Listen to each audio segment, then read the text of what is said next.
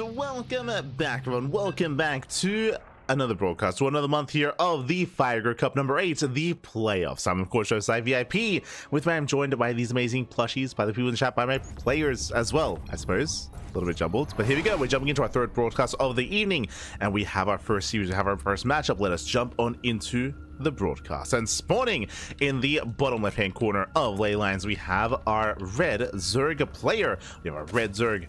It is GgMaChine. And spawning in the top right hand corner, we have the blue Protoss player representing Quasar. It is Art. Here we go. And again, if you're in the chat, predictions they're now open. They're now open. Place your bets on who you think will take the series. Best of luck in the chat as you can get your gamma going. Again, welcome one and all to the Fire Cup number 8. This is a monthly tournament. Every single month, MilkiCow does host this event without fail so far for the past 8 months, and we do feature the top players from the CIS region. Again, yesterday, we have to get rid of the tuna. But yesterday we were live with the group stage, and here we are live with the playoff brackets. Oh boy, here we go. The playoffs are upon us. We have our top 8. We have our top 8 players. The bracket is live. The bracket is stacked. Exclamation mark B in the chat to have a look at the bracket yourselves. We'll be jumping into that bracket momentarily after the series, after our first best of 3. Just double checking, of course, but I believe yes, best of 3. Here we go. And for the time being, this is a rematch. These two players did face off in the group stage. Now they face off once again here in the playoff bracket. It was an intense back and forth in that group stage. It was crazy, it was dynamic, everything you want in a ZVP. Now we're here a day later once again. We are here, we are back. Now there is a lower bracket. This is double elimination, so the players do have a safety net underneath them to catch them if they were to fall. So there is that to bear in mind. So rise, or win or lose, rise or fall, they do have a second life. You'll see more of them. You'll see more of your favorite player. Don't you worry. Do not worry. So now standard openers, we do have our gate expand into Cybercore out of Art. Likewise, GgMaChine going hatch gas pool, standard openers all around, nothing too crazy.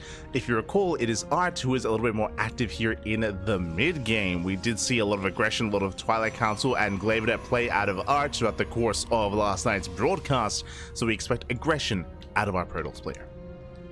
Aggression is expected. Just catching up here in the chat. Again, we do have, well, this is going to be our third broadcast of the day, so I do apologize if I'm a little bit groggy as with that.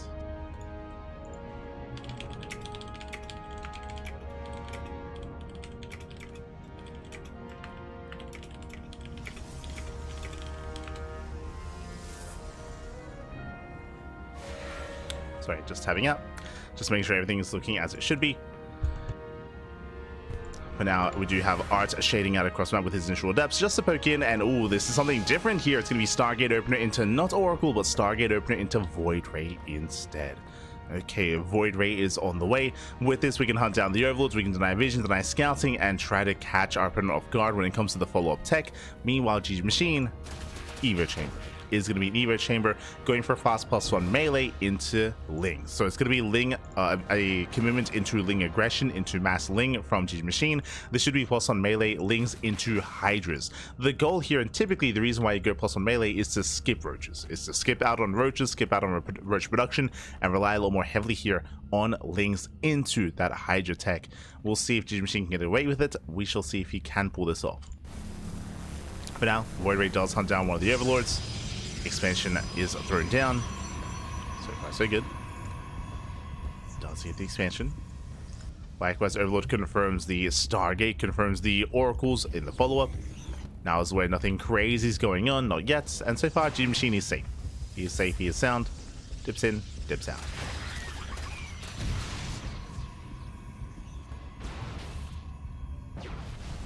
Likewise, Void Ray across the map, catching an Overlord. Catch out an Overlord, barely does escape, takes a lot of hits, taking a lot of damage. Alright, he has to pull away. Behind this, there's that layer in production, bit of a faster layer timing here out of GgMaChine. And as a reminder, this fast layer is for the, or at least it should be for Hydras. as there is no Roach Warren and no Bailiness yet. Yet here from GgMaChine. Likewise, getting his 4th base. Do have a double Oracle on the left-hand side, threatening a dive. Does threaten a dive here into the mineral line. Oh, pokes in. You can watch your drones, he gets 2 so far. Up just the 2. Whew, quick spore trick there from GgMaChine. Nicely done. He is holding on, he maintains his position. The lair is almost done, and with that lair comes the tech. Lings, they haven't found any damage yet. They will threaten the Stalker at least. And no shield battery. The last Stalker will survive. Adepts do zone away. And we have +2 melee in production, extra gases, and show us that Hydroden. That is what we're expecting out of GgMaChine. We'll see if he goes for it. As for now, he's still staying on only 3 gases. Likewise, Arch now going to be taking up. Is going for his Adept Aggression initially. But behind this is going into +1, Blink, Templar Archives, into Charge, into Archons. Into that kind of follow-up. Into potentially Storm as his splash damage of choice. There are the extra gases. Gases on the way. And there is that Hydroden. As I did mention, again, Ling Hydra. Ling Hydra out of GgMaChine. So far, so good. Yo, shout out to Sirius Black in the chat. Gah, baby, gah. Coming first twice in a row. Impressive. Coming first twice in one day, baby. Oh, let's go. As Lings, they pull away.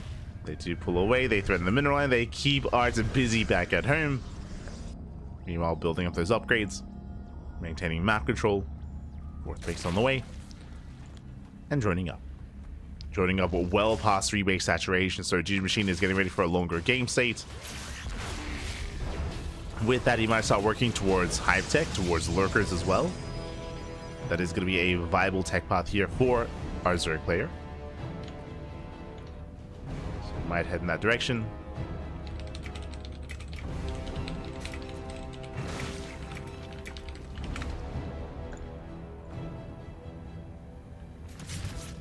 Does poke in. Likewise poking in. Getting zoned back. And we spoke about the Lurker Tech, we spoke about the Hive. There it is, Infestation Pit. So again, just really almost passive play here by GgMaChine. He's just building up, building up. He is playing safe by making all these Lings, but he's at least focusing on droning, taking extra gases, getting into a 5th expansion, and being able to afford that Hive Tech.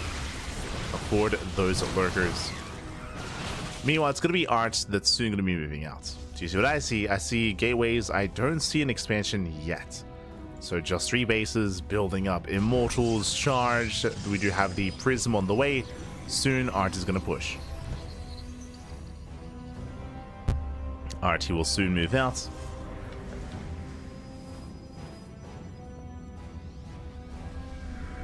And we'll see if GgMaChine can survive this.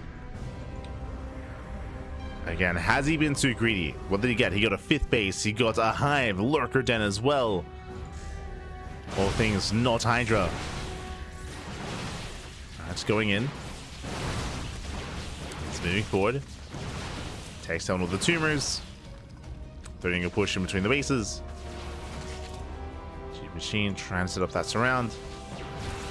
He's trying to. Oh, has to be careful not to be too premature. Has to pull back. Waiting for his opponent to actually push up the ramp, waiting for Art to commit. Storm is ready. And that's 3 High Templar. There's the first Storm. Sorry, 4 High Templar. Yeah, plenty of Storms. And Storms, they shut down Lings and Hydras. Trying to get on top of the High Templar. Emphasis on try. GgMaChine so far, he's been avoiding Storms on the Hydras at least. But there we go. He does blink forward. And Arch, he's breaking through. He's breaking through the Hydras. We have an army coming in from behind. It's going to be close. Can he hold on? Takes down the Immortal. Immortal goes down. The Archons, they trade well though, and here come the reinforcements. Arch, he has done it. And again, this was my big concern here, is that we have GgMaChine taking up too quickly. Taking up into Hive, into Lurkers, not focusing on his army. And Arch, he breaks through. Arch, he breaks through that defensive line, blinks on top of the army of Lurkers. Although, but it's too late. Too little too late. Detection is available. Boys are being pulled. Oh, not gonna be a clean defense here. We get the token Swarm Host. And Art, he does it. Art, he does it. He breaks through. 4 lurkers morph in. We can see Art, he respects the lurkers. Does respect them. Does back up. Takes out another. Now 3 lurkers left. Down to 2. Down to 1. 1 lurker remaining. GgMaChine, I mean, he loses the mineral line. 22 worker kills.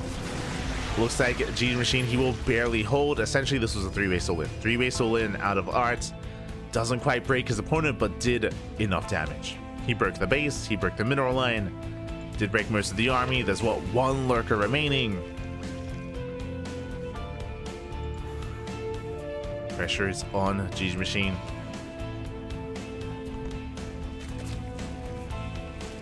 Pressure is on the Zerg. Art's moving out with the second wave. And I mean, GgMaChine, he does have a couple of lurkers, true. Is this enough?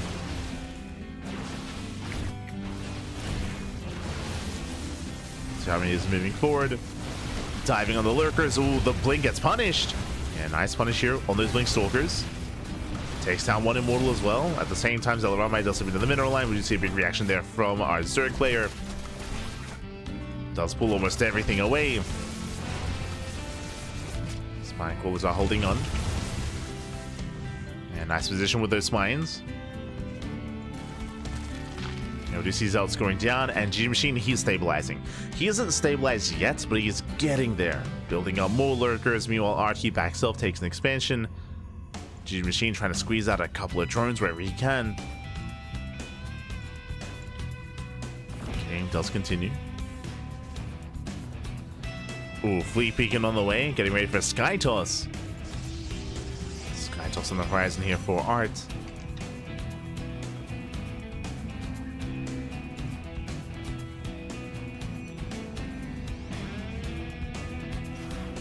Is on the horizon.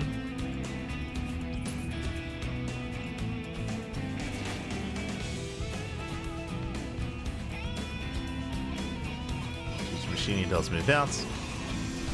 Again, he's got both lurker upgrades. He has range. He can, of course, on and reborrow as he moves out. Ooh, Prism's moving in. Looking for another way in. Oh. Crashing into the main army. Storm on the lurkers. Ooh, massive storms. Look at, he takes them all to the face. And lurkers are going down. They're going down. There is detection. Not the cleanest trade here. And oh, the immortals, they fight their way through. But it'll still clean up. It's still a clean up here. Every lurker falls. The armies, they trade back and forth. More lurkers morphing in. GgMaChine trying to maintain those losses. Trying to keep himself going. It's still getting quite scrappy here. I still have to favor Art just because he has a better economy. Art, he might be, I mean, down in workers, but he's even on bases. That's what matters here. He's even on bases.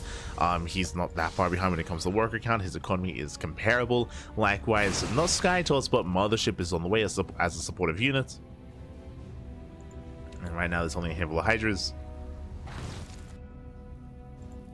GgMaChine coming in for the scouts. Does get eyes on the fleet beacon. Is somewhat aware. Is aware of the potential for a mothership.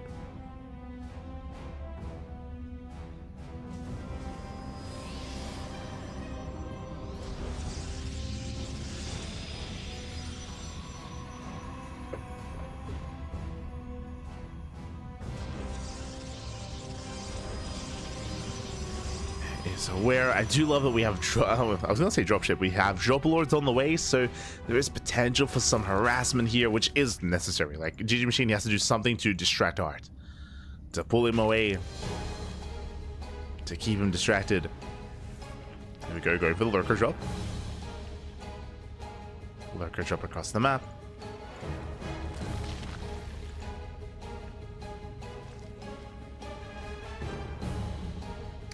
No, he does find this. Does come across the Drop Lord. Oh. Doesn't quite go for the Drop Lord yet, though. So we do have those warpins.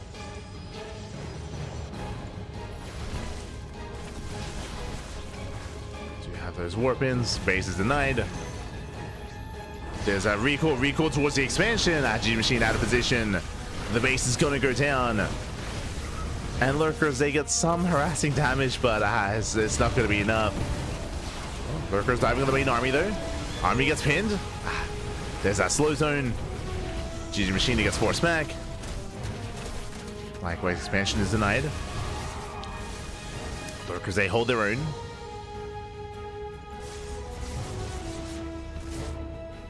They do hold their own.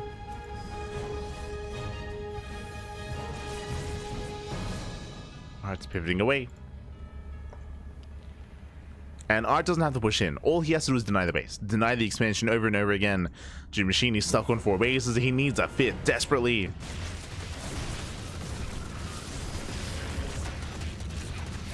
As things they come into support. Oh. Spine shots going off.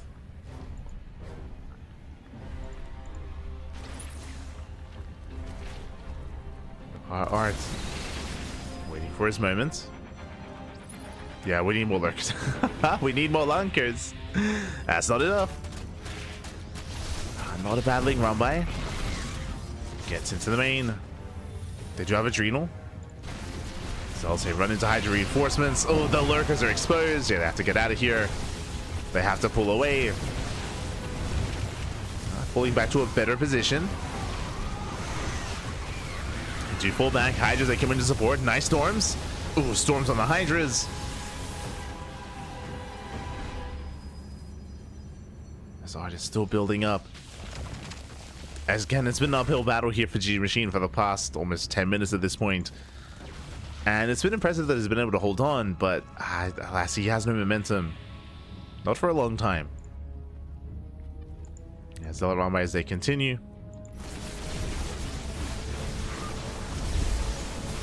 And I'm moving in. Get a decent storm. I say that very good storms. Storms and all the lunkers. 3 lunkers remaining. Zell say breakthrough. They get 13 drone kills in total so far.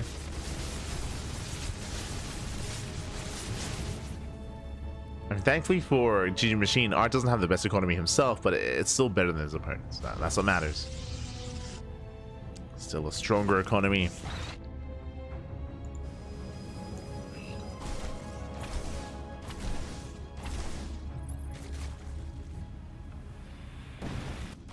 Still a stronger setup.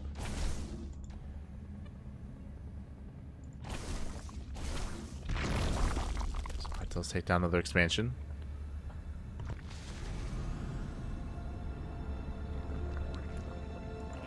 Likewise, he can even he's gonna go for the recall. Mothership into the main. Corruptors have been building up. Okay. There's some corruptors. No proper sky shots yet. Ooh, Mothership takes a lot of hits. And we now have proper carrier production. The longer this goes on, the better it still is for Art. GgMaChine needs to try to catch out some key units like a Mothership, a carrier. Some of the Immortals. Link round by has potential. I mean, there's limited side defense here. Yeah, forces out the storm. Doesn't quite engage. It gets 1 zealot. It gets 4. Okay. Gets 4 zealot. I mean, that's value. True. Is value.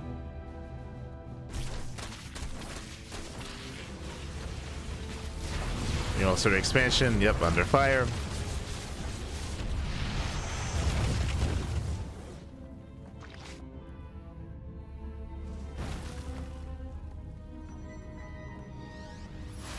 Once the endling's moving out.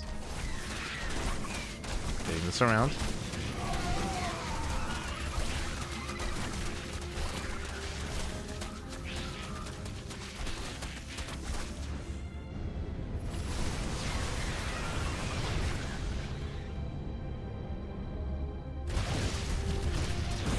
And Lings, they do finally get some damage, but Art is maxed. Art, he's maxed out. And even though this harassment is nice, like this main army for Art has been looking terrifying for quite some time. GgMaChine needs more time. He needs time to himself to actually build up a comparable army size, get into some spellcasters, vipers.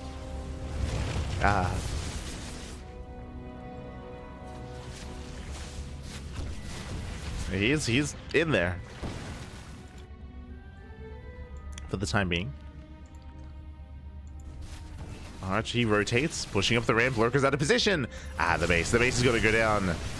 Oh, if he commits, not quite. There we go. Slows down on the lurkers. Carriers, they're going to get pounced upon. Mothership goes down. The Corruptors try to target them whatever they can, but they're not going to be able to. Yeah, they're not going to be able to. The Corruptors, they do fall. And GG gets called. Archie will overwhelm, and Archie will take game number 1. Whew. GG. Art does take a lead in the series again. A very intense game 1, and yeah, I'm a little bit surprised. I mean, what I will say is that GgMaChine, I'm surprised that he stuck in there for as long as he did. I'll be honest, GgMaChine, he did. Things were looking dire at the 7-minute mark. I'm looking at the graphs here. You can see the fight happened at around 8 minutes. At around the 8-minute mark was when Art moved in. If you remember, GgMaChine, he was looking good, but unfortunately, he was being too greedy. Art basically went for a 3-base all-in. He went for a 3-base all-in, and GgMaChine, he was taking up into Hive and into Lurkers and into Greater Tech. Because of that, he was almost killed then and there. That basically he was, which is why I was impressed at GgMaChine. He held on for as long as he did, but he never quite recovered. He never recovered from that point. He was just playing from behind, trying to build back up after all those losses, and he couldn't quite get there. Couldn't quite get there. GG, well played. And with that, Art takes the lead, and now we're getting into game number 2. Jumping into game 2 here, we're going to be loading into Amygdala.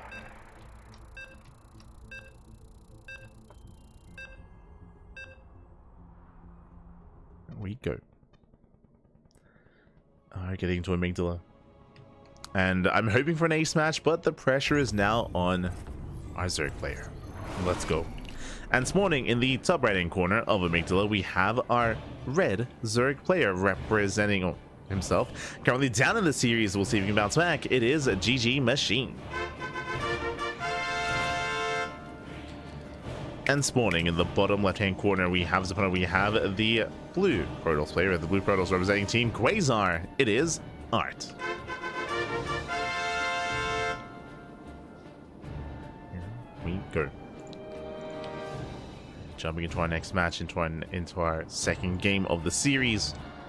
And again, up until that point, right, up until that all-in from our GgMaChine, he was going for all the correct moves, and he was happily just droning, saturating. You could argue that, of course, that was on the Zerg player for not recognizing the all-in, for not being able to scout and confirm the lack of expansion, the size of the army as well, and the move out. I'll tend to agree with that there. That it was on GgMaChine to try to get a read on what was going on. He failed to do so. He was caught with his pants down. The pants were down, Papi. The pants were down. Aye, aye, aye. And we'll see if he can tighten up his belt and keep them up for game 2. We'll see. Now, to have Art poking in. Standard opener does confirm Hatch Gas Pool. Hatch Gas Pool, standard opener after GgMaChine. Welcome one all to Amygdala. Amygdala is one of the larger maps in the map pool and known for more macro builds, known for more later games. We'll see if GgMaChine can get there or if the aggression of Art can get him once again. I will say that so far, every time that we've covered Art in this matchup, he has been going for certain timing attacks for aggressive builds. That has been his go-to, and he's been quite successful with that. We'll see if he can find success once again.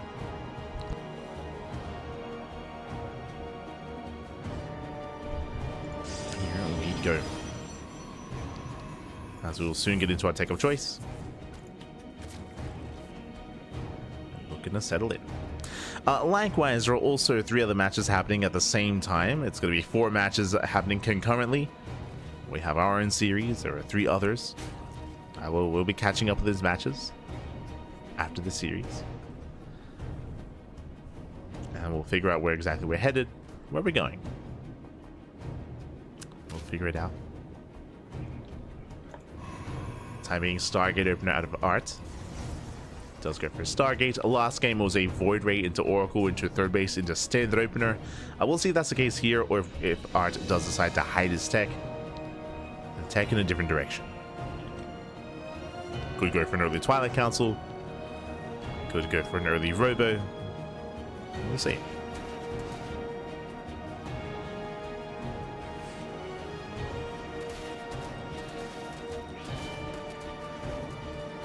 So now GgMaChine just chilling back at home, keeping up with the initial Adept harass. It's keeping up. Once again, Void Ray, not bad. I do really like this in the series. I mention this all the time, but of these Void Ray openers, especially multiple times in a series, do make it look like the same build, and it makes it a little bit more difficult for the opposing Zerg player to get a read on what's actually going on. So it is going to be the Void Ray first. And the goal here is to hunt down the Overlord, and to deny vision, deny scouting. Meanwhile, GgMaChine going for the same build, going for the early Evo Chamber. Evo Chamber into +1 melee. So fast plus on melee here by our Zerg player. Once again, just like the last game, this should be mass Ling into Hydras without any roaches. Lings, they get a decent surround, not bad. Yeah, they surround, they shut down the initial Adept. They get one, they should get both, but one does shade away just in time. Oh. Bro pulls back. And our Zerg player at least delays the third. Meanwhile, Void Ray into Oracle looks like a standard opener so far. Except for the late third. It is late. Oh, nice surround, slips in, takes out both Adepts. Takes out both Adepts, pulls away. Does bait energy on the Oracle, so once again, waste energy. Pokes back in. Don't think he has enough links to really threaten too much, so let's get one more probe. One more worker, let's go. It's a probe, pulls away. Meanwhile, we have a standard follow-up, Forge +1, should be pulse on and blink. Into a similar setup that Art went for in game 1. So far, I mean, it looks like the same build. So far, same build here from Art. Meanwhile, GgMaChine going for the fast lair into fast Hydras. This is almost an exact mirror here of the last game. I say almost because I will say that our Zerg player has gotten a little bit more damage so far. Catching Adepts, delaying the expansion. So slightly better here for GgMaChine. Slightly. Ooh, Queen gets caught out. Yeah, massive catch. Queen does fall. Expansion is denied. Did I say it was a good start for the Zerg player? Suddenly, Art, he does bounce back. Gets a Queen, gets a cancel. Not bad. Denying mining time. And getting another Overlord. And we'll get it. What goes down? Ooh, that is a different follow-up now. As a reminder, last game, Art did go for a 3-base all-in. He went for a 3-base Storm all-in with a gateway composition. This time, Lings, they get us around. Oh my god, they shut down the initial sentry, the initial depth. But this time, no Storm, Colossus. Bay into Colossus production instead, so a very different follow-up here from Art. Very different.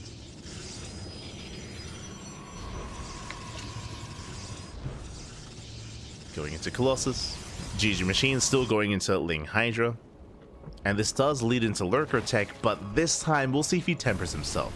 Last time we saw GgMaChine drone up to 4 bases, get a 5th expansion, throw down Infestation Pits, Lurker Den, went into Hive, and because he was so greedy, because he was working on so much, it meant that he was vulnerable to that 3-base all-in, and again that did hit around the 8-minute mark.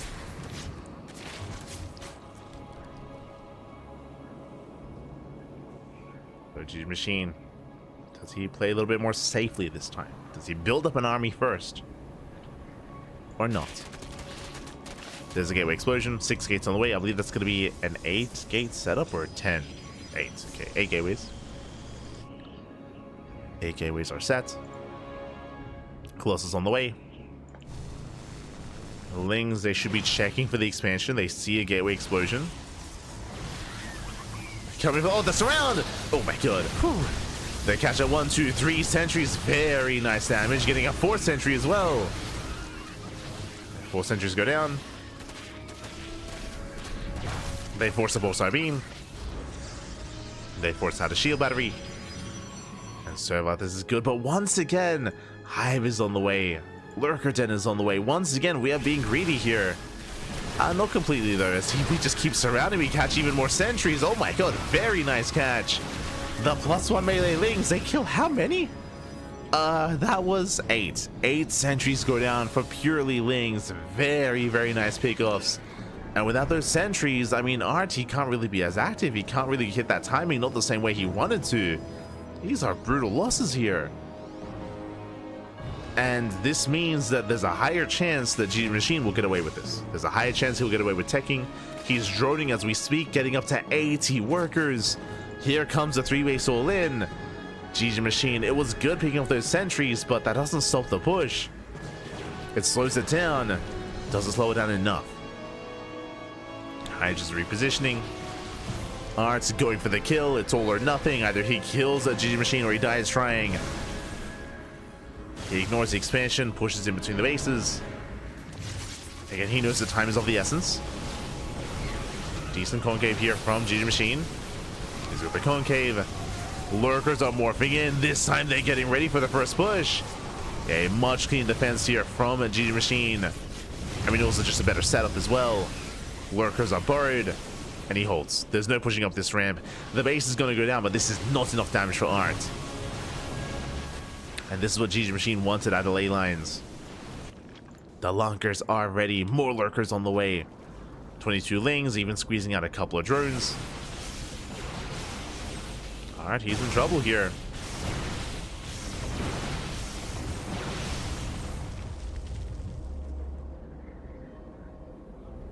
Backs up, he rotates. Looking for another way in. I mean, did deny an expansion, true. He wants more than that. Oh, God. God. There's 13 lunkers. Oh, Jesus. 13 lunkers. Army cannot move in. Not into that kind of army.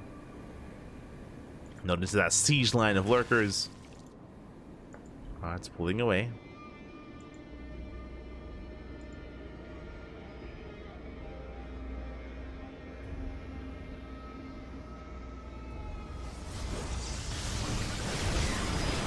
Pull away.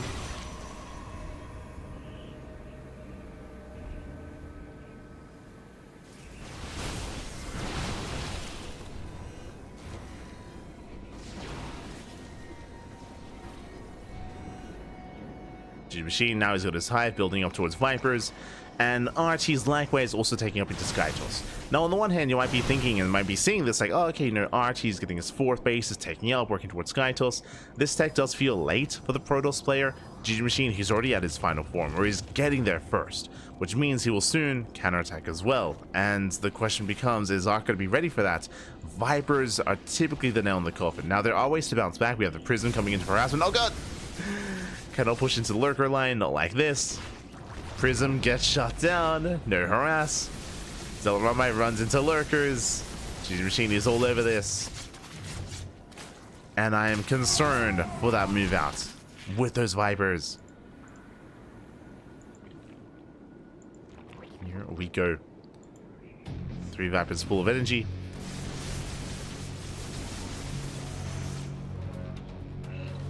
They are full.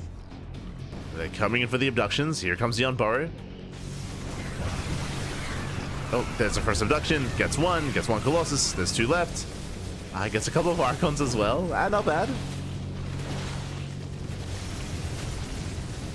Not bad. And more lurkers morphing in.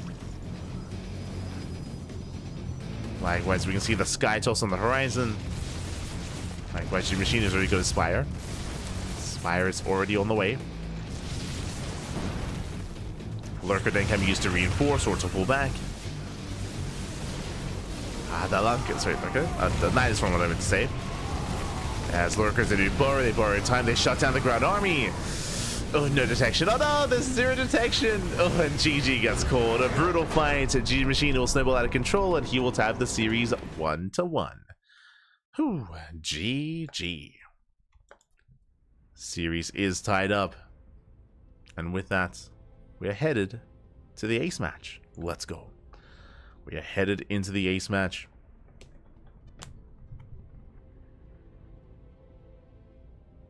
And we'll see if this goes the way of one player or the other. I mean, this could go either way. This could go either way. What I will say is that game 2 is what GgMaChine wanted out of game 1, where he wanted to get damage early on and buy enough time for his higher form of tech. Didn't quite pull that off in game 1, but here in game 2 looking much cleaner. Much cleaner, was able to embrace that, and we'll see if he can pull that off coming into the ace match. Oh, I don't expect that to happen here, though. Up next, Whispers of Gold, a hyper-aggressive map, very small, very aggressive, very vulnerable bases. I don't expect GgMaChine to be left alone. Like, here, I can see that kind of style struggling. Oh, boy. A lot of this is going to come down to Art. Art, how does he approach this? What build does he go for? My eyes are on Art.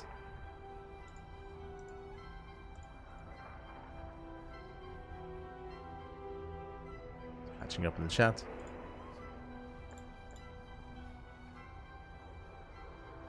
Just fixing up the race logo. There we go. Fixing up the race logos.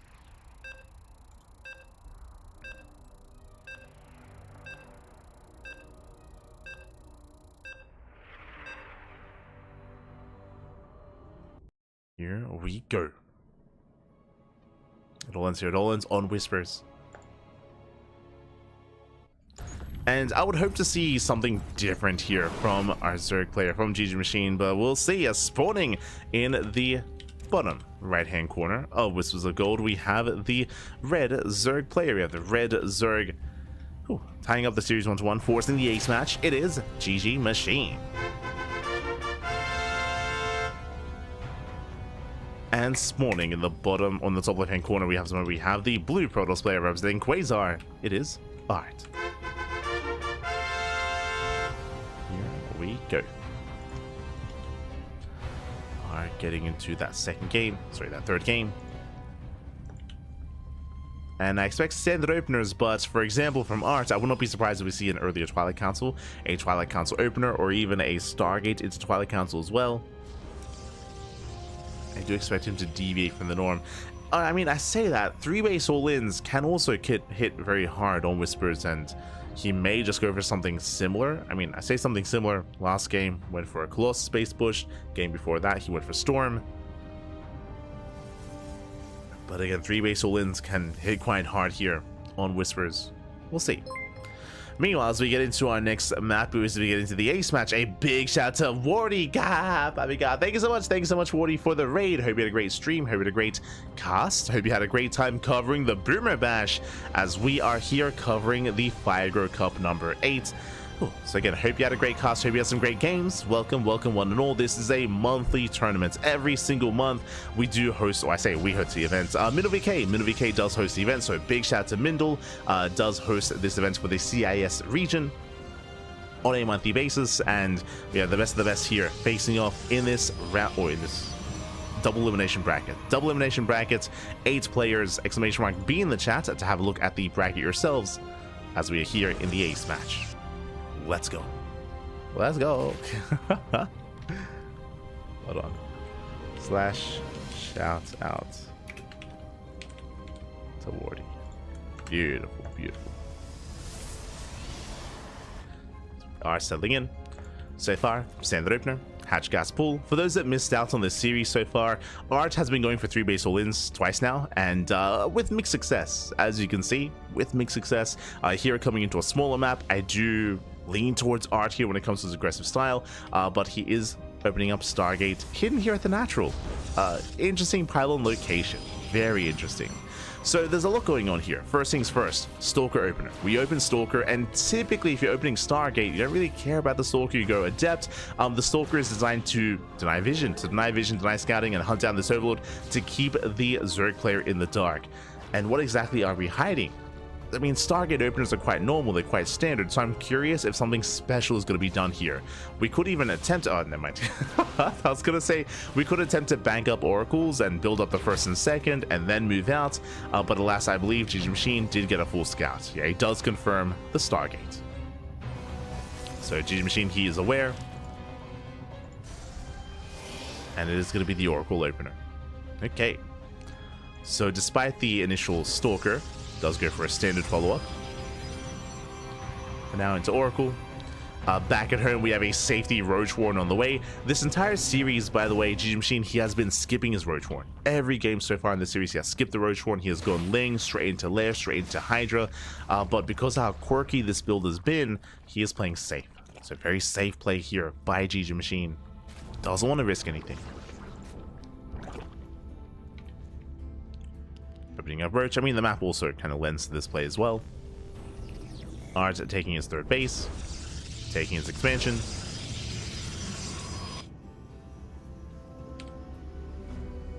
As the first Oracle is soon to move out. As we had assumed, it looks like he is banking his Oracles. The problem here, this makes sense if it wasn't scouted.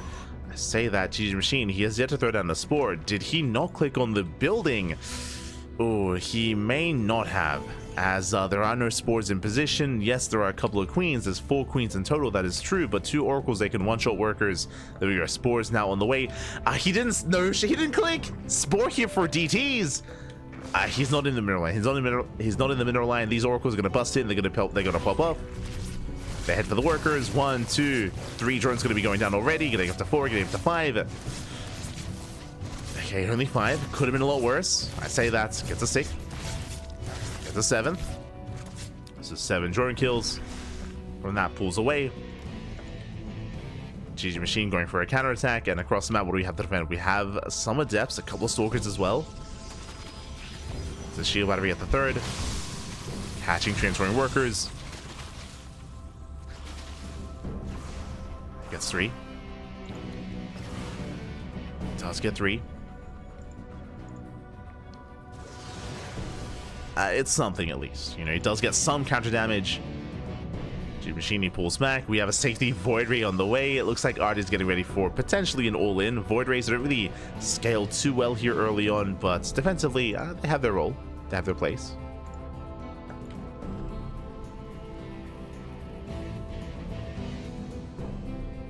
As Art does move out. Headed towards the natural.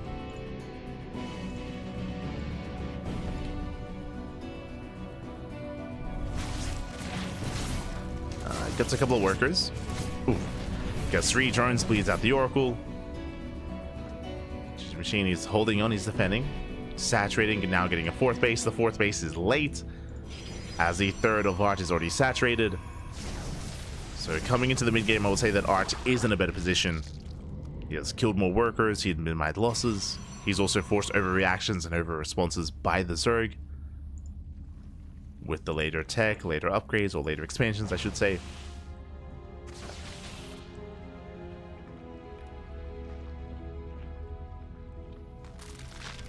And we do see Art, he's going to be transitioning into not just +1 and Blink Stalkers, into Colossus. Not Storm. Not Storm, not this time. Going into Colossus. Let's Void Ray into the main. Behind this, Hydrogen, Lurker Den, we're attempting to transition into Lurkers. Well, that's still a ways off. And if you recall earlier, I was talking about how Art, he was known so far in this series for going for 3-base all-ins, for staying on 3 bases, for building up a death ball of an army, and then just sending it across the map. I feel like that's what's going to be happening here, and I do favor that actually. Like, considering the shaky start of the Zerg player, he is going to be vulnerable, especially if he's too greedy. For now, GgMaChine, he does not drone up his 4th. Important, he gets a 4th base, for now, just for Larva. Just for Larva, he's not droning. Massing up more roaches. Hydrogen is done.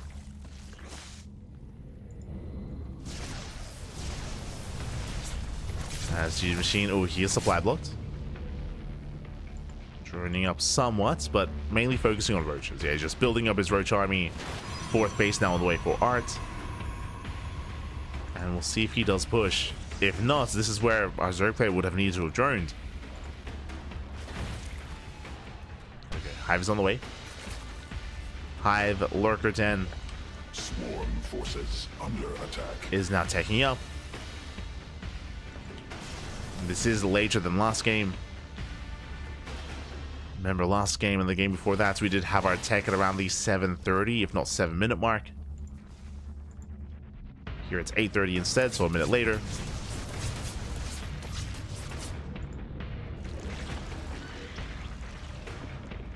GgMaChine pushing forward, forcing a reaction. Cannon shield batteries on the way. Now GgMaChine is droning up. He's hoping to trade.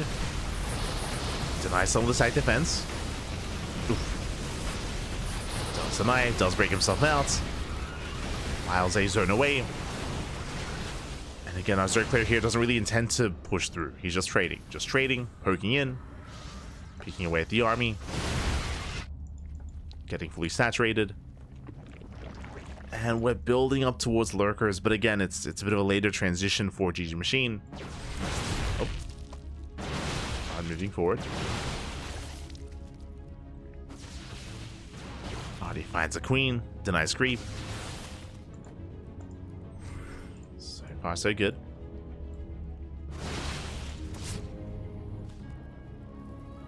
There's a lot of creep here, but doesn't commit. He only has one Colossus, so he's got to build up to more.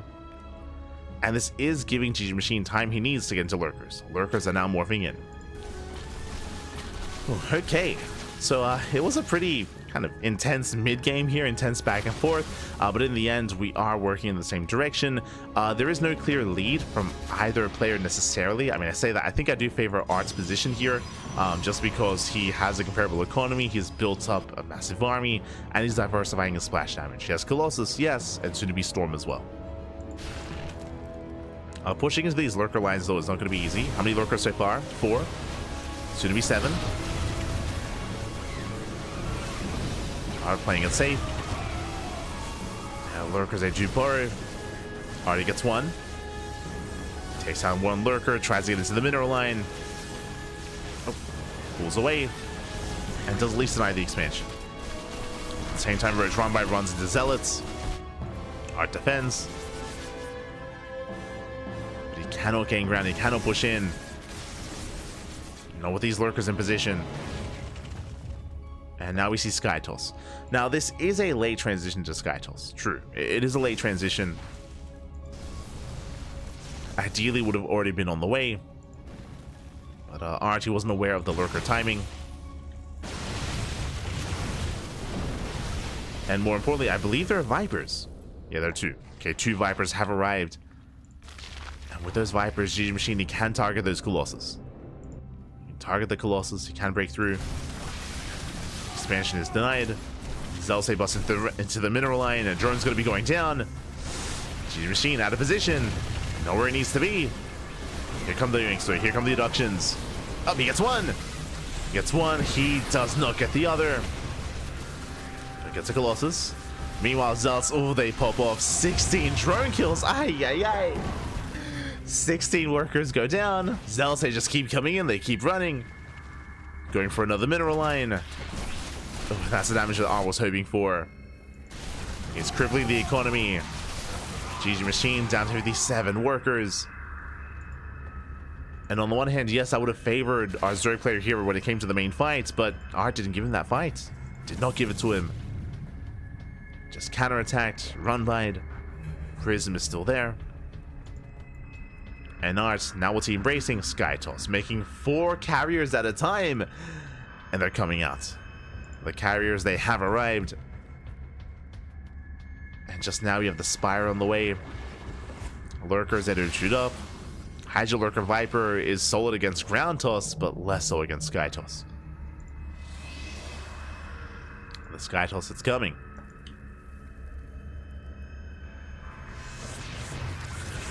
Oh.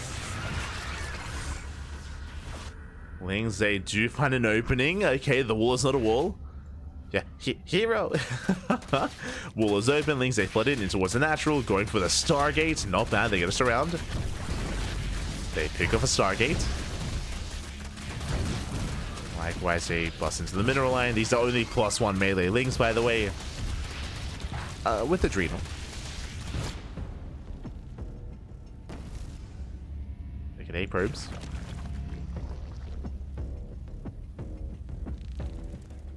GgMaChine trying to build up.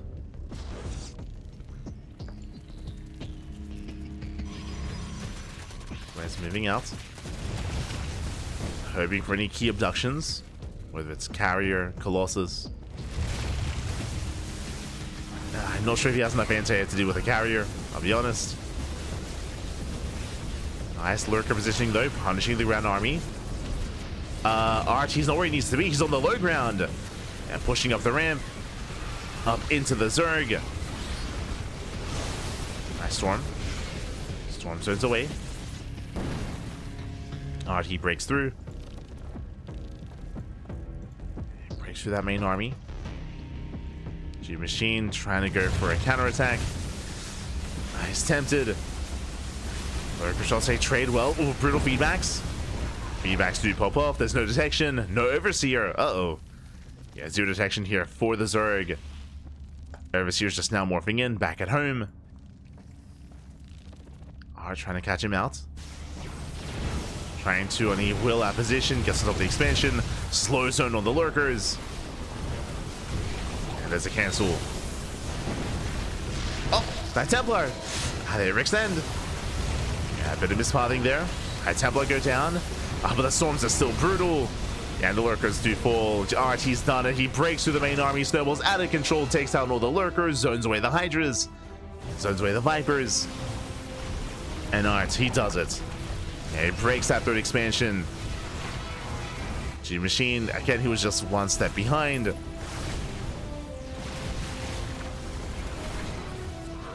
As he was never ready here, never had that amazing economy. I mean, a lot of it did come down to him losing that mineral line to the Zealot run-by. But he lost all those workers. 16 drones went down, 43 in total this game. But the run-bys were insane.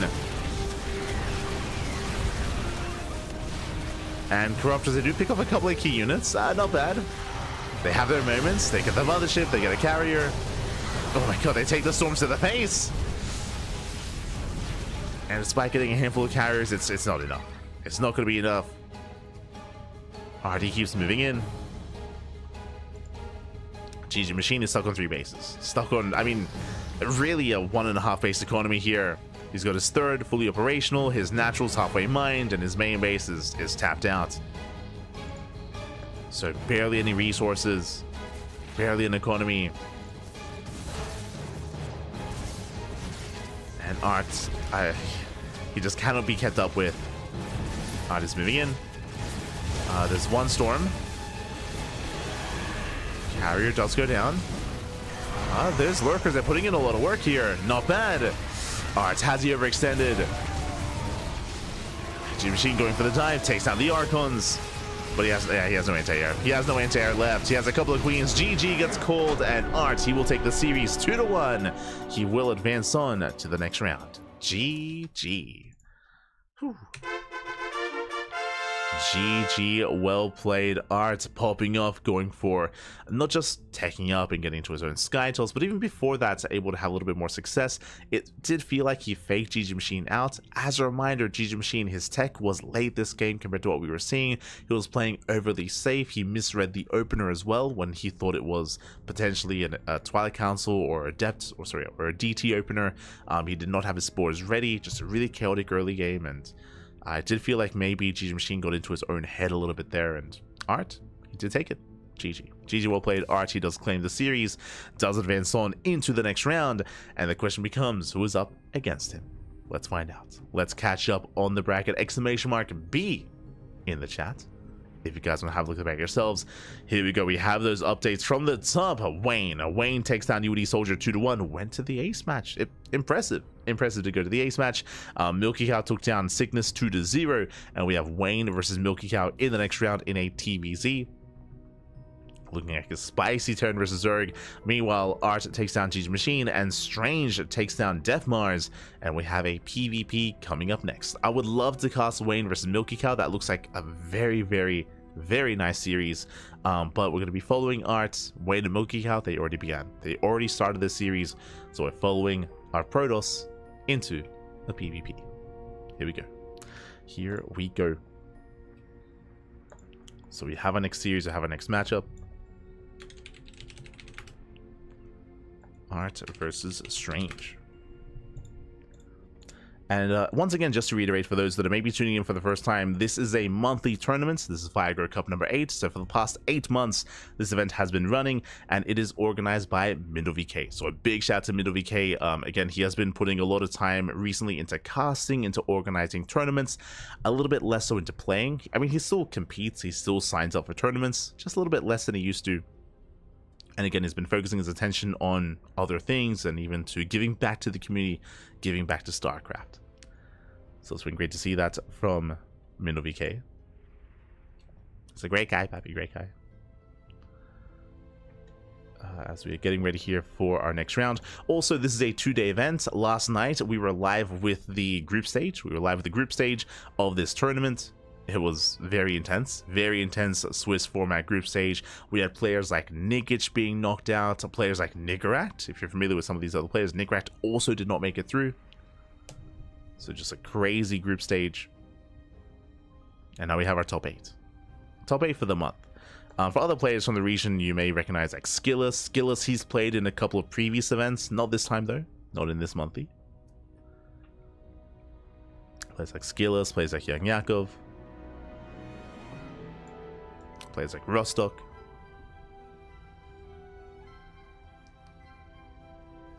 But for now, we are waiting for our vetoes to get underway. Waiting for those vetoes.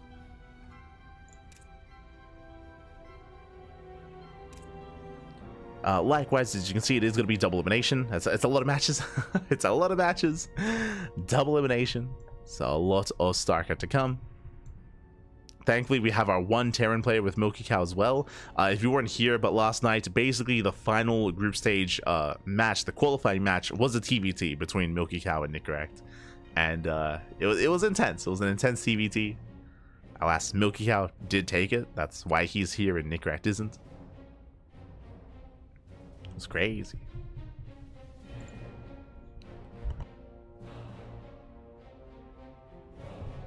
And again, this is our third broadcast of the day. Earlier today, we were live with the StarCraft Evolution League show match between Dark and Bjorn. Then, of course, we were live with Sparkling Tuna Cup. We just wrapped that up. We had our finals between Skillus and Bunny. Crazy PvT. I do recommend the VODs if you missed out. And now we're here with our final broadcast of the day with a Fire Grow Cup playoffs. Of course, tomorrow we're going to be live with the Wardy TV Monday. I'm sure Wardy's going to be live with that as well. We usually try to avoid each other early on to catch other series before eventually joining towards the end. But that is going to be tomorrow. It's been an intense weekend full of StarCraft, full of casting. But we got this. We got this, Pappy. We got this.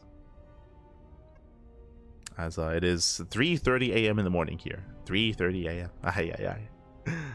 It'll be fine. I think last night we finished casting at just before 7 a.m. I want to say, like around 6:30 in the morning.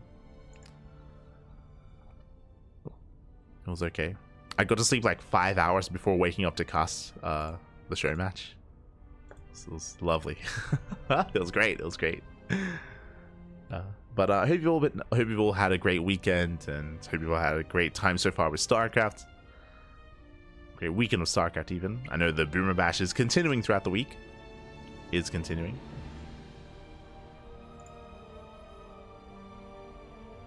The other exciting thing about this event, and a lot of events have kind of taken up this mantle, is the unique map pool.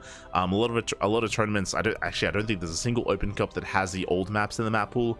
I'm referring to Abyssal Reef and Neon Violet Square and King's Cove. Those 3 maps have been removed from basically every Open Cup and most online tournaments. This tournament included. Instead, we have a couple other maps instead. A couple of TLMC maps. TLMC 20 Sandworm, Killer's Mile, Airhome, and Hellscape. So, always do appreciate it. So, shout out to all those that voted. TLMC voting ended 2 days ago, I want to say. And the results are in. And no surprise, I suppose, but Last Fantasy did win. Did come out on top in first place. For those who don't know, Last Fantasy is the 3-player spawn map. 3-player spawn map. Did get the most votes. Unfortunately, I do feel like, because I did vote for it actually with 5 points. I did vote for Last Fantasy as my #1 pick. But I do think that it was unfortunate that Last Fantasy was the only map that was 3-player spawn. It was the only one when it came to the top 16. So because of that, I do feel like a lot of people that want 3-player spawn maps were kind of forced into picking that map just because it was the only one. Like, there was only one option. If you wanted 3-player spawn maps like that, that's all you had. So it's unfortunate that we didn't have any diversity there, but I think it also shows what people want, right? What the voting base at least wants, right? Which is some of that back.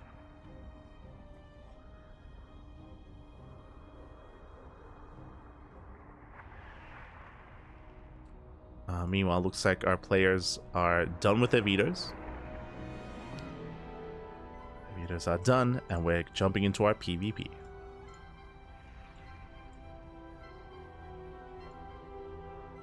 Just catching up in the chat. Hello, Vade. Vade, ¿qué tal? ¿Cómo estás? Late Chrononauts. Bienvenidos. So it looks like our players need a moment here to get going.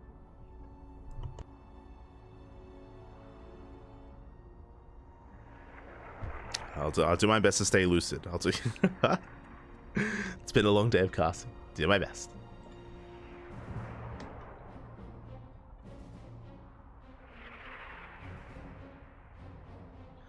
Again, this week we also have HSL, right? Like this, the Hispanic Star League did begin last week. Hoping to wrap it up. Oh, but looks like here we go. Our players are ready. We're jumping in. We're jumping into our PvP. It's going to be on Ley Lines for game 1. Here we go. It's going to be a best of 3 between Art and Strange.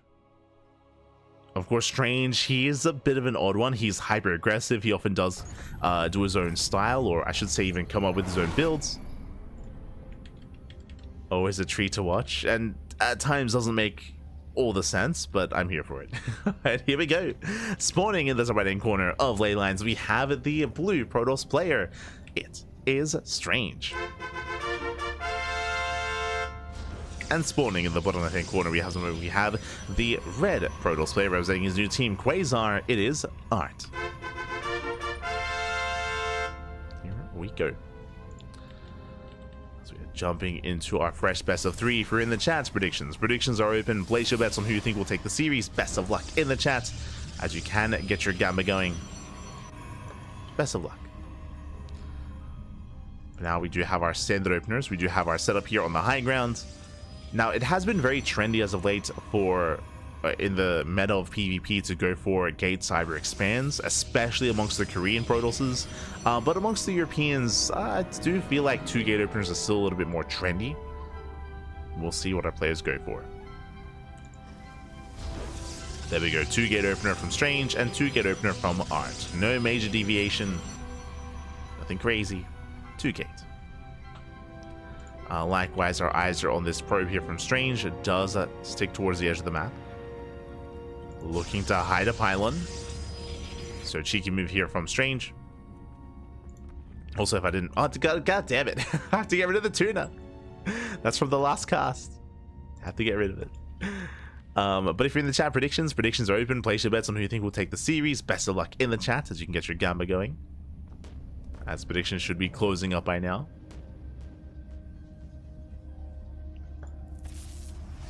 Likewise, Art dips in, and Art, he should be counting pylons, and he knows the pylon is missing. Second pylon is nowhere to be found. We know where it is. It's a fake proxy pylon, but Strange, I mean, he is not afraid to cheese. He's not afraid to all in. Art knows this, and Art, he should be checking. Should be taking this seriously. For now, checks the low ground, checks the natural. Probe Scout just now dipping in. And you can see Archie moves out with a second probe to scout. So he's got 1 probe scouting the south side and the other probe scouting the northern side.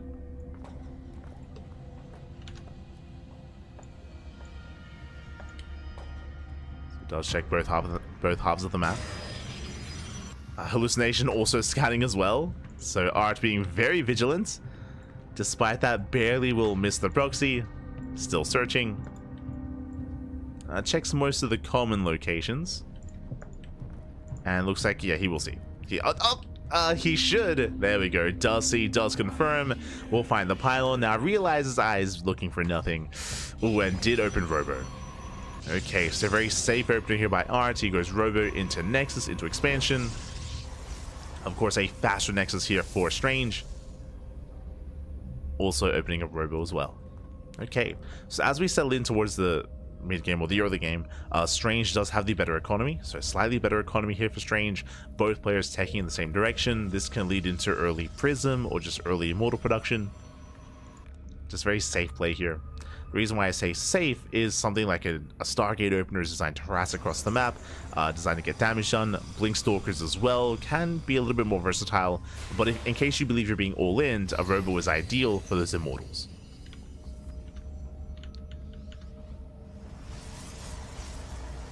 Is more ideal.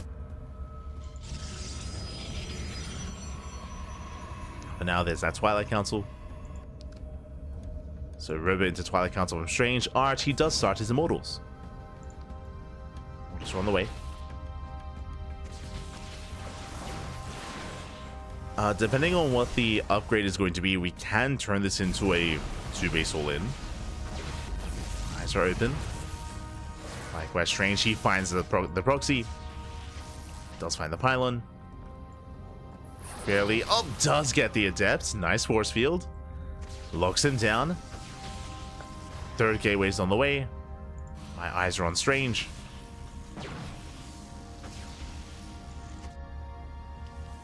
Going for the third gateway. Likewise, Art moving out already. I believe he already has his first Immortal. Yeah, the first Immortal moving out with the second. He rallies everything across the map. Now, this early on, Blink is a non-factor, right? Blink is a non-factor here.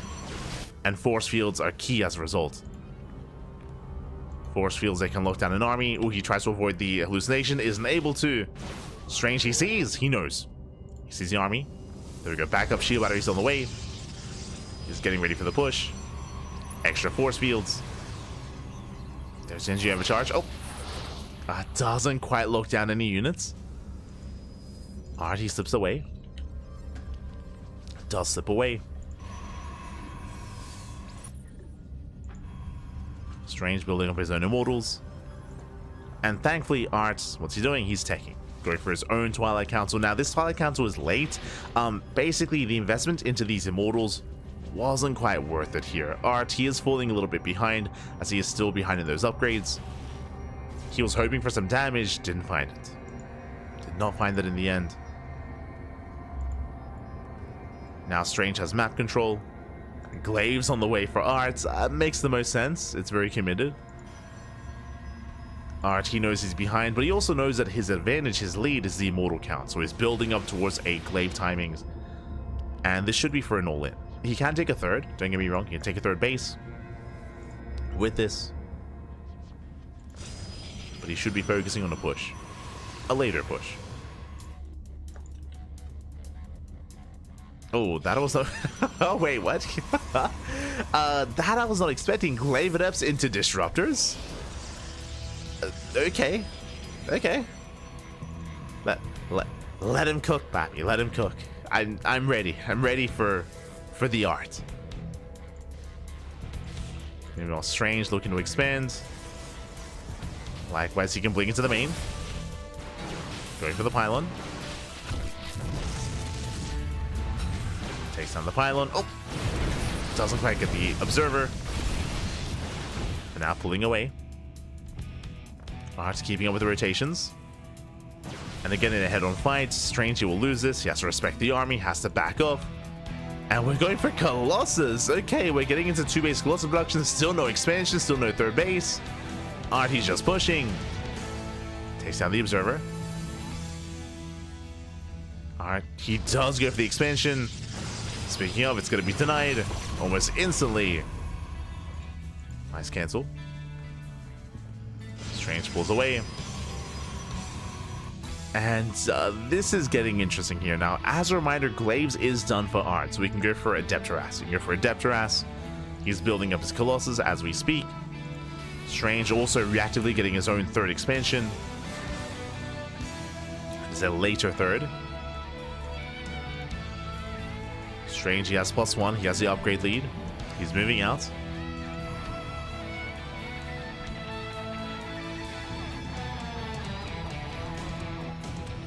And we'll see if he can break his opponents as he does hallucinate his own Colossus. Let's go. The Spider-Man meme. Which Colossus is real? And very quickly, Strange is going to find out. There does push forward. A nice force field locking down the Immortals. He gets one, he gets one, he gets both. Yeah, both Immortals go down. Massive pickups.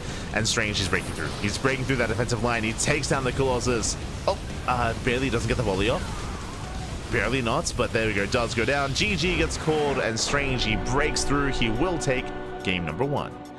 Whew. GG. Strange, he does take a lead in the series. Again, a really, I would say, awkward game. A very awkward game, very uncomfortable game. Maybe that's the best way of putting it.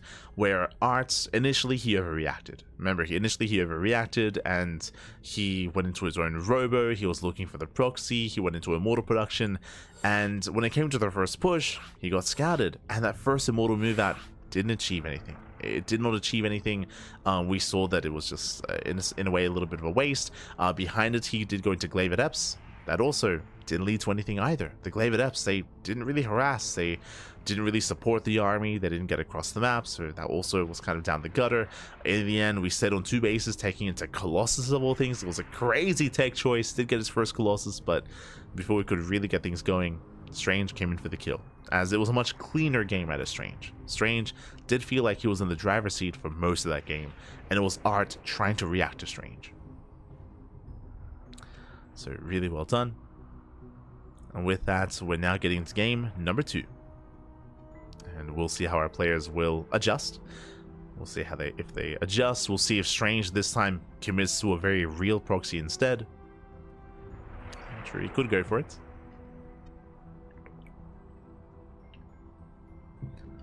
So we're setting up a game 2.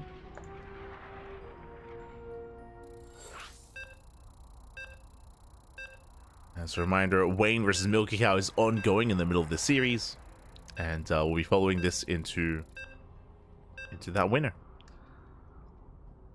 into that next round. As a reminder, that next round is going to be a best of 5, not a best of 3. Oh boy. And here we go, spawning in the top right hand corner of Amygdala. We have our blue Protoss player. We have our blue Protoss leading the series 1-0. It is Strange. Just a little bit strange. And spawning in the bottom left hand corner, we have his opponents. We have the red Protoss player representing Quasar down in the series. We'll see if he can bounce back. It is Art. Here we go.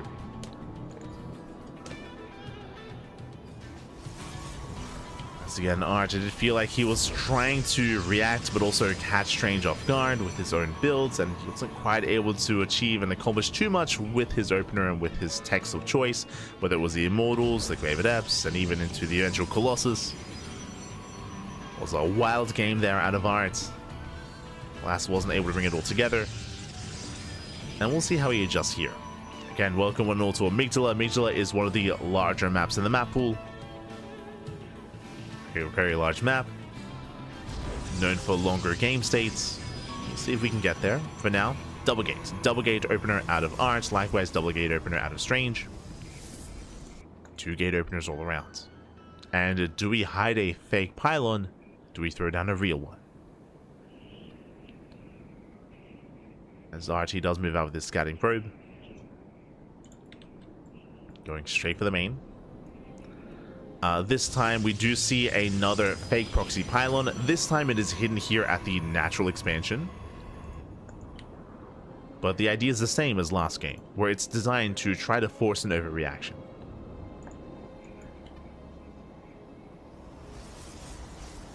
And the thing is, like, you can't put it past Strange. Like, would he actually go for a real proxy this time? Yes, he would. he would. He would do it.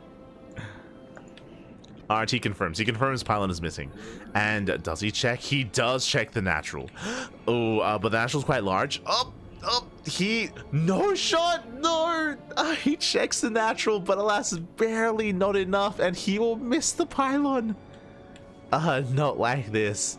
He checks the goal base location, rotates up towards the northern typical proxy locations as well. Moves out with a hallucination. He is searching. He is looking. So once again, Art, he even sends out a second probe. I mean, again, this is already a win. This is one extra worker that Art isn't using to mine from. There's the expansion. Hallucination at least confirms. Okay. So this hallucination, even though we haven't found the pylon, this time we do see that Art, he just makes a beeline across the map. He confirms that there is a base. He confirms that it's a fake. It's a fake proxy pylon, or maybe like a proxy Stargate at most. Even then, I mean, you wouldn't be able to afford a Nexus this early on.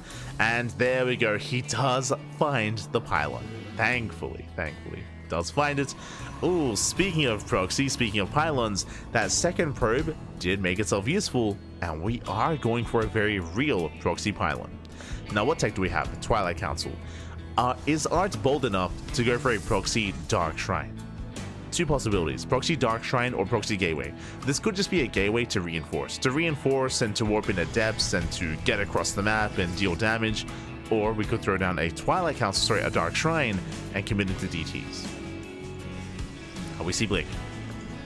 Blink is on the way, which means, yeah, the probe backs up. The probe pulls away, just using it to reinforce. Hallucination does confirm the robo. You could argue that maybe if the hallucination saw that there was no robo, that might have prompted a Dark Shrine. But upon seeing this, I mean, there's detection. So, RT knows. He knows that Strange is safe. Oh, Strange even rushing into a third base. Yeah, very fast third. Very fast third expansion. The depths a shade in. Oh, miss block there from Art. Probe's going to be going down. Yeah, probes are targeted. So far, it gets 3. Slightly better trade here for Strange. Art gets 2 for 3. Oh, meanwhile, he is going for the proxy gate. So this is going to be a reinforcement point. And I'm pretty sure that... Oh, God. He does got the pylon. I was going to say, I'm pretty sure a big reason why this proxy is being thrown down is because he saw the third. Because he saw how fast the third base was for Strange, Art knows he has to punish. He has to punish in some way, shape, or form, and here he comes. He's coming in to try to force a cancel. Strange, he's not quite ready. He does have the safety Immortal, though. Yeah, Robo into Observer, into Immortal. Base is under fire. Strange, he has to try to save it. He's out of position. Let's say shade into the mineral line. Probe's going to be going down. Immortal's moving in. Does not lock down the army. Blink is revealed. Meanwhile, oh, this is getting out of hand. 5 probe kills. 5 workers go down. Shades into the main base, and I say 5 probes, getting up to 7. Getting up to 7. Worker eagles getting up to 8. Stalkers move in, base getting low. Nice force field. He goes for the dive. Dives on one of the Immortals. It's not worth it. Yeah, it's not worth it here. Strange, he will shut down the push. GG and Strange. He will take the series at 2-0, advancing on to the next round. GG. GG. Whew, GG, well played, Strange. He will claim the series. He will advance on. My condolences here to Art. Again, it did feel like Art, he was stuck just reacting and responding. You know, he was stuck kind of dancing to the music of Strange, even here in game 2, with Strange rushing into the third expansion, forcing a reaction, forcing almost like an all-in out of Art. But Strange, he was just able to I was gonna say outposition, but really just out-aggress him. He was able to just get across the map time and time again with his adepts, able to shade across, get into mineral lines, and just pull the attention of Art apart, dealing crippling economic damage and also defending back at home. So very nice multitasking there by Strange. And with that, GG, well played. Strange does claim the series, and oh boy, what is the bracket looking like? Let's find out. Let us find out as we head on over here. !B in the chat to have a look at the bracket yourselves, as we do have our round 2. Round 2 is wrapping up. We do have Strange. He has made it here to the upper bracket, and Strange is waiting for the winner of either Wayne or MilkiCow. They are still mid-series. I believe they're being casted by, I think, Glide or Sub-Zero. Let's double check. But they're being covered by some of the other casters. Let's see, are they in game 1, game 2, or game 3?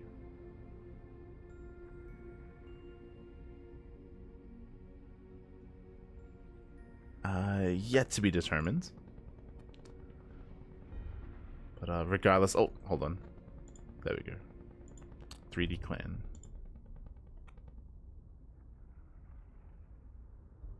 They're in game 2. They're in game 2. Wayne is up 1-0. So Wayne is up 1-0. We will either be following Wayne into Strange or getting into the ace match between MilkiCow and Wayne.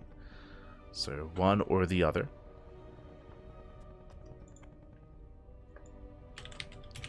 May as well set that up and get that going. As it's still quite tense and quite back and forth between Wayne and MilkiCow.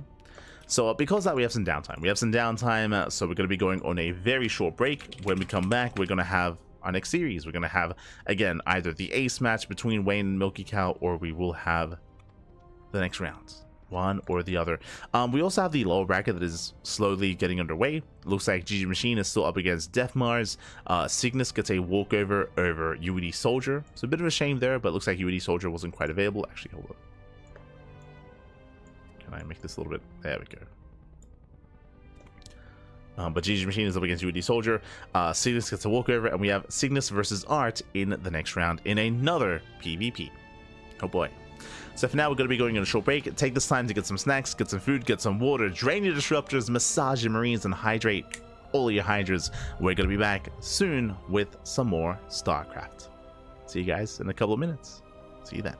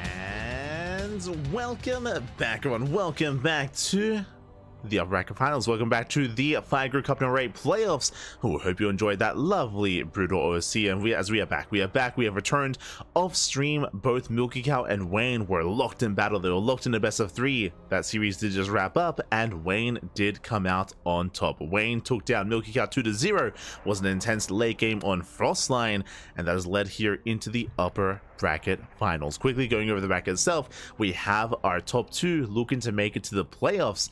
As we do scroll down a little bit, here we go. We have Wayne and Strange. ZVP is coming up next here in a best of 5. Winner advances on to the grand finals. Loser will have another chance, another life in the lower bracket. You can see here lower bracket is getting underway. Lower bracket is progressing. We'll get there. We will get there. But again, first we have our best of 5, and we are somewhat nearing the second half of the broadcast. We're nearing the second half of the broadcast. I say we're kind of nearing it just because these matches are going to be much longer. Best of 5s, best of 7s as well are ahead of us. That's going to be a lot of games, a lot of matches, a lot of StarCraft. Let's go. Let us go. For now, vetoes are done. Game 1 is going to be on Sandworm. I did mention I did allude to the map pool earlier, but we are featuring some of the TLMC 20 maps, including Sandworm and including Persephone, so we're going to be able to indulge in some of those newer maps. Let's go. Sorry, not Persephone, Sandworm and Killer's Mile. So we have some of the newer maps added here to the tournament map pool. Otherwise, hope you've all been enjoying yourselves. Welcome, welcome. ¿Qué tal? ¿Cómo estás? Así, Pecoeta in the chat. Rero, ¿qué tal? ¿Qué tal? Did I miss it? No. Just on a break. Just was on a small break. Waiting for the matches. And now we're jumping in. Here we go. We have our first lobby. We have our ZVP.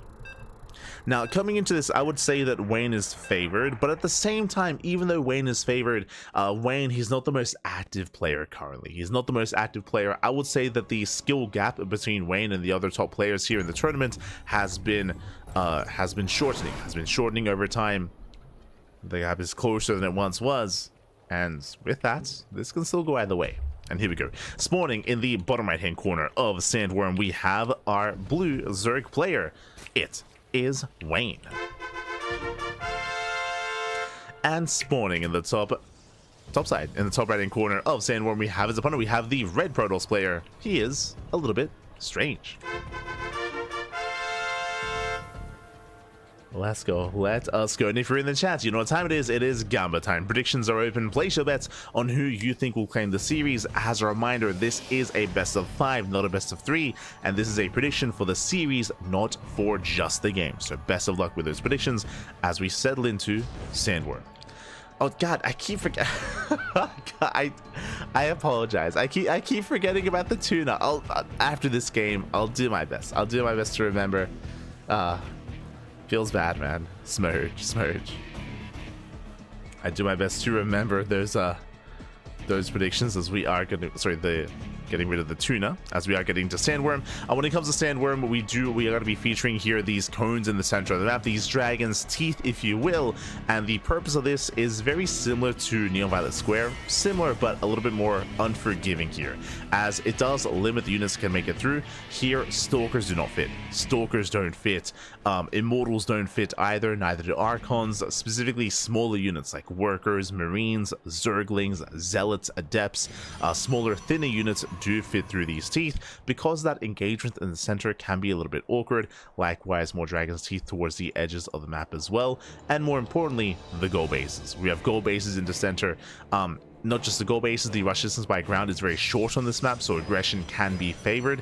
Despite these goal bases looking a little bit exposed and having rocks to delay them, these goal bases are actually quite defendable, to be honest. We have found them to be very defendable here. We've actually casted a lot of matches here on Sandworm, and what we have found is that this goal base is quite difficult to engage into because of the dragon's teeth, because of the terrain, and because of the rocks.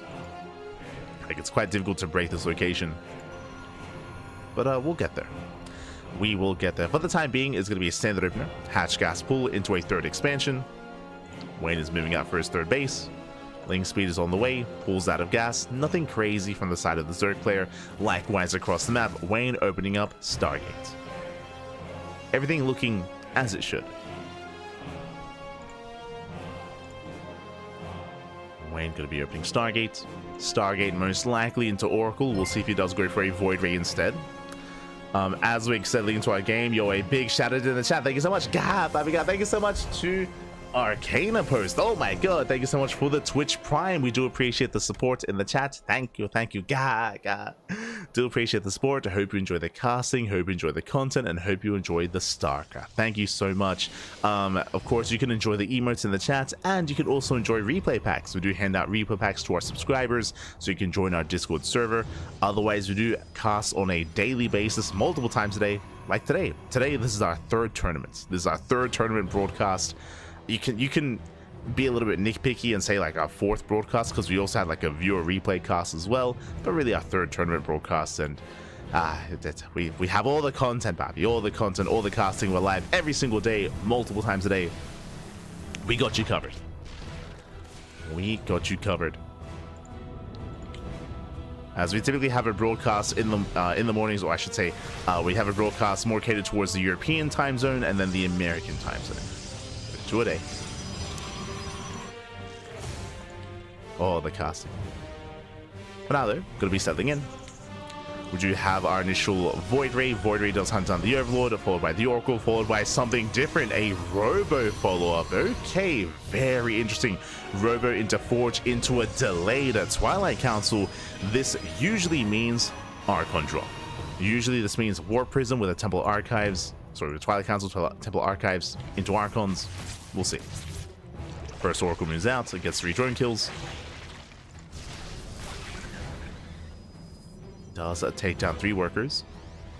That's that's a big tooth. It's true. It's pretty big. It's a big dragon. It's a big worm, I should say. Worm? You know what I mean. But again, Robo's finishing up, +1 into Twilight Council, and again, we are expecting a War Prism, and we are expecting a Templar Archives here. Ooh, Immortal first. Okay, never mind. Does open up with a safety Immortal. Behind this, Adepts shade into the mineral line, getting 3 more drone kills, so we do get the recall, but last 2 Adepts do fall. Nice cleanup, nice defense. Wayne does defend. Likewise, we have the Roach Warren across the map, plus on range as well. And we'll see where Strange takes us. So Immortals, charge into Temple Archives, into Archons. I had assumed this was going to be for an Archon drop, but it is not going to be the case. It's going to be for Immortals initially, then into Charger Archon. No drop play. So instead, Strange is building up a more robust death pool of an army early on. Lings, they confirm the Immortal. Big scout here for Wayne. And back at home is going Ling Hydra.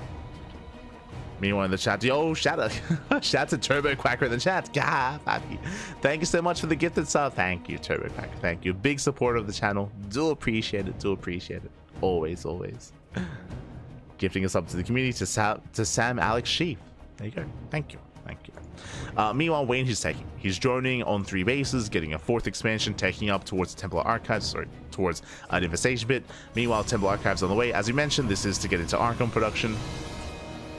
We had assumed it was going to be for earlier Templar Archives and earlier Archons, but it's actually delayed Archons instead in favor of faster Immortals. So it does deviate in a different direction. With this, he's going to have a larger Immortal counts, and that's going to lead into a pretty devastating push. So it's really early Immortal production from Strange. Likewise, we have Roach Hydra from Wayne. Wayne, he also confirms the tech. He confirms the timing here of some of the tech structures, more specifically. Is getting into his hive tech, but you can see that Wayne hasn't overdroned. Now, you could make an argument that maybe at this point, Wayne should have at least fully saturated his his 4th base, I mean. Getting up to 76 workers. I think I would agree with that, but it's a hard call to make just because you don't know how aggressive exactly Strange is being. We can see that he's still building up, but at any moment he can move out.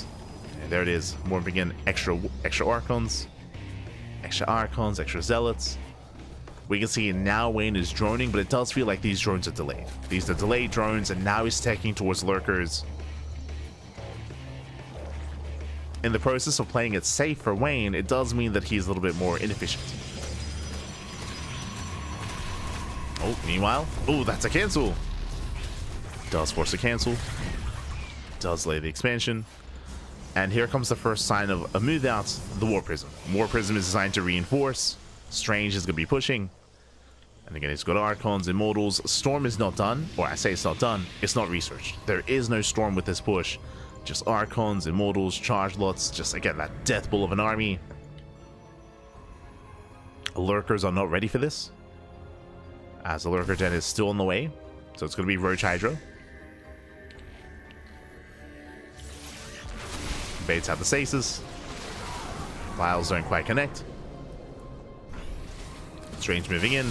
But again, remember, Wayne, he was playing this out safe. Safe Arc hiding back. Force fields, they get broken down. Queens, they come into support. They can transfuse. They can attempt to. They get an Archon. They get one. They get almost two. Yeah, two Archons go down. Very nice pickoffs. We have Links coming to reinforce, and we need those Links here to surround. As the Archons are falling, and Wayne, he's holding. Yeah, he's holding. He's shutting this down. Takes down the Charge Lots. Where are those Lings, though? Uh-oh. It's going to be close. Yeah, key pickups here. Roaches, Hydras are falling. Lings, now they come in to reinforce, but is this too late? It's going to be close. Yeah, the Prism gets targeted. Zealous, they clean up the Lings. And there's still 3 Immortals. There's still 3 Immortals remaining. Wayne, he has to back up. He has to evacuate. Likewise, Zealous, they do catch the 4th base. Expansion goes down, but there's not enough to keep going. Does recall. Whew. Okay, Strange, he recalls back home, and where exactly are we? On the one hand, Wayne economically is struggling. He's down to 65 workers at his 3-base economy, but he has the gold, and that makes up for it. So Wayne, his economy is still looking decent enough with that gold base. Meanwhile, his army is lackluster, but what do we have? Lunkers. Remember, the Lurker Den is done, Hive is done as well, and now we can embrace that Hive tech. So Lurkers are on the horizon. Strange still has that terrifying composition of Immortal Archon. As the Lurker count gets higher, this army becomes less effective. As you can imagine, Lurkers are ideal against ground-based compositions or ground-based Protoss compositions. For the most part. I say for the most part, with enough Archon Immortal and against a low enough Lurker count, you can actually tank shots. Like, this is a beefy army. It's very robust. So you can tank Lurker shots and you can break through that. But again, it does depend on how many Lurkers you're up against. Strange is committing. Cybercore on the way. Okay, has to rebuild his Cybercore as it looks like one was killed. Yeah, Cyber was killed here towards the right hand side. Looks like they go down to a run by.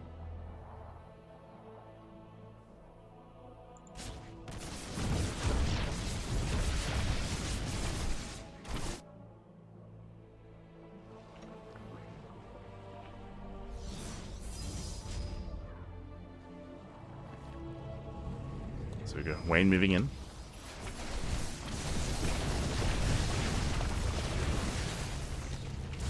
Does move in. As he moves in, Lings, they do go for a counterattack, catching an Immortal. Not bad. 13 probes, getting an Immortal. Ica's army moves in, yoinking into the Lurkers. And Strange, he can't. Oh, sorry, Wayne, he can take this fight. Takes down 13 probes across the map. Zealots, they get a couple worker kills, but Wayne is holding. Wayne, he does hold, he does defend.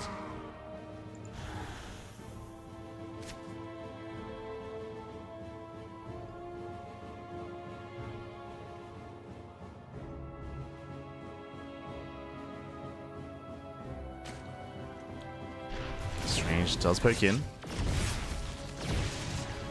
Does poke in. Oh! Oh my god. Prism gets away.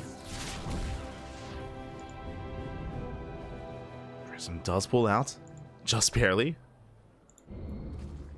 Just barely escapes. When you see the Strange, he is somewhat taking up. We have a Robo on the way alongside Storm, but no Skytoss. No Skytoss yet.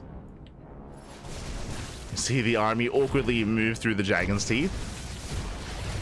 Does make it through. Lurkers do burrow.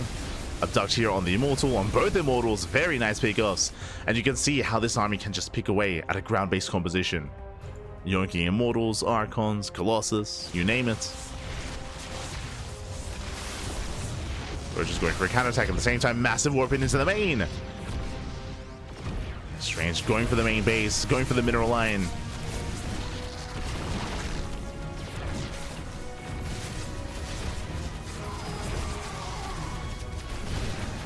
Hydra building up. Zealots, they don't trade amazingly here, but the Prism still survives. Still is a threat. Can always go back in.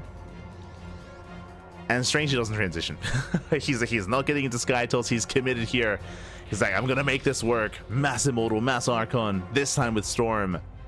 I mean, it can. Likewise, Wayne, he hasn't been droning too much. The goal base is helping, but still not ideal. Oh, nice Storm.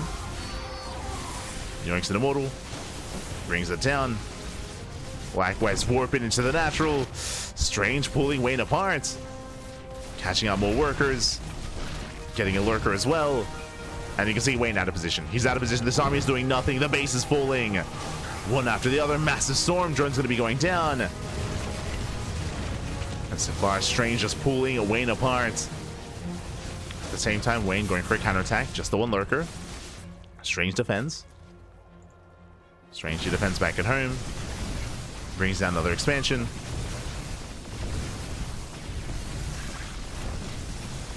Wayne going for a counterattack. Does abandon this, going across the map. There's the recall. Strange making it back in time.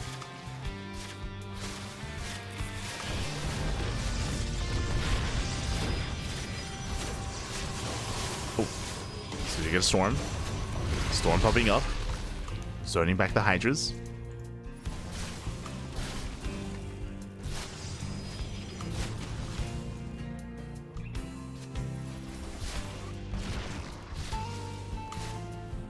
As Wayne will chase us back. I like how the Hydras can fit through, but I don't think the Roaches can. They slip away. Meanwhile, Wayne, Strange, he just recalled, out of position. Lurkers are good for a massive counterattack. Going for another expansion. We're getting scrappy. It's getting scrappy here. Strange is trying to race back home. He splits up his army to defend and attack. Nexus goes down. No detection. Okay, Observer comes in. Observer comes in. Hydra from the south side. They take down the third base as well. Yeah, bases are falling. Strange, he's falling apart here. Getting caught out, getting surrounded. Likewise, catches a couple of Hydras. Does pick up a couple of Hydras. Strange trying to consolidate. Wayne, that goal base still putting in a lot of work. The lurkers! No, the lurkers! Lurkers get caught out. Massive pickup. He gets two. Gets three. Three lurkers go down. There's four left. Down to three. And massive storm on the Hydras, and it looks like Strange does take the better fight. Resets the lurker count. Couple more morphing in. Again, this death ball of an army can still break through. It's how many? 9 immortals. 9 immortals and 7 archons. They have the high ground. They deny the gold. Gold base mining is denied. At least he attempts to. Pulling back around. 5 drone kills so far, distracted by that one lurker. Pulls back.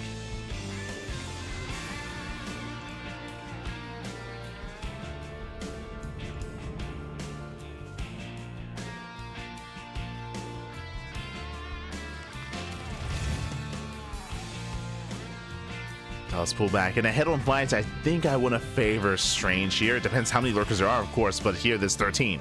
Okay, 13 lurkers. This time here at the south side. Once again, not protecting the expansion. Okay, brutal feedback. Feedback's the Vipers. Storm on the Hydras. Brutal storms. Oh my god. Wayne, he stands in the storms. Oof. And looks like Strange, he's done it. Strange, he has done it. He breaks the expansion, takes down the lurkers. A couple of immortals are going down. Still an intense trade, but yeah, there's not enough lurkers. Not enough lurkers here. All 13 do fall. And Strange, he's done it. It's been a shaky game, very back and forth moments for both players. But I did mention before in the early game that Wayne, he was playing it very safe. Playing it very safe because that he wasn't really getting into the best economy he otherwise could have. Had a shaky defense, and from there, Strange has been on top of him. With the Zealot warp-ins time and time again, the counterattacks, the run-bys, he finds the drones, there's no escape. Recall back home. And Wayne, he's down to 27 workers. Again, barely an economy.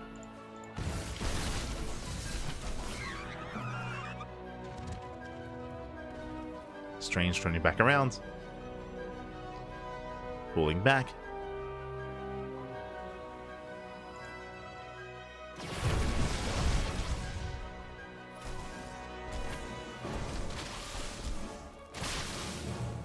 Swag. Oh!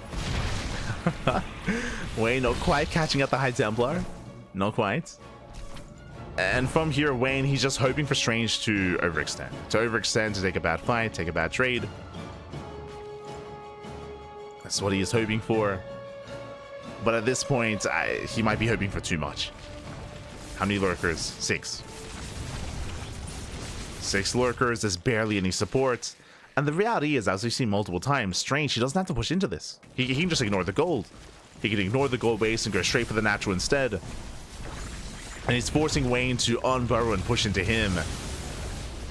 And now suddenly he's more out in the open. Lurkers, they just pull one after the other.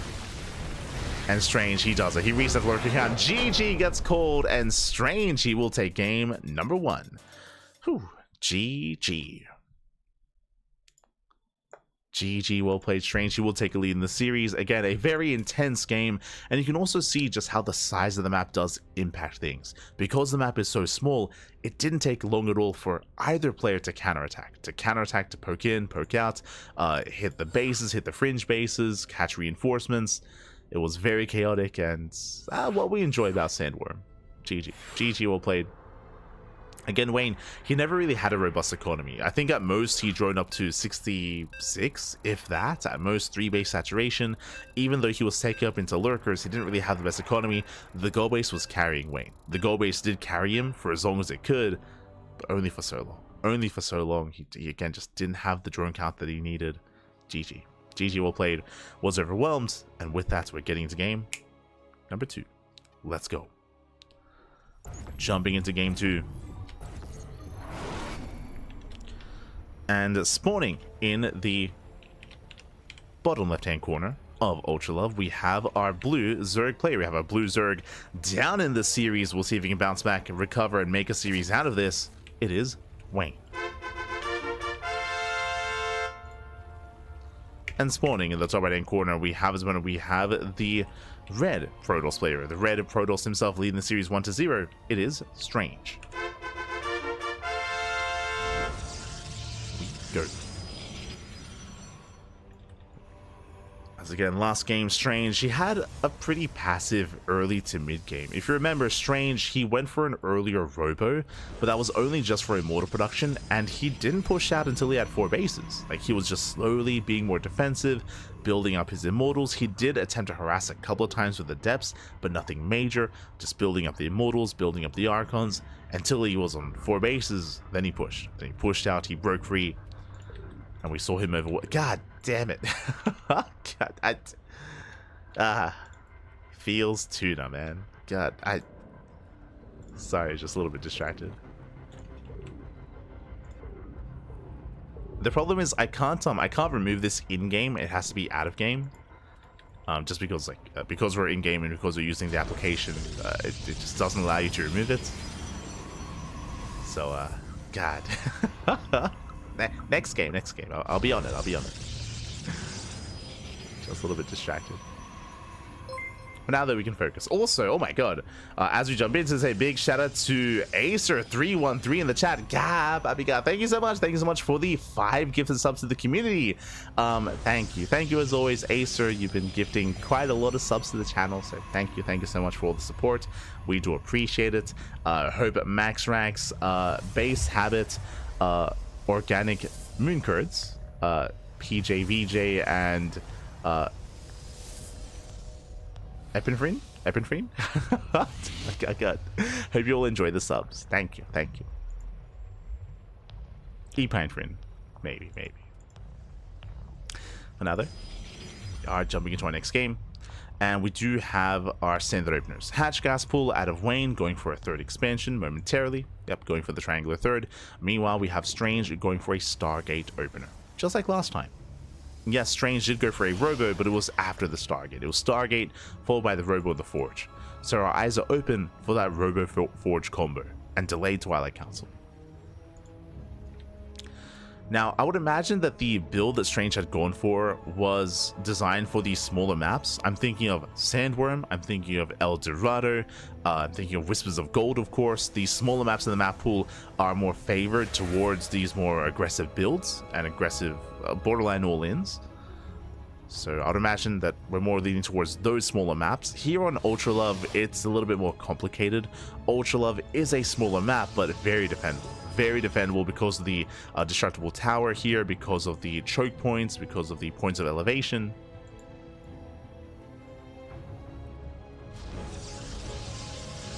Might be easy to just rename the cup at this point. I feels sparkling tuna cup. I feel sparkling tuna cup. For those that are curious, basically we just finished casting this. We just finished covering our own events, our own tournaments. But I did forget to remove the logos. I'll get on it. I'll get on it. There's no tuna here. The tuna's in veg. Oh my god. Meanwhile, Void Ray Opener. Void Ray Opener hunts down the Overlords and is designed to hide the tech. To hide what? To hide a Skytoss rush. We're rushing into either Tempest or Carrier. Second Stargate gets thrown down. Fleet Beacon as well. We're popping off. Meanwhile, early Evo Chamber out of Wayne. Now, early Evo Chamber typically means +1 melee into Lings, into Ling Hydra. Wayne currently is in the dark. Yep, there's that melee upgrade into Ling Hydra, which typically would be okay, but right now we need anti-air. We need that prioritization on that anti-air. Alas, doesn't know yet. Is going for a safety Roach Warren. Again, Wayne is in the dark. His Overlord got sniped by the Void Ray. So safety Roach Warren. It is going to be Carriers.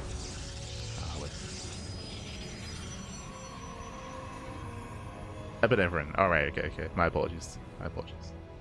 Alright, yeah, epinephrine. Of course. I'm aware.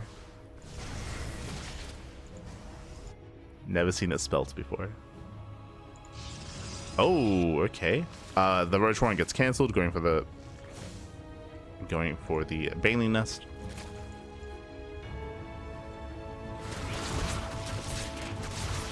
Collapsing on the Adepts.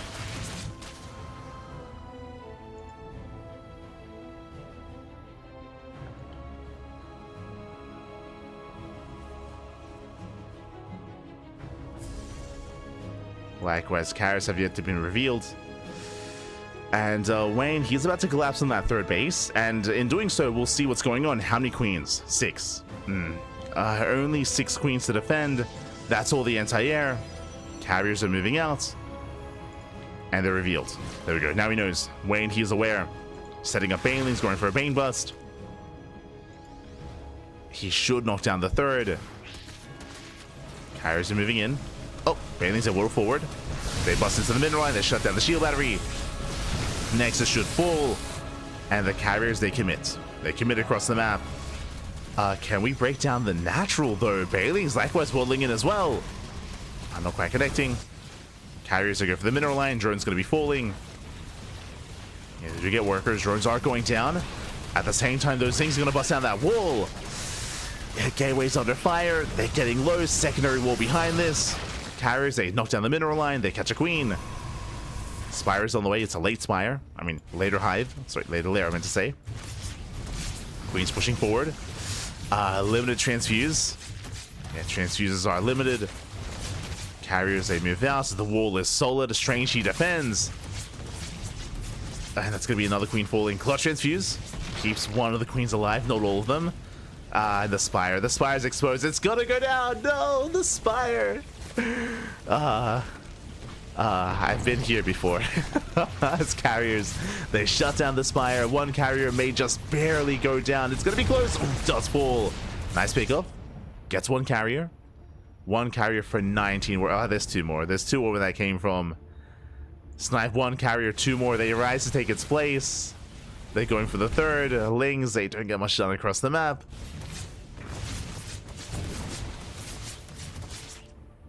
And here it comes Strange. Going for another mineral line. And again, there's no spores, no anti-air. Queens are trying to keep up. Lings, they go back to the wall. But this is game-ending damage. This is game-ending damage. Ay, ay, ay. Carrier back into the main as well. Queens, they can only transfuse for so long and for so much. Backup Spire on the way. Oh, Lings, they bust in. Oh, okay, not bad. Yeah, Lings, they bust down that front door. They do get into the main base. Probes are going to be falling. Nice damage. And do we force a recall? We do. One carrier does come back home. Depowers the Stargates. Meanwhile, more base is going to be falling. Lings, they will be cleaned up. Strange, he gets supply blocked. Corruptors are on the way. Is it enough though? Is 9 Corruptors enough to deal with 4 carriers? 5 carriers even. As Wayne is down to 2 bases, he pulls together his queens. He does have a transfuse. Does have a transfuse available. Gets one, gets every queen. Gets every single queen. Corruptors still on the way. They pop out. There's no recall. Oh god, but the carriers, they shut them down. He gets one carrier. Gets one carrier and is barely gonna get a second. Oh my god. Just barely. Takes down a second carrier. More Corruptors filing in, going for the 3rd carrier. And the final carrier is gonna go down. The queen putting in a lot of work. Cleans up the carriers. Whew. Not the cleanest trade, but a trade nonetheless. And now Strange, he's attempted to transition. He's got 3 more carriers remaining. Getting into Void Rays. Ooh, getting into mass Void Ray. And Wayne, the problem here is his economy. He's on 2 expansions. He's long distance mining, trying to retake his 3rd. Oh, me on misrally at a Strange. Has to pull back.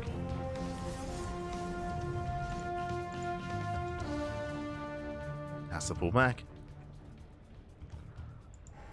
More Void Rays amassing.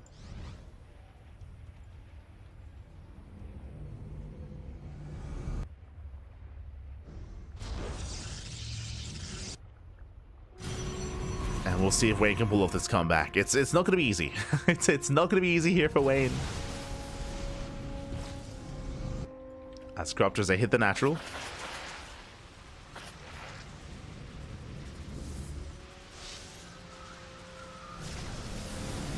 To hit the natural base. Oh!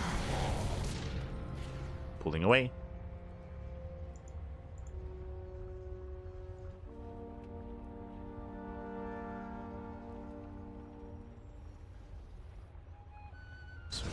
Does hold on. From here, Mass Corruptor can struggle. As you can imagine, Void Rays are a counter to Corruptors. So Corruptors are going to need either Queen support or Spellcasters. Specifically, Infestors for fungal growths, Vipers and Parabombs, Spores, and being more defensive. So Wayne, he's backing off, taking more expansions, turtling up. We can see Strange going for his own proxy gateway into what looks to be a ground switch. Yeah, massive gateway explosion. We have 4, soon to be 5 gates on the way. Blink alongside +2 air attack. Jesus.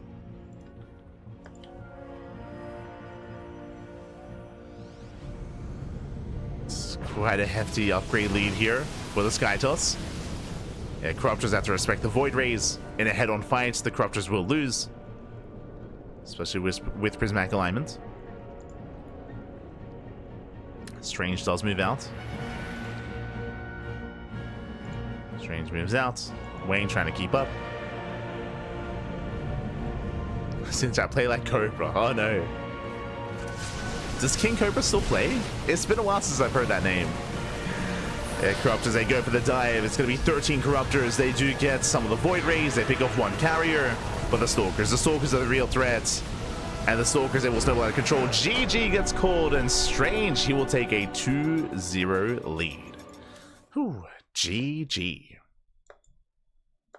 GG, well played, Strange. He is up 2-0. He is 1 game away from advancing on to the grand finals. 1 more game is all that Strange needs.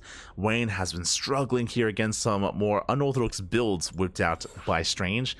Game 1, of course, going for a bit of a later, in a way, all-in, like with a massive Robo Immortal Archon army. Here in Game 2, we did see a rush into Carrier. Unfortunately, Wayne had no idea. He did not scout. He did not confirm until it was too late. Coming into Game 3, what haven't we seen? We haven't seen Glaive Adepts. There's Glaive Adepts, Dark Templar. Am I thinking too standard? Should I think more outside the box? What haven't we seen? Mothership rush into recall into the main. Wait, where you go mothership mass sentry, you recall into your opponent's main base, and then you force field the ramp. True. We haven't seen that, I suppose. What else haven't we seen? Cannon rush, proxy void ray. Let's find out. As spawning in the bottom right hand corner of Whispers of Gold, we have our blue Zerg player. Oh, we have our blue Zerg player. Okay, just going for the extractor trick. We have our blue Zerg down in the series 2-0. Can he bounce back? Can he recover? It is Wayne. And spawning in the top left hand corner, we have the red Protoss player, the red Protoss himself leading the series 2-0. It is Strange. Here we go.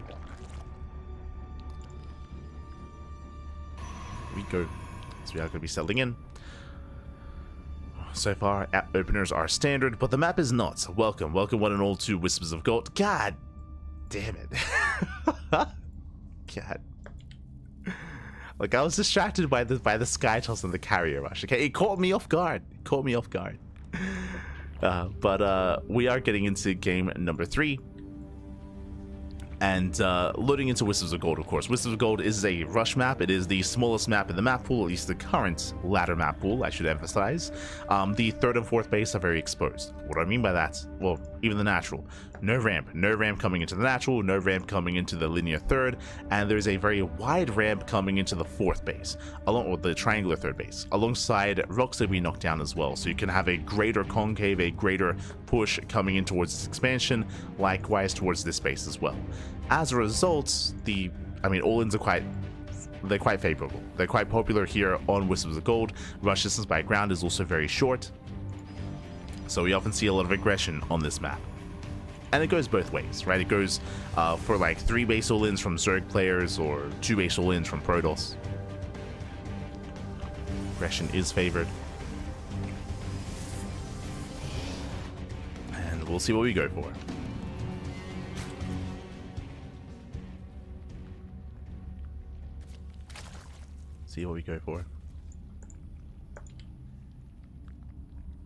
So now Wayne does get his 3rd, and it is going to be a Stargate opener.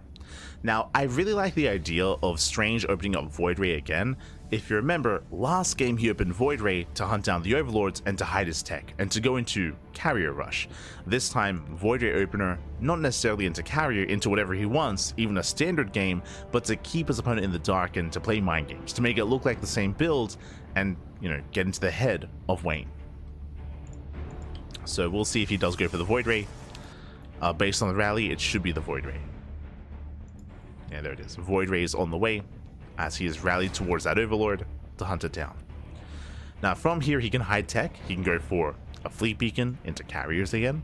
He can go into a Twilight Council into Glaive Adepts. He can go Twilight Council into DTs, or he can go for a Twilight Council Forge later, after the 3rd, and go for a standard game. Strange has options. We go.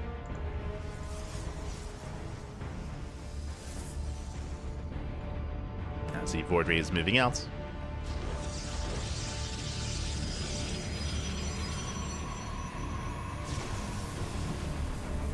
So let's get the Overlord. Overlord does 4. You can see here it is going to be a Twilight Council and a Gateway Explosion.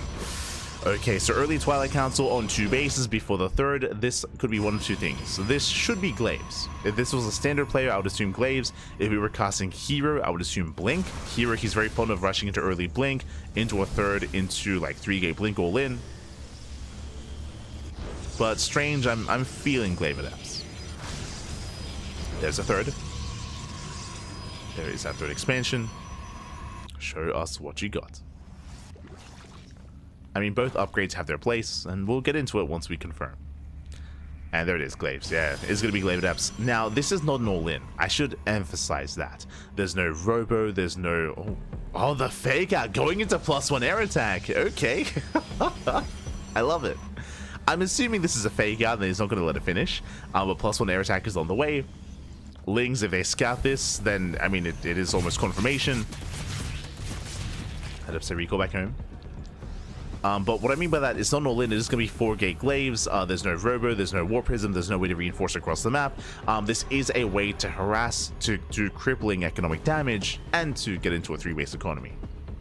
From here, you typically do transition out of this into Blink, into Immortals.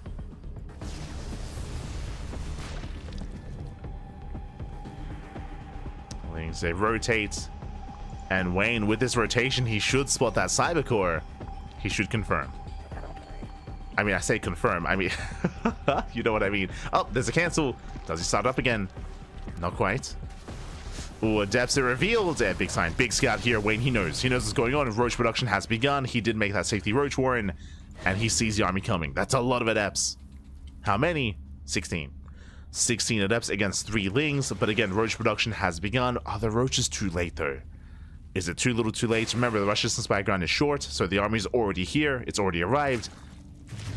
Roaches just now popping out, and Adepts, they shade into the mineral line. They go for the Roaches. Flush Transfuse. 5 drones going down. They do get 1 Roach. Going for the second. Oh, and this is getting out of hand. It's getting out of hand. The Queens are falling one after the other. They are denied the shade, but they kill the Queens. The Adepts, they don't care. They kill drones, they kill Queens, they kill Roaches. They don't care. Whatever they can get their hands on. They threaten another shade, catching another Roach. Oof, Roaches, they do get picked off one after the other as they're attempting to amass. Another shade. This time he gets in. Yeah, this time he shades past the army, gets into the mineral line. He does commit. Drone's going to be falling if we target fire. Yeah, boys pulled for a moment. Now, Wayne, he will defend. Wayne, he will clean this up, but not after losing 14 drones. 16! 16 drones go down. And Wayne, he's behind. He's forced into an all-in at this point. He has to counterattack. He has to do some kind of counter damage. Now, thankfully, what do we have? Speed. Roach speed and +1 attack about to finish up. Wayne, he is pushing. And what's he walking into? He should be walking into that Void Ray. Yeah, the Void Ray's in position. And all it takes is 1 Void Ray, and Wayne, he has to back off. He backs off, Void Ray defends. Army's building up.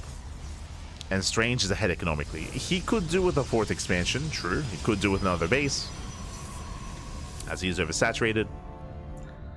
Wayne, meanwhile, is trying to recover, re-droning, getting into Roach Hydra. The composition is fine for what it is, but unfortunately the economy is not. Wayne, he's stuck just re-droning, taking gases, getting a 4th expansion for Larva. Wayne isn't dead, but he's not out of the woods yet. Oh, and that's 6 gateways. Jesus. That's going to be a 10-gate setup. 10 gateways on the way for Strange. It looks like Strange, I mean, he made a choice. He could either expand or do this, or throw down this many gateways. Did I say 10 gates? 12 gates. It's going to be a 12-gate 3-base all-in. I mean, he could just expand from here, but no. He's just going to keep going, waiting for the War Prism. He's got +1. He's going to be pushing. And the supply does lie. Wayne, he has inflated supply because of the Roaches. It's not too efficient, and we're still waiting for the War Pins. And for the pylons as well.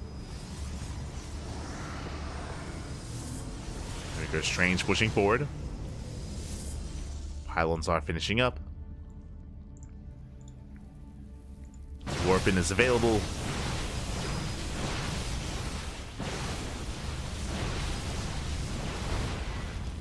Reinforcing with Adepts instead. I mean, hey, they have glaives, true.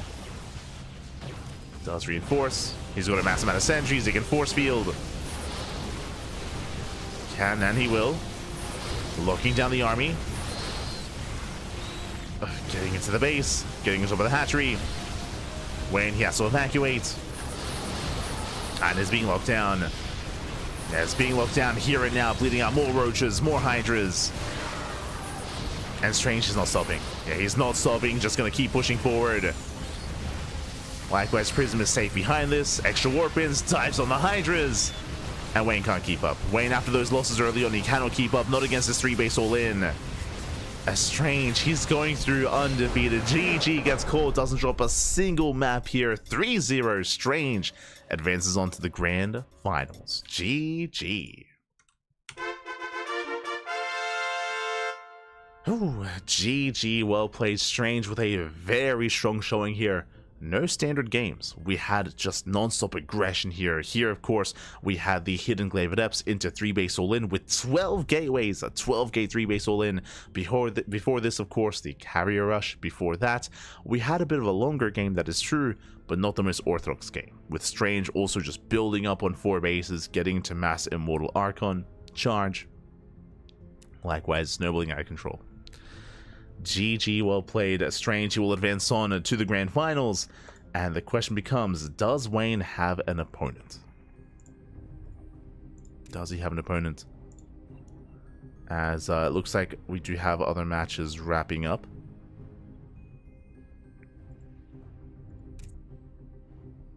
Other matches ongoing.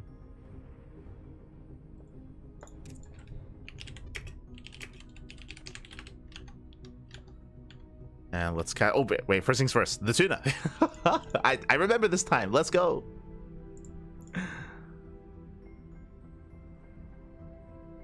Let us go. As we switch the screens over, and here we go. We're getting into the next round. We have Strange. Strange does advance on in first place in the grand finals.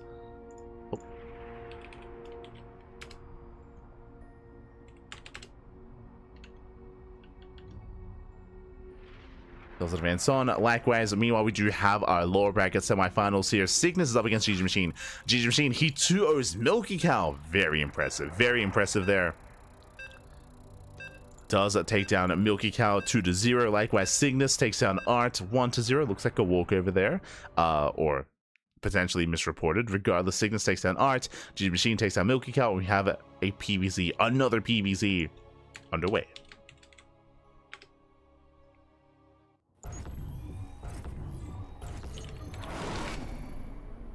Just need a moment to set up. As a reminder, this is going to be a best of 3 semi-finals. Lower brackets. Okay, beautiful. And spawning in the top right-hand corner of Frostline, we have our red Zerg player. We have our red Zerg leading the series 1-0 as we are jumping in mid-series. It is GgMaChine. And spawning in the bottom left-hand corner, we have his opponent. We have the purple Protoss player, the purple Protoss himself. It is Cygnus. He's the opposite of Cure. We found him. Let's go. As we have our ZVP, and if you're in the chat, predictions are open. Place your bets on who you think will claim the series. Best of luck in the chat, as you have some time here to get your gamba going. Of course, GgMaChine, he's ahead in the series, but Cygnus definitely has it in him here to bring it back and to force that ace match. As a reminder, the winner of this series plays against Wayne in a best of 5. As Wayne is waiting in that lower bracket finals.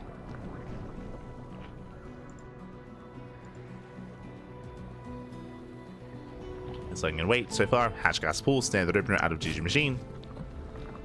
Likewise, gate expanded to Cybercore here from Cygnus. So everything looking normal, everything so far looking standard. Whew, and I will say that Cygnus, he's more of a standard player than Strange, so we should be seeing some more standard mid-game as well. A very different dynamic, very different kind of ZVP, I'm expecting. Very different.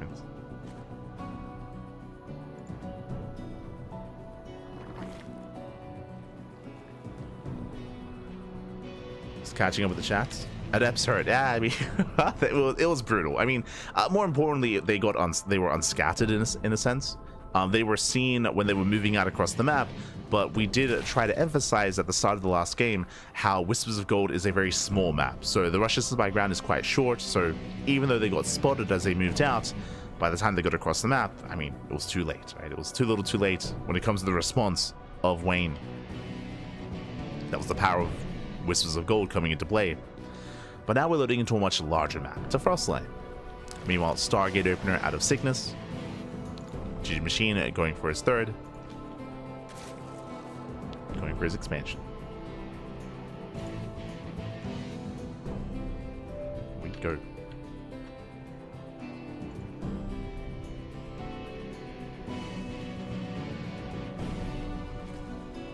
Ducklings players are building up. Building up GgMaChine, taking his third expansion, droning, saturating, Oracle opener out of sickness. I mean, I don't feel like I have to point it out, but based on the series that we just had with non-stop Void Rays and some crazy hidden tech, this time we're looking standard. So like sickness, he might be sick. He might be bedridden, but you know what he's doing? He's not cheesing it out. Not yet. Not yet. Nothing crazy. He's not like Strange. Not quite. Oh, never mind. Oracle into Void Ray. That is interesting. That is an interesting setup here. I spoke too soon. I spoke too soon. Do you see what I see? Oracle into Void Ray into Robo before expansion, before third base. This is unorthodox. This is unorthodox. It is going to be an Eva Chamber opener out of GgMaChine. This is for Lings. This is for +1 melee into Mass Ling, into Lair, into Ling Hydra. GgMaChine, with this build, he wants to skip roaches. But against Robo Twilight Council, he cannot skip roaches. He needs a Roach Warren because we are committing on 2 bases. Oh boy. Here we go. Now, the Overlord does, for the most part, confirm. The Overlord actually sees the Twilight Council, so that is a big scout here for GgMaChine. He knows to play it safe. He's aware that that is a Twilight Council before the expansion. The Robo, I want to lean towards a War Prism into Temple Archives, but we'll see. I'm waiting for the Temple Archives here. There it is. There's the War Prism. Do we go for the Archives? Yep, there it is. Archon drop. Phew, okay. If you remember, if you were here for, was it game 2? Yeah, it was game 2. Between Strange and Wayne. It was either game 2 or game 1. Game 1. When we saw the Robo follow-up of Strange, I had assumed, oh, it's an Archon drop. It's going to be Robo into Temple Archives, and it wasn't. It was Immortal Archon instead. This is an Archon drop. So this is an economic build. It is a macro build. It is a late expansion, that is true, but to make up for it, we're going for Archon drops to pick away, oh god, to pick away at Overlords, to pick away at Workers, and to maintain map control. Here comes that Prism, here come the Archons. Now, what I just reacted to was a second Robo. That is crazy. Second Robo into double Immortal production, into Mass Immortal? You have my attention. Here, the Archons, again, they're designed to hunt down Overlords, Queens, Drones, trade against Lings, but that second Robo is crazy. Lings, they attempt to move out.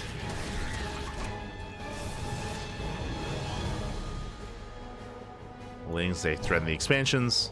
Archons moving in.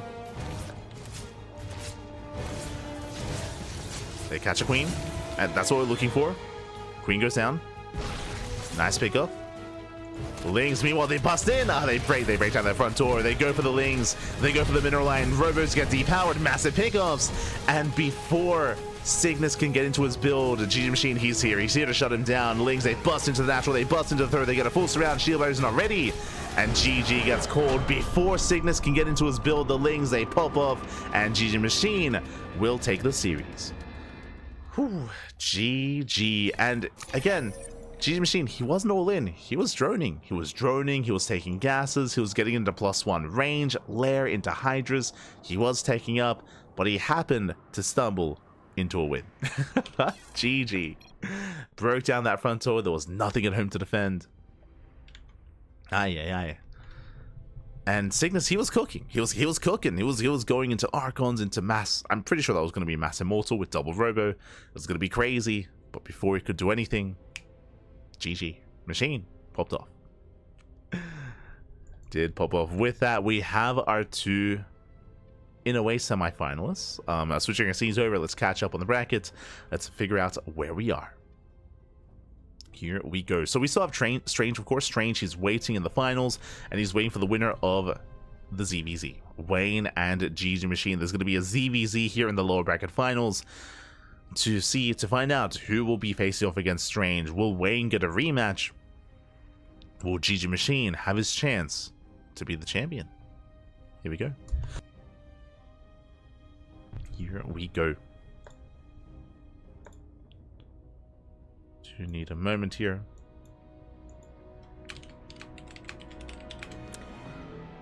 To set up.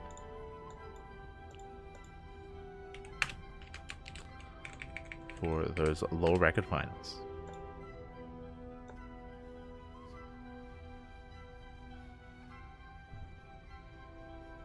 Here we go.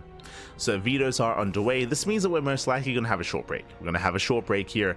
The veto process is going to take some time for that mirror matchup. I'm assuming mirror matchup. There have been some players that have been playing Protoss instead of ZVZs, specifically Young Yakov. Like if we were casting Young Yakov, I would assume Protoss. Young Yakov, he has been off-racing as Protoss. We have seen quite a lot of off-racing as Protoss to avoid mirror matchups, but I don't think Wayne and GgMaChine are one to really embrace that. But we'll see. We'll see. For now, we're going to be going on a short break. When we come back, we'll have our lower bracket finals. See you soon. See you soon. Back. See you soon.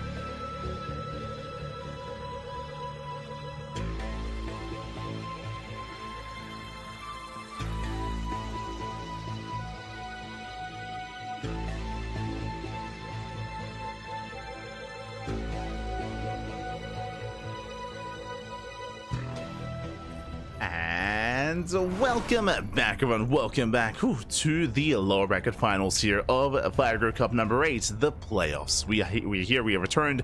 Hope you enjoyed that short, brutal OOC as we returned here with our next match with our best of 5, and spawning in the right-hand corner of Ley Lines, we have our red Zerg player, the red Zerg player himself, the young prodigy. It is GgMaChine. And spawning in the bottom left-hand corner, we have the blue Zerg player, the blue Zerg player himself. It is Wayne, aka Vanya, aka Radita. I'm shaking my head. But here we go. As we get into this, predictions are open. Predictions are open. Place your bets on who you think will take the series. Best of luck in the chat. As a reminder, the winner of this series will face off against Strange in a best of 7. As Strange, he is happily waiting in those grand finals. Oh boy. And does anyone want to play against him? That's the better question. Does anyone want to? No one wants to play against Strange. No one wants that, but someone's gonna have to do it. Someone will have to step up to rise to the challenge. Let's go. Let us go. For now, standard openers, hatch gas pool from both players. We're settling in.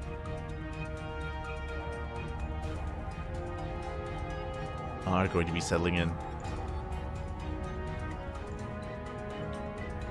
Overlord's moving out, no major signs of aggression.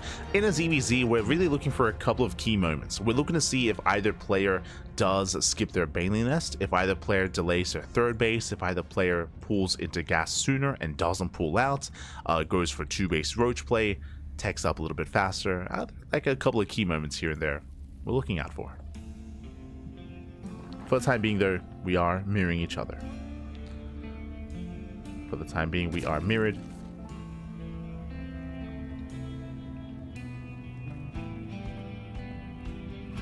So far, going to be droning. Overlord moves out to get a read on what's going on. Does confirm the timing of the hatchery. Pulls away. And now here come the scouts. Here come the first 2 links to get a read on what's going on. Wayne taking his third, and so is GgMaChine. So both players are expanding. No one is staying on 2 bases. So far, so good. From here, both players should be throwing down their Baneling nests and getting into Link Bane. You see Wayne, he does confirm the third base. Likewise, so does GgMaChine with the Overlords. There's that Bailey Nest for Wayne, a Bailey Nest for Machine. See, we do pull out. Everything looking normal. One worker does pull out, and from here we're going to be joining. Now, from this moment, we can see one of the two players or even both go into a link flood, and we could try to force a cancel at the third base or trade or get some early game damage. Otherwise, we're going to be more defensive and get into roach play. So we'll see if anyone makes a surge of lings. We have 6 lings all the way from Wayne, 8 from GgMaChine. This is pretty standard. Nothing major yet. Extra lings on the way from Wayne. Okay. Defensive bailings. There's that Roach Warren, and Wayne is joining. So both players are joining. We are getting out of the Bane phase of ZVZ, and we're getting into Roach versus Roach.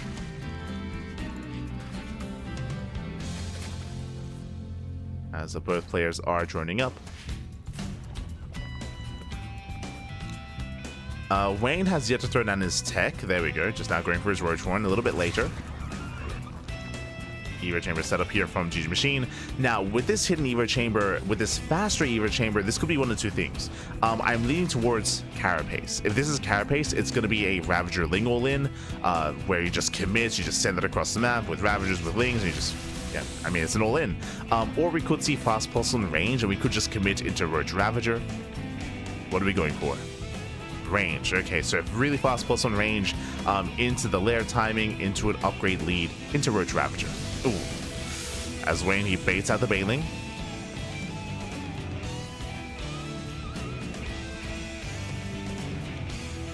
Does bait out the Bailing. Lair's on the way.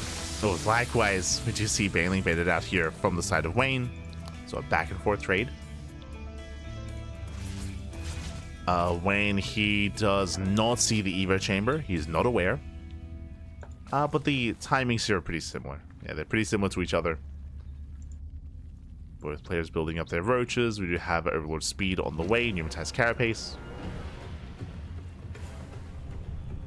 For the most part, we're settling in. Despite how intense and how aggressive ZVZ can be, here we're just getting into Roach versus Roach. We can see that Wayne, he fakes the move outs. This is a very common thing that happens in ZVZ, is you want to be showing, because there are so many Overlords and because there's so much vision on all the attack paths from both players, you can use that against your opponent, and you can fake pushes. You can like feign aggression, move out, and then come back home and hope your opponent overreacts and makes a bunch of roaches when you're droning. And speaking of Wayne, that just happened. Wayne, he's up in workers, he's up in droning. All these roaches were made defensively, and they're not being made use of. So this was an overreaction from GgMaChine. Bailings, oh, they do slip in. Not bad. Getting 6 drones. GgMaChine makes up for his otherwise worker deficit.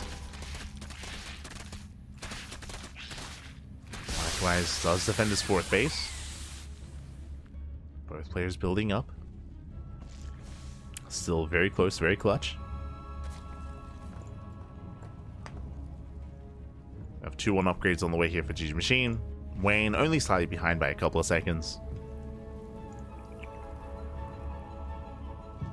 Should be able to catch up.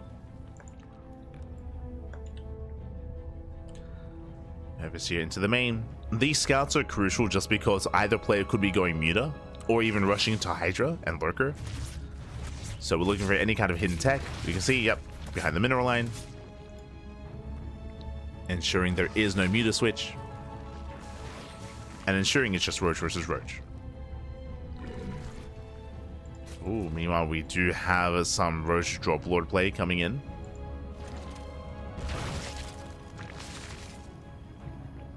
Drop Lords from GgMaChine. Wayne building up.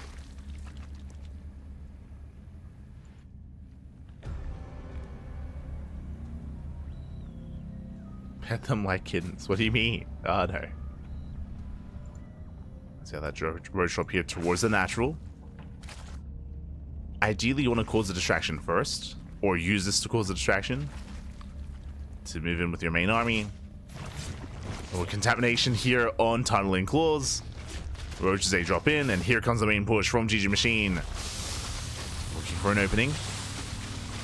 Gets a couple of workers. Wayne does react in time. Wayne in position. So far, so good. Cool.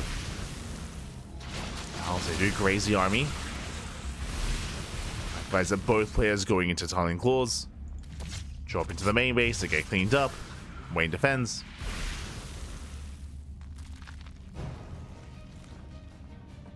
Enjoy those overseers with the main armies as well. Oh.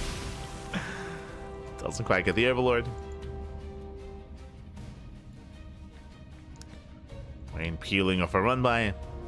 Both players are maxing out. Wayne is slightly faster to max, but no major advantage, and this will come down to positional play. I say that Wayne is taking towards a hive. He's the first to do so. Wayne is taking up, pushing on the left, denying creep. GgMaChine being a little bit more proactive. Chases down Wayne. Wayne going for another run by towards the top left. He splits off his roaches. You know, feels ley lines, man. There's something about this map, but there's always a graphical glitch here. Ugh, every time.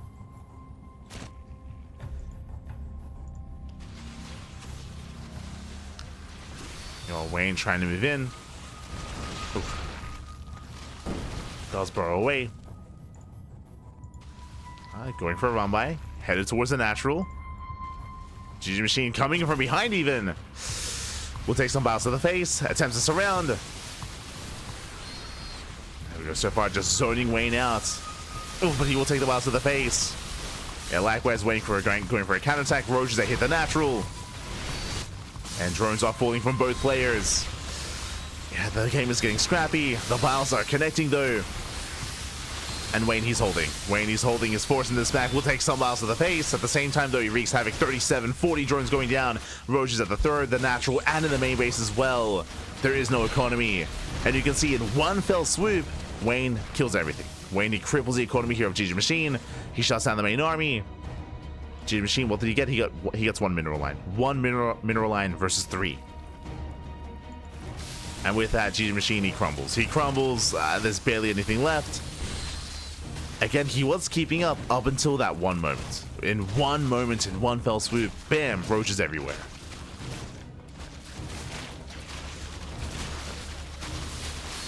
That is strike, did burrow everywhere. And from here, GgMaChine is all in. He's completely all in. He has no economy, he has nothing. We have lurkers on the way, Hydras building up, Vipers, +3 attack. Wayne just getting everything. Wayne is maxed. And he's not stopping. He's going for another run by with those tunneling claw roaches. Going for another push.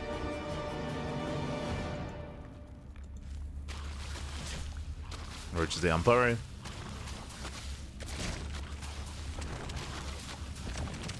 Oh, let's go. The borrowed micro. Getting 3 more drones. Wayne, he's still maxed. He's getting into lurker tech. Just getting into a greater army. We can see GgMaChine, likewise, slipping into the natural. Oof. Attempts to push towards the bases. Attempts to rotating over.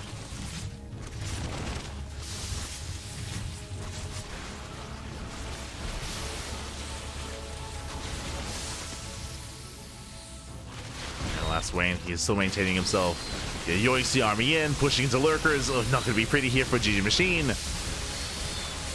I mean, he does have an overwhelming army. He can get on top of the lurkers. He can try to at least. Oh, good. Yeah, still not pretty though. As there is no detection. Yeah, 0 detection. Gets a couple of workers. 15 drones, not bad. Gets the expansion.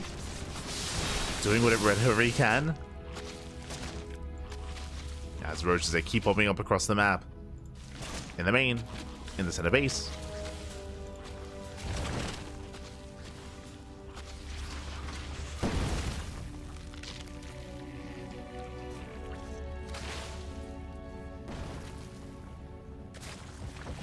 GgMaChine, he races back home. I mean, he has to defend, but there's not really much to defend. Not like this. Not like this. And Wayne's just building up more lurkers. Building up more lunkers, more vipers. Gets towards one of the final mining bases here of GgMaChine. Gets another 5 drones.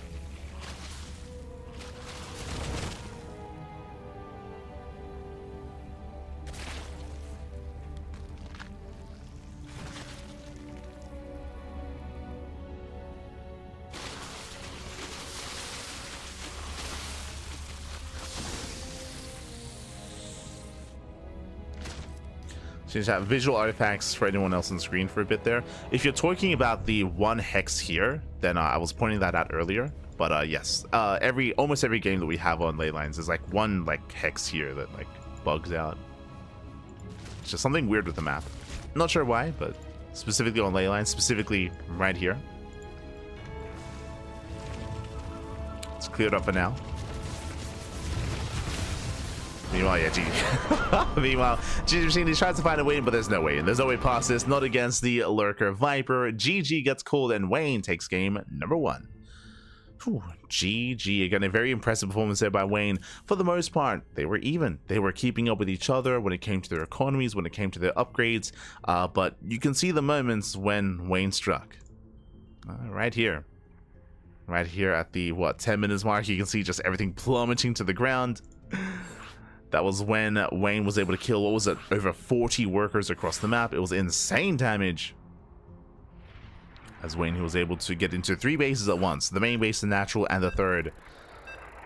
And unfortunately, GgMaChine, he had no army. He had nothing at home to defend because he was maxed. Because he was maxed out, he had no production. He was out on the map. And now we're getting into game number 2. Getting into that second game, and we'll see if GgMaChine can bounce back. I mean, I'm sure he can. See if he does. As spawning in the top right hand corner of Frostline, we have our red Zerg player. We have our red Zerg down in the series. We'll see if he can bounce back and make a series out of this. It is GgMaChine. And spawning in the bottom left-hand corner, we have the blue Zerg player leading the series 1-0. It is Wayne. Now, coming into these maps, there are certain maps that do favor 2-base play. I'm referring to some of the older, more larger maps. I'm referring to King's Cove. I'm referring to Neon Violet Square and Abyssal Reef. Those are maps where we do see 3-base play and very often more unorthodox builds in ZVZ, but here on some of these otherwise more open maps, it can be much more difficult to get away with that, especially here on Frostline. Frostline has a much wider entrance towards the natural, likewise wide entrance towards the 3rd base, wide entrance towards the 4th base. It's a very open map here, so I don't really expect any deviations yet. On a map like Ultra Love, sure. Like, I'm thinking Ultra Love, I'm thinking El Dorado. Their 2-base play is more viable. Can get away with it. Otherwise, we should be taking our 3rd bases. So far, Hatch Gas Pool out of GgMaChine, and Hatch Gas Pool out of Wayne. Everything so far looking normal. Looking standard.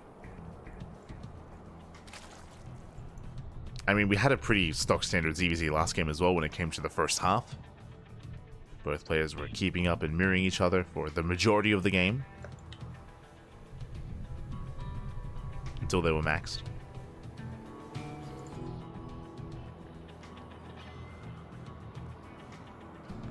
But I'd like to believe we can get some more aggression here coming into Frostline. Now, Wayne is going to be making his pair of links to scouts. We do see that GgMaChine is being greedy. What do I mean by that? GgMaChine, he has not made a pair of links. He's purely droning. So GgMaChine is just going to be purely droning up. This does mean that our red Zerg player is going to be up 1 worker. At least for the other game. Now we have delayed link production. So he's cutting corners. The downside of this means that there's no link scout from GgMaChine. So he's relying on his overlords. Meanwhile, Wayne is being active with those links. As he pokes in. Defensive Lings arrive just in time. Baneling Nest from Wayne. Ooh, GgMaChine does pull out a little bit harder here. No Banelings. Going for a Ling Flood. Yeah, he's massing up Lings. No Baneling Nest. I mean, again, he did pull out a little bit harder here from his Gas Geyser. And yeah, he's Ling Flooding. Just mass Ling here from GgMaChine. Wayne doing the same. And the problem here is that Wayne is going mass Ling Bane and GgMaChine is just going mass Ling. And there's no +1 Carapace, there's no like fast Evo Chamber and +1 melee or anything like that. He's rushing into Roaches, not a Baneling Nest. And here we go, he does move out. As he moves out, does find the Banelings, not bad. Denies the Banelings here of Wayne. Wayne forced to respond. Forced to back off. GgMaChine is still massing up more Lings. Moving more defensively. Catching Wayne out. Nice engaged. Better concave here from our red Zerg player. Baneling's almost done. Oh, he's crazy. Oh, he gets one. Oh, he barely does not. Whew. Doesn't get the Baneling. Pulls out. Pulls away. He is vulnerable. Roach production has begun. Oh, no. And Wayne is moving in. Wayne is moving in. Baneling should be targeted. Barely. There we go. Doesn't get targeted. 3 more Banelings rolling in. Queen goes down. And Wayne, he has done it. He breaks through the army, takes down all the Lings, gets into the mineral line. And before Roaches pop out, GgMaChine is being broken. He's being broken, getting another Queen, getting every single drone here. Ay, ay, ay. Again, GgMaChine, he was trying to be cheeky, trying to skip Roaches, sorry, trying to skip Banelings and trying to rush into Roaches. But he gets crippled. He gets crippled. Look at the worker disparity here. We have 37 drones from Wayne. And GgMaChine is completely all in with mass Ling Roach. Just pure Ling Roach here out of our red Zerg. One way or the other, either he kills Wayne or he dies trying. Is moving out. Back at home, Spine Crawler on the way. Lings, they find another Queen. The 3rd Queen goes down. Not like this. Yeah, GgMaChine a little bit indecisive. Does he attack? Does he defend? And there's no good answer. There's no good answer here. I mean, he has to attack. And GG gets called. Wayne, he will take a 2-0 lead. Ooh, GG. Does take a 2-0 lead here. Again, GgMaChine being cheeky, trying to skip Banelings, trying to go for an all-in. Unfortunately, Wayne, he kind of did the same, except with a more standard opener with Banelings, and we saw they popped off. The Banelings did allow Wayne to be more aggressive, more assertive, did allow him to break the natural then and there, and that was game. That was game then and there as he broke that natural base, got into the mineral line. Roaches, they came out too slowly. Typically, in GgMaChine's position, he would have those Roaches popping out and he'd be forcing his opponent to be defensive with his aggression, right? He'd be on his opponent's side of the map, he'd be freely getting into Roaches. That's how you get away without Banelings. That was not the case. That was not the case here and now, as he was being forced to be defensive instead, and did pay the price. Did pay the price. With that, he was overwhelmed, and now we're getting into game 3. I'm hoping this isn't a 3-0. I'm hoping that we can have a back and forth and go the distance. Oh, as we are loading into one of the larger maps in the map pool, we're going to be loading into Hellscape. Now, Hellscape, I say larger, I think Hellscape might be the largest map in this map pool because there is no Neo-Violet Square, there's no Abyssal Reef, there's no King's Cove. They are out of this tournament map pool, and this might be larger than Amygdala. I'm torn. I'm torn with what's larger, Amygdala or Hellscape. Regardless, macro map. I think Amygdala is larger. Yeah, I think Amygdala is larger. Yeah, for sure, for sure. But here we go, spawning in the top right hand corner. In the top right hand corner here of Hellscape, we have our red Zerg player down heavily in this series. He has to fight back here and now to make a series out of this. It is GgMaChine. And spawning in the bottom left hand corner, we have his opponents. We have the blue Zerg player leading the series 2-0. 1 game away from making it to the grand finals. It is Wayne.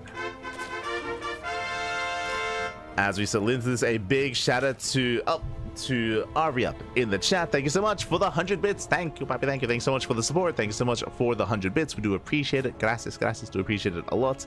Likewise, thank you so much to Floppy Thop.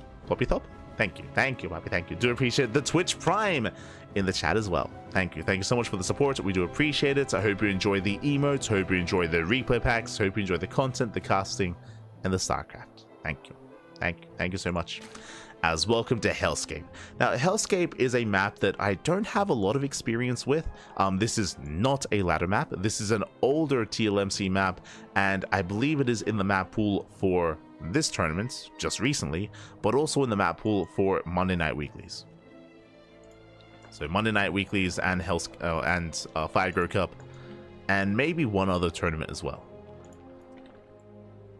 And as you can see, it is a larger map, but there are some ways to balance things out here. On the one hand, these bases are more defendable. We have a ramp coming into the natural, we have a ramp more narrow here coming into the third base, and likewise a ramp coming into the fourth.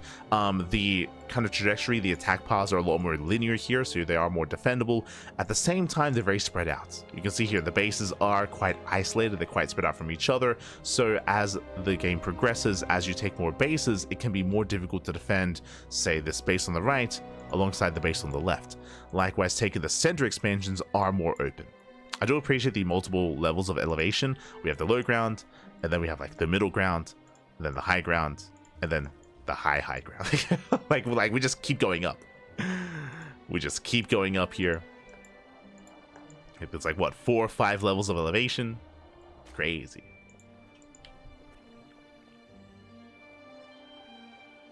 So I do appreciate it. Again, just something a little bit more unique. Likewise, of course, goal bases in the center. Lings move out. Oh my, and both players are rushing. Mate, great minds think alike. What's happening? Last game, both players Ling flooded. This game, both players two base lair. I almost said 2 base muta. I got ahead of myself.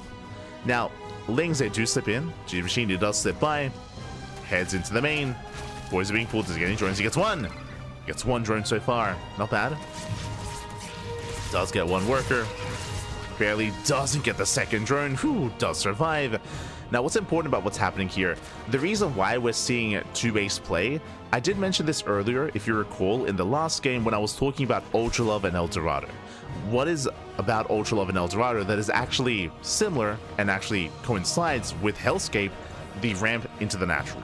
What this ramp means is that you can wall up on 2 bases and defend. This is not possible on some of these other larger maps, but specifically with a ramp, this becomes more viable. So we have a full wall here, like we're seeing with Roaches and with the Evo Chamber, and we should be seeing a wall here from GgMaChine as well. Both players, they skip link speed. They skip link speed to afford the faster lair. 2 base Muta out of GgMaChine. It's going to be 2 base Roach out of Wayne. So 2 base play nonetheless. As we get into this, both players have to confirm. Either one could be going into Mutas. Wayne, he's coming in for the Scout. He morphs to the Overseer. And the HP is quite low. He will have a Changeling. For now, it's going to be denied. For now, is forced back. And Wayne sees nothing. Wayne, he sees nothing, he knows nothing. Likewise, GgMaChine, he dives into the main base. And what does he see? Gases. So important here. Only 1 gas in the main. That's a tell. To compare, GgMaChine, he's on 4. 2 gases natural, 2 gases main base. That's why he can afford Spire play. GgMaChine, he doesn't see everything, but the lack of gas tells him everything. What tells him it's not Mutas. He rotates, he sees researching buildings, researching Roach Warren, the Roaches themselves, he knows. So GgMaChine is aware, Wayne is not. He's slipping in with the Changeling though, and he confirms. A later scout, but he confirms nonetheless. He gets eyes on the Spire. Okay. So Wayne, he knows what's going on, throws down the wall of Spine Crawlers, GgMaChine I mean. He's aware that he's vulnerable to a Roach push, so he's walling up with those spines. Wayne responds with this Hydra Den. You can see he doesn't move out. I also mentioned the size of the map itself, and because the map is so large, I mean, we're not pushing with the Roaches. It'll take too long to get across the map. Mutas, they've already arrived.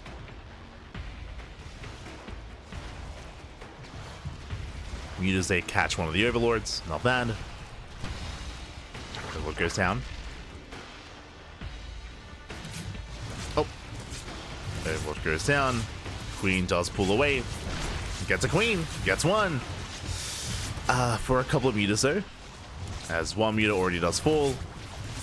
Getting a second meter. Expensive losses. Roaches are pushing across the map, but here come the spines. They're done. The spine crawlers are done. Hydras amassed back at home. Roaches moving in. They catch transferring workers, and instead of going for the natural, what do they go for? The third. The drones are here. They're exposed. Getting 2 workers. Going for the expansion, actually. And going for the hatchery. Snipes the queen, and should snipe the base. They're just trading with the lings. Does pick off the expansion. Has to get the hell out of here. Will get picked up. But this is worth it. What does he kill? He kills a couple workers, a queen, an expansion, back at home, massing hydras, and gets his own third base. His own third base is up and running. Ooh, infestation bits on the way. That should be for infestors. Sniping an overlord. GgMaChine, he has gained map control. He does get into the mineral line. Good positioning here with the hydras, but lings, they coming for the surround, and the hydras are going down. Massive pick off, no spore. Yeah, no spore in position. Infestation bit is cancelled. Spore further back does help out. But we have the surround, and GgMaChine, he pops off. He cleans up those hydras. Does surround. Commits into the mineral line. Nice drone drilling. Despite that, workers are falling. And 12 drone kills. 12 drones go down, and GgMaChine, he may have just done enough damage. He is crippling Wayne. Down to 40 workers. Resets the hydras. Oh, catching out even more. Now the hydra goes down. Oof. So you can see Wayne, he's barely holding on. Just barely. Again, being punished for the lack of spore. And GgMaChine, he enjoys a higher drone count. He's on 48 workers. 48 workers. He's built up his meters, at least somewhat. Getting into +1 air attack, getting into bailing speed, getting into Ling Bane Muta. And Wayne, he's not where he needs to be. Wayne, he needs to drone, needs to stabilize. Making a handful of hydras. And to be honest, GgMaChine, all he has to do is just build up some Ling Bane and hit that timing with bailing speed. It's going to be a brutal bailing speed timing here. To crash into those hydras. Oh. This time Wayne keeping up. Let's keep up, takes down 3 of those mutas.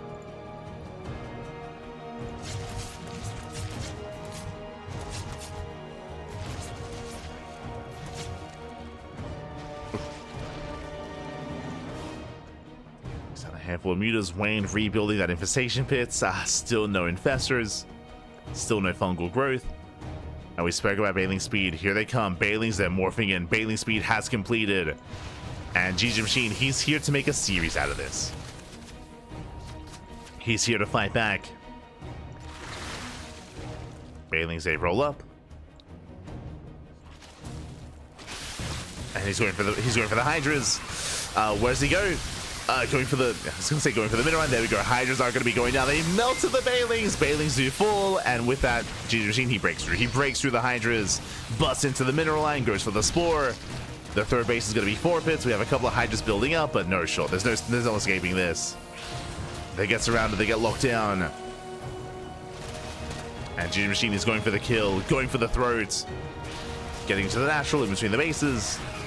Oh, goes for the spore. I mean, we'll get the kill. Takes down the spore, catching reinforcements. And Wayne just cannot build up. He cannot build up. Boys are being pulled, but the losses are brutal. There's 1 muta left. 1 muta remaining. But it's the lings. It's the lings that are just wreaking havoc. GG gets called, and GgMaChine fights back. Takes the game. Let's go. Whew. GG, well played. We do fight back, a point on the board. We have a series, we have a back and forth. That's all we wanted. That's all we wanted. Is a back and forth series.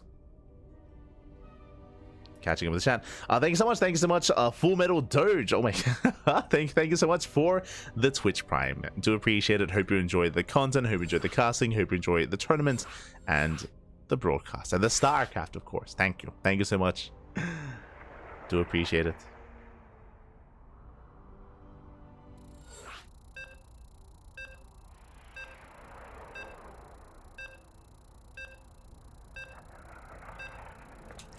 Is this machine from back in the day? No.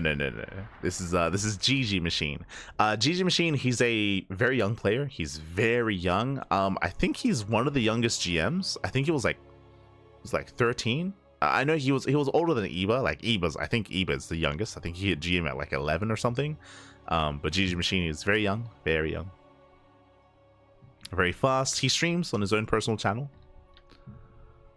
Does stream from time to time. A very fast player. But he's up against a veteran from the scene. And here we go, spawning in the top left-hand corner of Whispers of Gold. We have the red Zerg player, himself.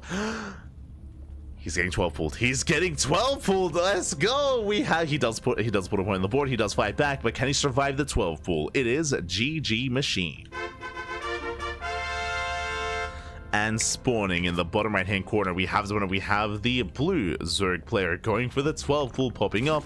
Does he 12 pull and pull the boys, or just 12 pull and expand? We'll find out. It is Wayne.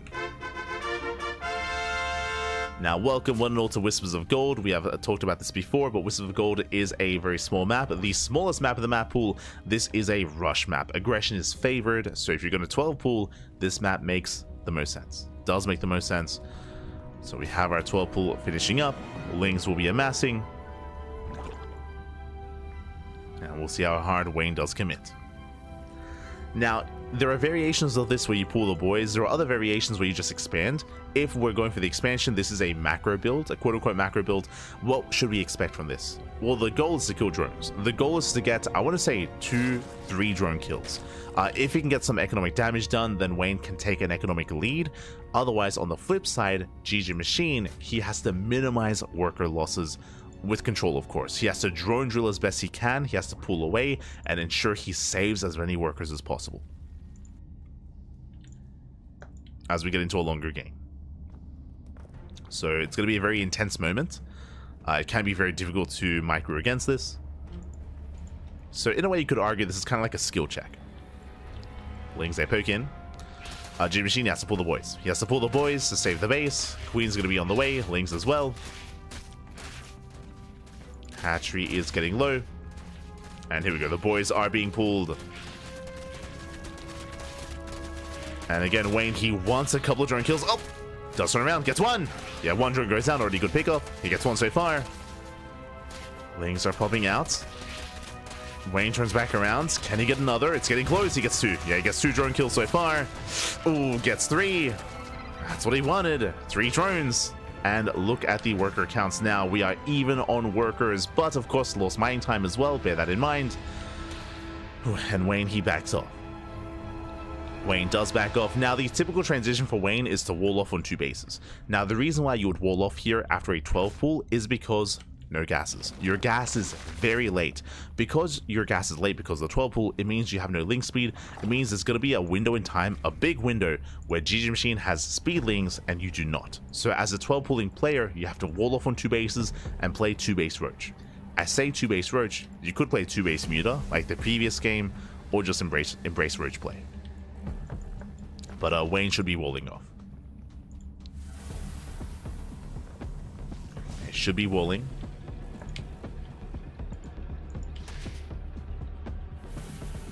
Link speed is finishing up in a couple of seconds. I mean, still a ways off. GgMaChine is redroning, and there's that wall that we spoke of. So Wayne, he should be walling up, Eva Chamber, Roach Warren, skipping link speed, getting into a faster lair. Oh, GgMaChine, I love this, going for his own lair as well. And he cancels link speed.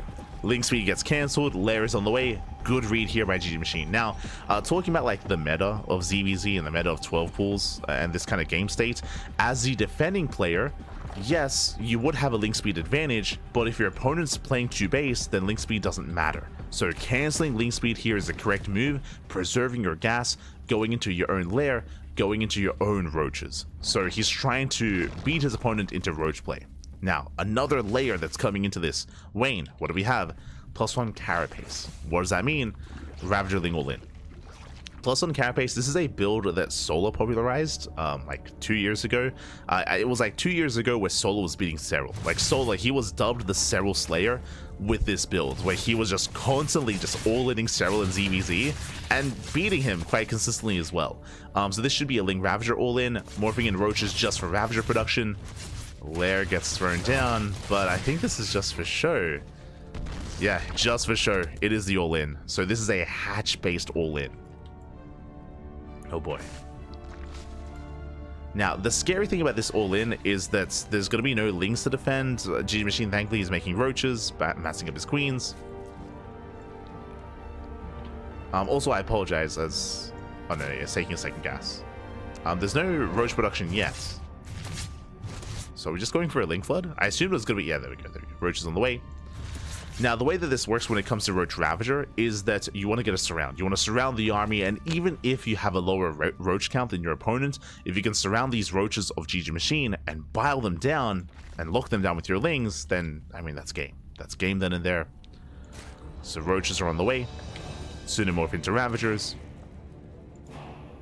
Yep, here they come. Again, pure Ling Ravager. Ling Ravager here from Wayne. I think I was saying Roach Ravager earlier, but I meant to say Ling Ravager. Where Lings surround and Ravagers bile. Obviously, he confirms. He sees no lair. The lair was cancelled. Now he knows what's going on. He has to back off. He has to take a defensive stance. Wayne still needs more time. Getting ready for that surround. Yeah, he does come in. Does he get it? He locks down the army. Oh, does attempt to. Biles, they will connect. Oh, brutal connections. Yeah, Roach is going to be falling one after the other. More Lings rallying across.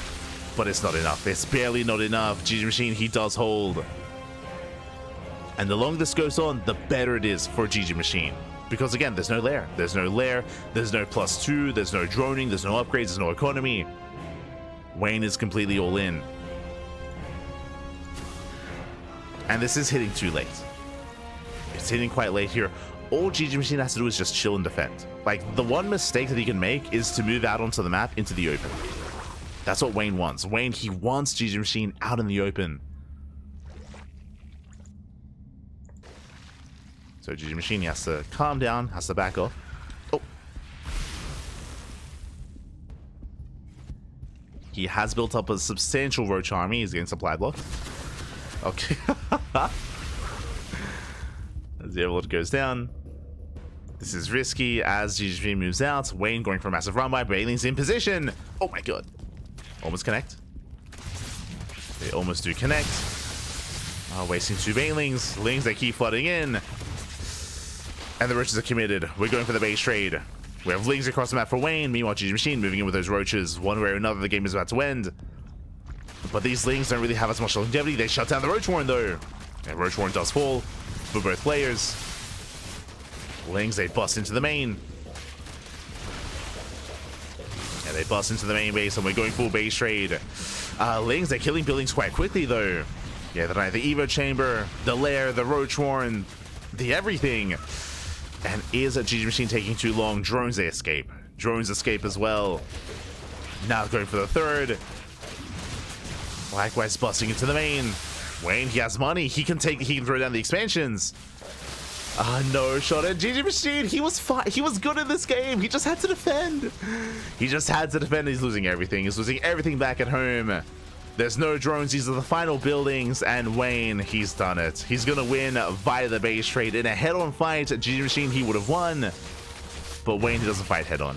Does not take the head-on fight. He's going for the final buildings here. Yeah, this is it. One gas geyser, one spawning pool. And is he gonna GG? Is he gonna be eliminated? Oh my god. Oh, as he does throw down. He has a hatchery. He has a drone. He saved a drone. Wait, is that the only drone? That was it. Okay, he has a base. So does Wayne. He has an expansion. Wayne is coming in. Oh, he's going for it. He's going for the base. There are a couple of Roaches to defend. GgMaChine. Oh, the surround is brutal though. Yeah, the surround is brutal. He's gonna get it. And there it is. GG via elimination. Wayne, he will take the series 3-1. He will advance on to the grand finals. Whew. GG, well played. As Wayne, he will take it. GgMaChine, he was in such a good position. He had the economy, he had the upgrades, he had the roaches, he had the army in a head-on fight. GgMaChine wins. GgMaChine, he would have won, but he moved out. And we spoke about how that was the one thing that Wayne wanted. Wayne wanted GgMaChine to move out, and he went for the base trade. And with that, GgMaChine, yes, he did have a building out on the map, but it was not enough. Could not save it, couldn't protect it. GG, well played. Wayne, he will take that game away from his opponent and advance on to the finals. Wow. Not like this. Not like this.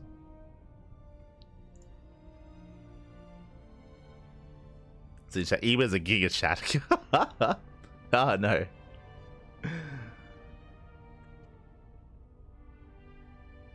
Este Eba.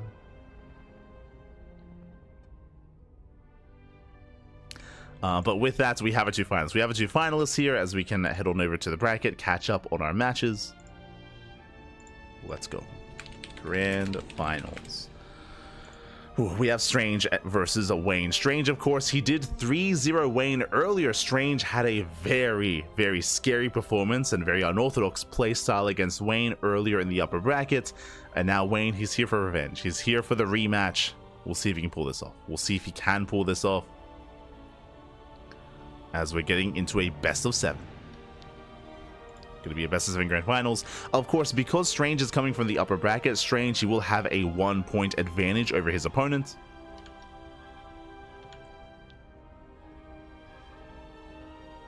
He will have a 1-point advantage. Strange, I mean, and Wayne, he will have to try to overcome that. Oh.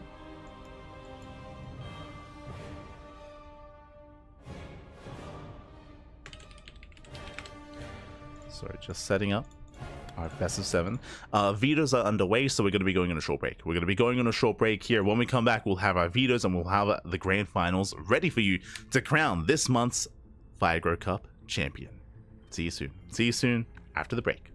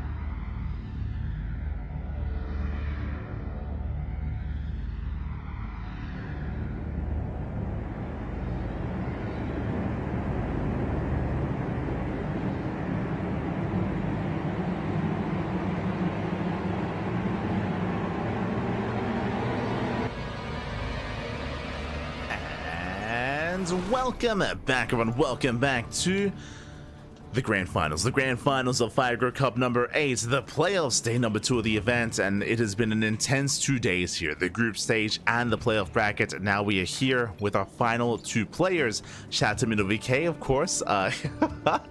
Does of course let us know, does confirm that yes, one of our players comes in from the upper bracket, and as a result, they have a 1-point advantage in this best of 7. Let's go. Let's see if this player here can overcome that. As spawning in the top right-hand corner of Amygdala, we have our blue Zerg player. It is Wayne.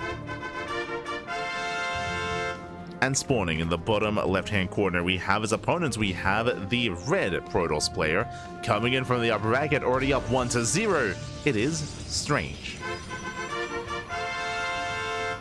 And if you're in the chat, predictions are open. Place your bets on who you think will claim the series, on who you believe will be our champion here. Again, Strange does already have the advantage. He has already defeated Wayne 3-0 already tonight, but I'm sure Wayne wants his revenge. I'm sure he wants to get a chance here to redeem himself and to be that champion once again. As Wayne, he is a previous Fire Grow Cup champion.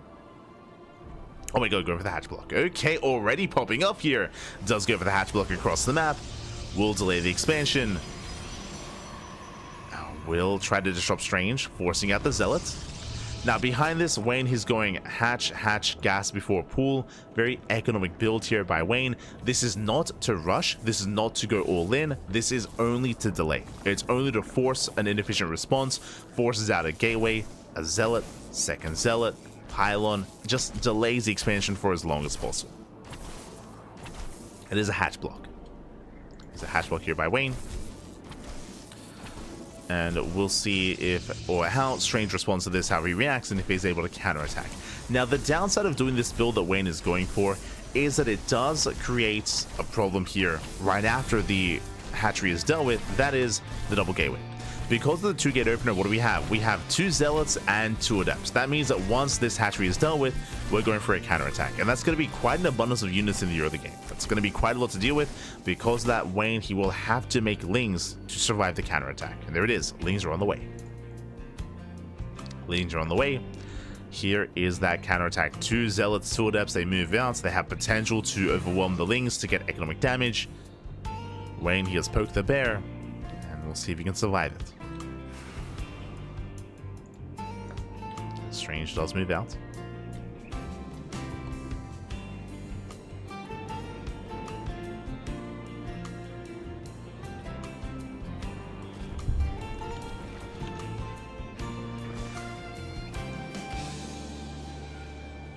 Does move out. Does threaten the shade. Wayne is keeping up. So good. I mean, that is a lot of links. Oh my god. And that's going to be 14 links for Wayne. And already you could even argue this is an overreaction here. 14 lings, that's a lot of lings. That could have been workers, could have been drones. So a big response. Behind this, Strange going for a Stargate into Void Ray. Again, we have seen Strange be quite creative when it comes to his Void Ray openers, going into Immortal-based all-ins, Immortal-based compositions, going into Sky Toss, going into Glaive Adepts. Well, speaking of what Strange can do, Wayne, fast lair. That's going to be a sub 4-minute lair timing, insanely fast lair. He does skip, oh no, sorry, he does get link speed. So link speed is done, rushes into the lair. What could this be? Now, we can lean towards a couple different things. This could be a fast lair into 2-base Muta. True, could be for Spire play, especially if extra gases are taken. This could be for something crazy like a Ling Queen all-in. Queen count is relatively high. We have 4 queens, we have a good amount of lings. We could attempt an all-in, but the Void Ray did hunt down the Overlords. Gases are being taken. Okay, with extra gases here, it should be tech. Should be either Hydras or a Spire. Or maybe something different. We'll keep an eye on Wayne. Void Ray does move out. Hits the 3rd. More gates on the way. And oh, it is going to be Void Ray into Glaive Adepts. Oh, this is dangerous here. So Glaives are on the way, very aggressive follow-up here by Strange. Meanwhile, we do see it's not going to be Ling Muta, it's going to be Ling Hydra.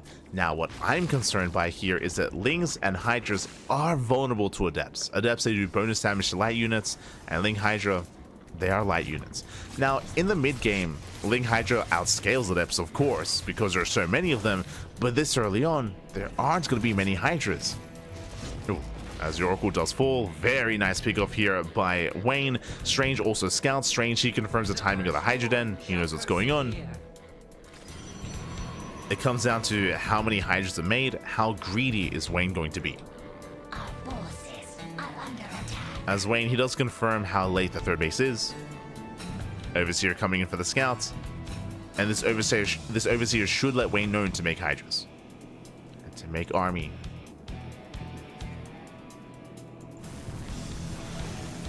Forge Raid does hunt down the Overseer. Adepts they move out. Wayne, he does confirm the Twilight Council. He knows. He knows he is massing up his army. Lings, Hydras on the way. Wayne is supply blocked. Oh, is supply blocked? Only has 6 Hydras. Here come the Adepts. It's going to be how many? It's going to be 14 Adepts against 6 Hydras. We need more. Hydras are amassing. So far, so good. Drones coming in. Base is quite low. Going for the Hydras, committing to the shade. He's going for the dive. Dives on the Hydras. They're going to be targeted down. Nice trades here for the Adepts. Cleans up most of the Hydras, but Queens, they come into support. The Adept count is being thinned out. But does get 9 workers. Yeah, 9 drones go down. Shades into the natural, and I'm afraid to look how many. 10 Hydras get killed. 11. That is brutal. 12 Hydras alongside 12 drones. This is worth it. This is worth it here for Strange. Cripples the economy, shades into the main base, getting even more drone kills. And this is the danger of going Ling Hydra. This is the danger of not having either Banelings or Roaches, or really just knowing what's going on. Remember, it was a late scout. It was a late scout from Wayne, a late realization of what was happening. He was supply blocked. And with that, Strange is in a better position. Again, that was 22 drones, 22 workers, 12 Hydras, 15 Lings. And Adepts, they just keep going. And Wayne is redroning. No shot. Wayne, he has 3 Hydras. This is the army. This is the army. 3 Hydras. And 3 Lings. Lings are across the map. Adepts have arrived. There's nothing. There's nothing here. There's 3 Hydras. And of course the Queens, of course. But yeah, GG gets called. Nothing to defend. And Strange, he overwhelms. He overpowers. And Strange will extend his lead. Whew. GG. GG, well played, Strange. He will extend his lead here. He will take the game, well, the first or second game, depending on how you look at it. He's up 2-0. Strange is up 2-0. Now we're getting into getting into the next game. Game number 3. Oh boy. Here we go. Almost a hard counter. I say that, if you remember, to begin with, Strange, he was already going into Glaive Adepts.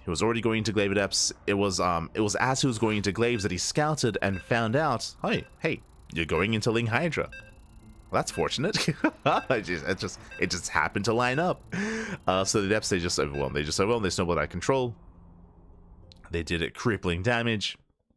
And with that, we're getting into our next game.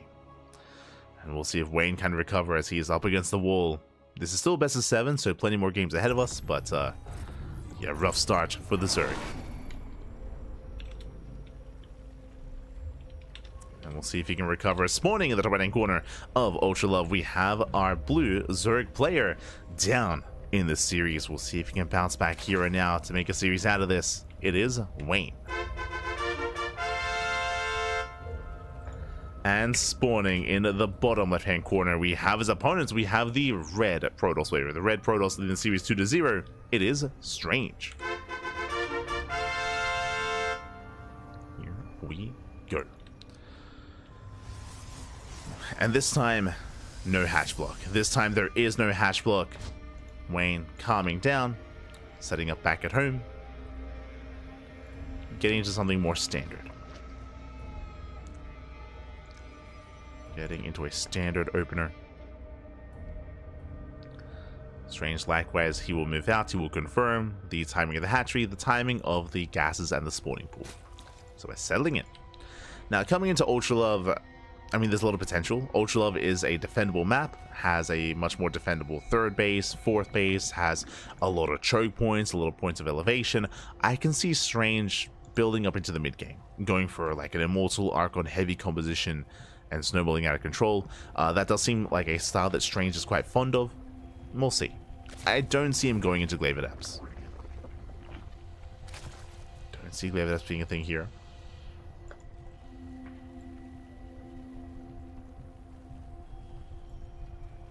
Game number next game. Yeah, you get what I mean. Strange up to it.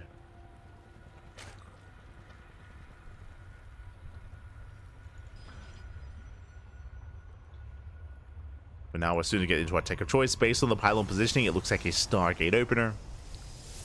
Stargate into Void Ray, I would imagine. See if he does deviate. One thing that I can say for certain, we're not going to see a standard game. So far here tonight, throughout the course of Fire Cup, I don't think we've seen a single standard game out of Strange. Even when he plays a little bit more macro-oriented, it's still his own twist to things, his own kind of flavor to that Protoss composition and overall build. As Wayne is taking his third.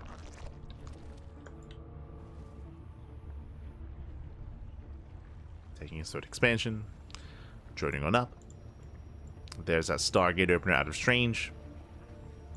And based on the rally, Void Ray. The rally here is to chase down the Overlord, so it looks like a Void Ray opener once again. And with the power of the Void Ray, he can hide his follow-up tech.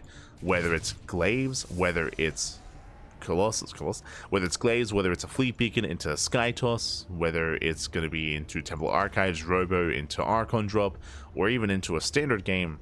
It's going to be a little bit more difficult here for Wayne to confirm. As Wayne does pull away.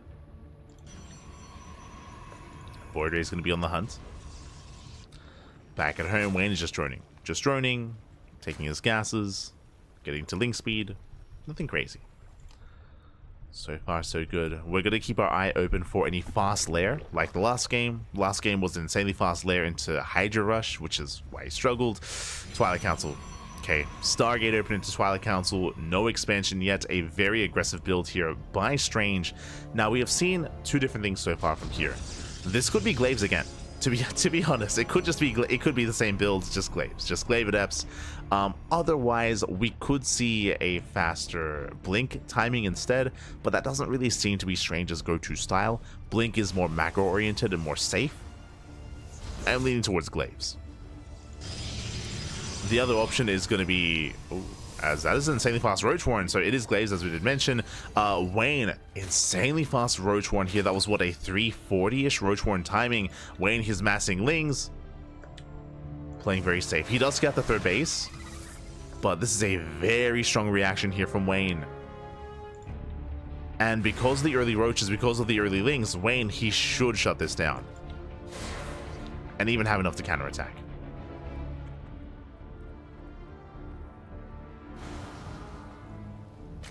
Yeah, as Wayne is staying on a lower drone count, staying on 40 drones, massing up Lings, massing up Roaches. We do see an earlier transition though. Robo here out of Strange. I mean, he did just scout and he saw lack of saturation. Yeah, late droning here from Wayne. How many Roaches does he have? 4. Not that many. Adepts are spotted. Wayne, he sees the Adepts. He's backing off. He's amassing Roaches as we speak. No Sim City, no wall at the natural. But there should be enough Lings and Roaches to defend. Okay, that's a lot of Lings. He comes in for the surround. It locks down the Adepts. Trades well. Ooh, does get into the mineral line. Oh my god. Doesn't quite get the drones. It doesn't get them so far. Good response, good reactions from Wayne. He defends. He shuts down the Adepts. Adepts stay shading to the main base. Finally, drone's going to be going down. Getting 4, getting up to 4 workers so far. This is okay damage, but he needs more. Yeah, he needs to get more done. Adepts are on A move. Shade gets cancelled. And Wayne defends. Wayne, this time he does defend. Back at home, we have Immortal production underway from Strange. Trying to build up. Trying to build up, but he's going to be vulnerable. He's going to be exposed. Whew, okay. we have a game. we have a game. Wayne, he's okay. His drone count is low, but he's going for an all-in. He's going for an all-in, I assume, as he's getting into roach speed, but no, gases are being taken. Wayne is droning, taking another expansion. Wayne is pushing, that is true, but he is macroing behind this. So as a result, Strange should be fine. Strange, he should be okay. He deflects. He defends. And we're getting into a longer game state. Now, Wayne, he has no upgrades. He has no further tech for the time being. Still sticking with Ling Roach Ravager. He's walling up. He's walling up. He's walling off. He's trying to get a longer game out of this. I think that kills the tumors. Just one. Okay, I wasn't sure. One tumor goes down, but you can see Wayne fully walling up. Hoping to macro out of this. Meanwhile, Gateway Explosion. Gateway Explosion out of straight. Oh my, that's even more gates. 7 gates on the way. 7 gateways, 11 in total.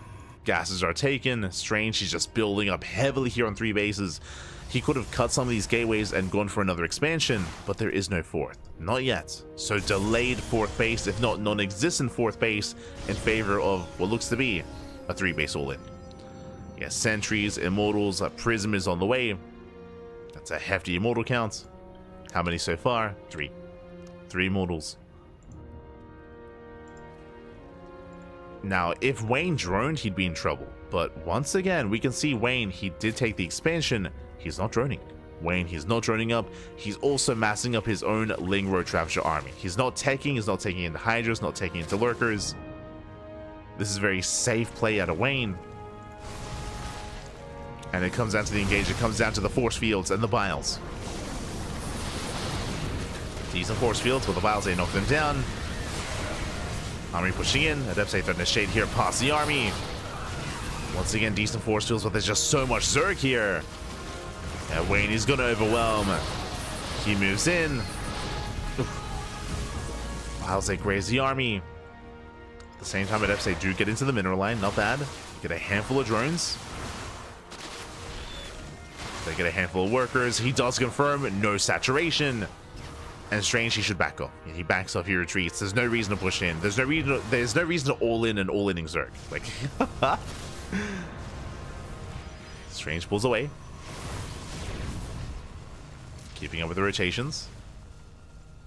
Back at home, Robo, Bay as well. Into Colossus. But Wayne has momentum. Wayne does move in. Yeah, piling down the army, busts into the natural. And Wayne, he should be able to overwhelm. Whether it's fighting with the main army, even getting to the mineral line, the biles, they once again connect. Yeah, he shuts down the sentries, the adepts, the immortals are exposed.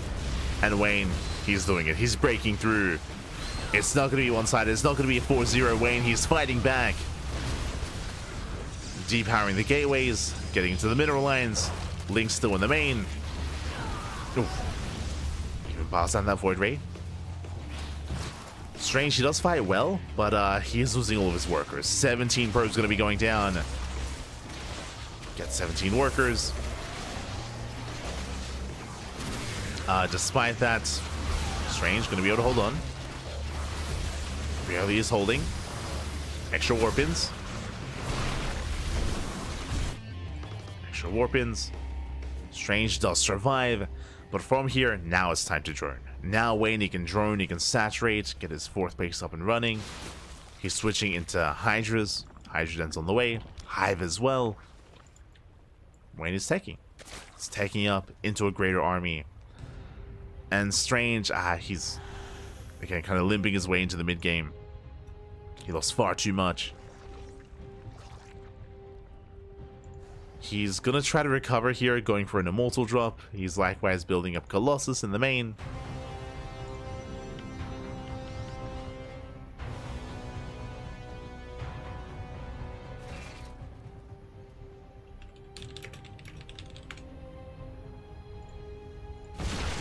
Oh.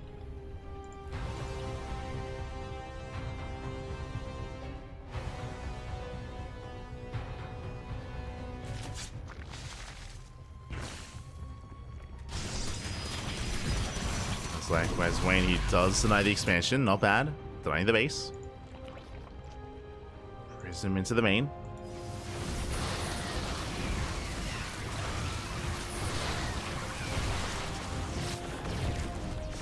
And there is comeback potential here for Strange to pick away at the workers, to get a couple of drone kills. But for the most part, this is not enough. It's not enough, we're coping a little bit.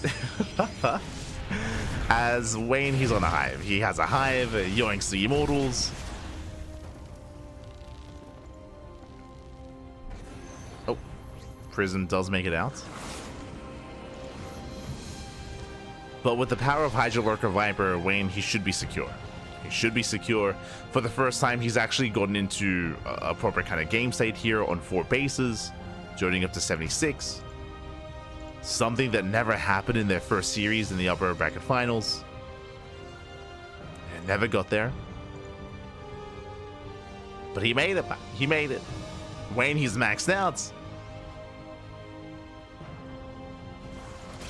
He's maxed out, dives into the natural. High Templar trying to respond. Storm is not ready. Yeah, Storm is just not ready. Oh my god. Moving in, shows the abductions. Takes down the Colossus, gets one, gets both. Yeah, both Colossus go down. No lurkers, the storms are brutal. Has to respect them. Has to respect the storms. Roaches, they bust into the mineral line. And Wayne, as he backs off, he should be morphing into lurkers. There we go. 7 lunkers on the way. Wayne, he's almost there. Roaches are still popping up. Prism into the main. Doing what he can.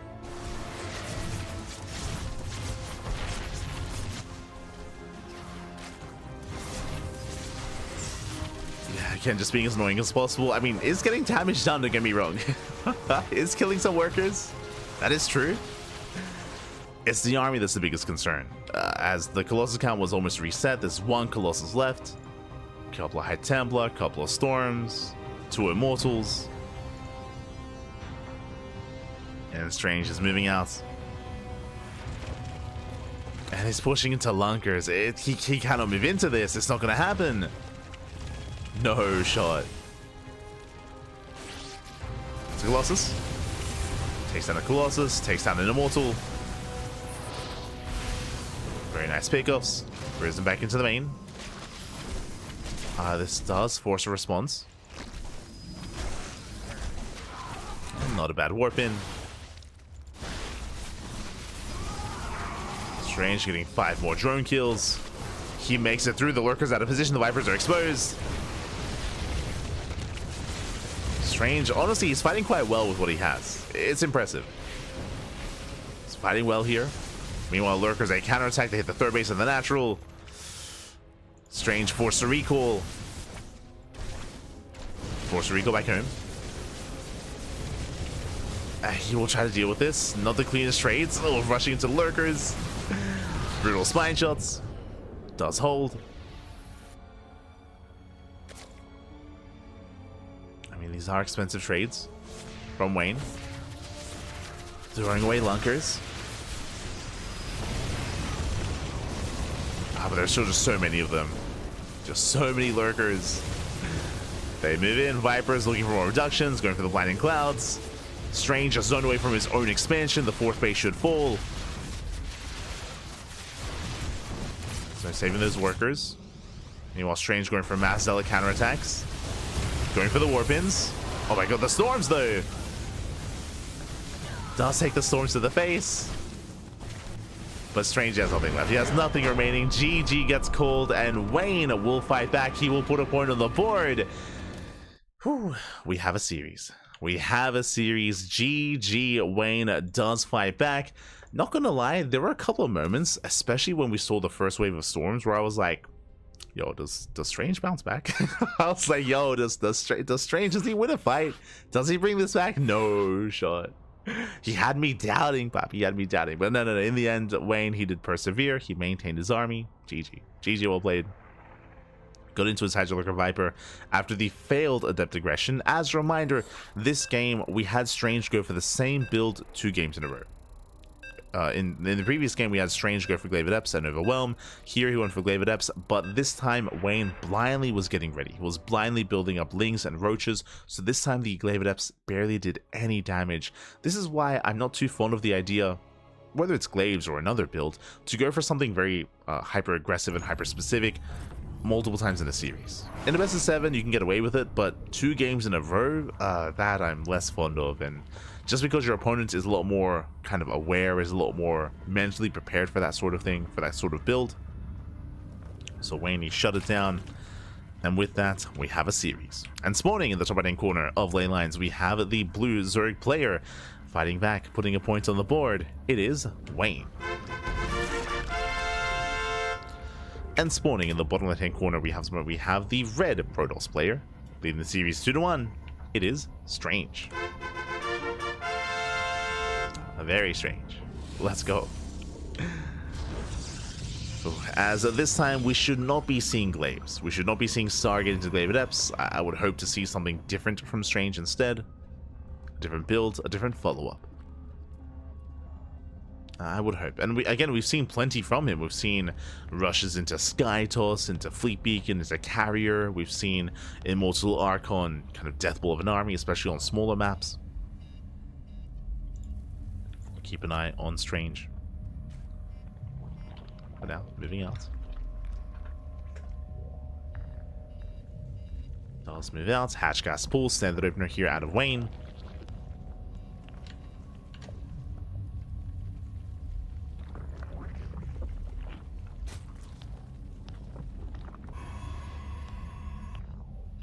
You're not going to be settling in. Just gate expanded to Cybercore, Hatch Gas Pool.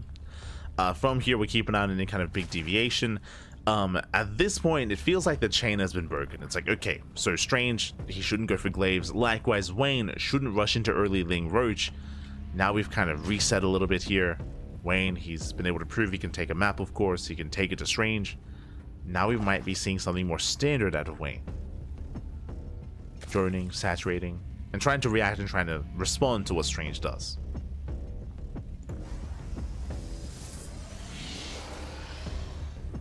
We go.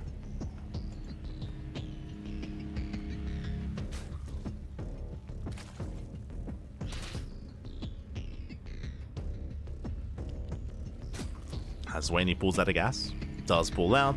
This shows us that he most likely, he isn't going to rush into like a fast lair like we saw previously. No crazy lair rush. And this time, it is not the same build. As a reminder, if you weren't here for it, last game it was a Stargate opener into Void Ray into Glaive Adepts. This time, it's Twilight Council opener. So Strange, he is mixing it up for the first time in this series. He is mixing it up. Now, what could this be? This could be Glaive Adepts. It could be 4-gate Glaives with a Robo. This could be a DT-based opener instead. Could be a delayed Archon drop opener with a Temple Archives. Strange has options. Ooh, actually, Strange, he did popularize the builds, I want to say 2 years ago at this point, going 3-gate Glaives into a third base. Macro Glaive Adepts. That's what this looks like. So, do we have Glaives? Yes, but we don't have a Robo. Basically, because you're not spending money on a Robo, and you're not spending money on a Warp Prism, you can afford an expansion. This is a build that Strange actually came up with, and this build actually did spread around the European scene. With players like Skillus, players like MaxPax, and even Showtime like trying this out and whipping it out. But oh, there is a Robo though. It's going to be late, but a Robo's on the way. So we have 2 gateways here at the natural, and so far only 1 gateway in the main. So 3-gate Glaives, and I was assuming an expansion, but the Robo is a bit of a twist. Warping into depths. Going for the 4. This is different. Going for the Robo Forge instead of expansion to get into upgrades, build up Immortals. This is looking a little bit more like a 2-base all-in. This looks like layers to the build, where he starts with Adepts, and then he hopefully catches out his Zerg opponent with Immortal play. Curious. Here come the Adepts. They do move out. Remember, there's no War Prism to support them. There's +1. Observer first. Back at home, I believe there was a safety roach. Yeah, safety roach one here by Wayne. Strange, he thankfully doesn't. He shouldn't commit. He shouldn't be committing here. He's poking in, and I believe the purpose is to preserve these adepts, to come back home, to then move out with the Immortal all in, as Immortals are amassing. Immortals are amassing. Strange, he has money to expand, so it looks like he is going to be going for a third. He's going for the third expansion. Building up now a second Immortal. Second Immortal's on the way.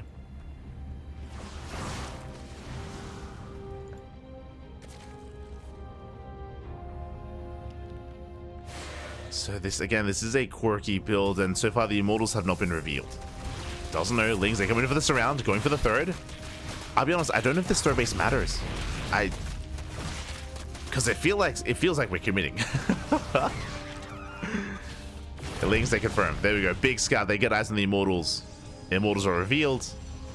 Wayne knows. Back at home, he's still making more Lings. Still massing up more Lings. Yep, gateway explosion. There it is. Massive gateway explosion. Getting up to 8 gates. 8 gates on 3 bases. Very Soul Train-esque. Immortal, Adept, Sentry. There's a Prism. Here comes the move out. So Strange is going to push. Now, seeing those Immortals is a tell, so Wayne, he knows to prioritize his army. He is making a couple of drones here and there. He's somewhat saturating his bases. But he's still morphing in Ravagers, squeezing out a couple of Roaches here and there. And of course, ready for a big Ling counterattack. Once Strange moves out, Wayne, he's ready to move in. Ready to move in. Setting up in the center. Now Wayne, he doesn't want to pull the trigger too soon. He wants to wait for the opportune moment. Here comes the move out. As Strange moves out, he gets spotted. Wayne, he should soon react. I'm loving these Roaches. The Roaches are built to focus down the wall and focus down that Stalker. Yeah, they're going for the Stalker. There's a defensive warp in. Oh, Strange, he turns around. Yeah, he turns around, he comes back home. He shuts down the Roaches. Yeah, nice catch by Strange. Cleans them up.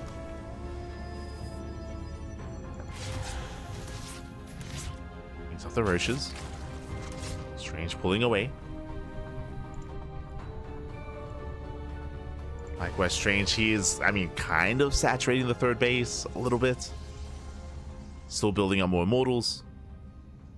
Getting into +2. What was it up? Say, get into the mineral line. They catch up 4 or 5 drones.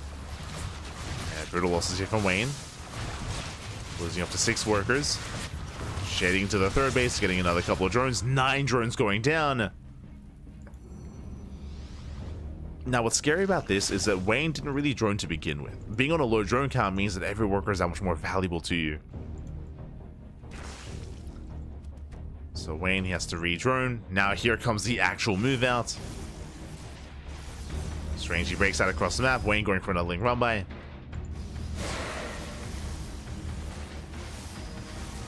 Does Strange have enough? That's a lot of Roach Ravager.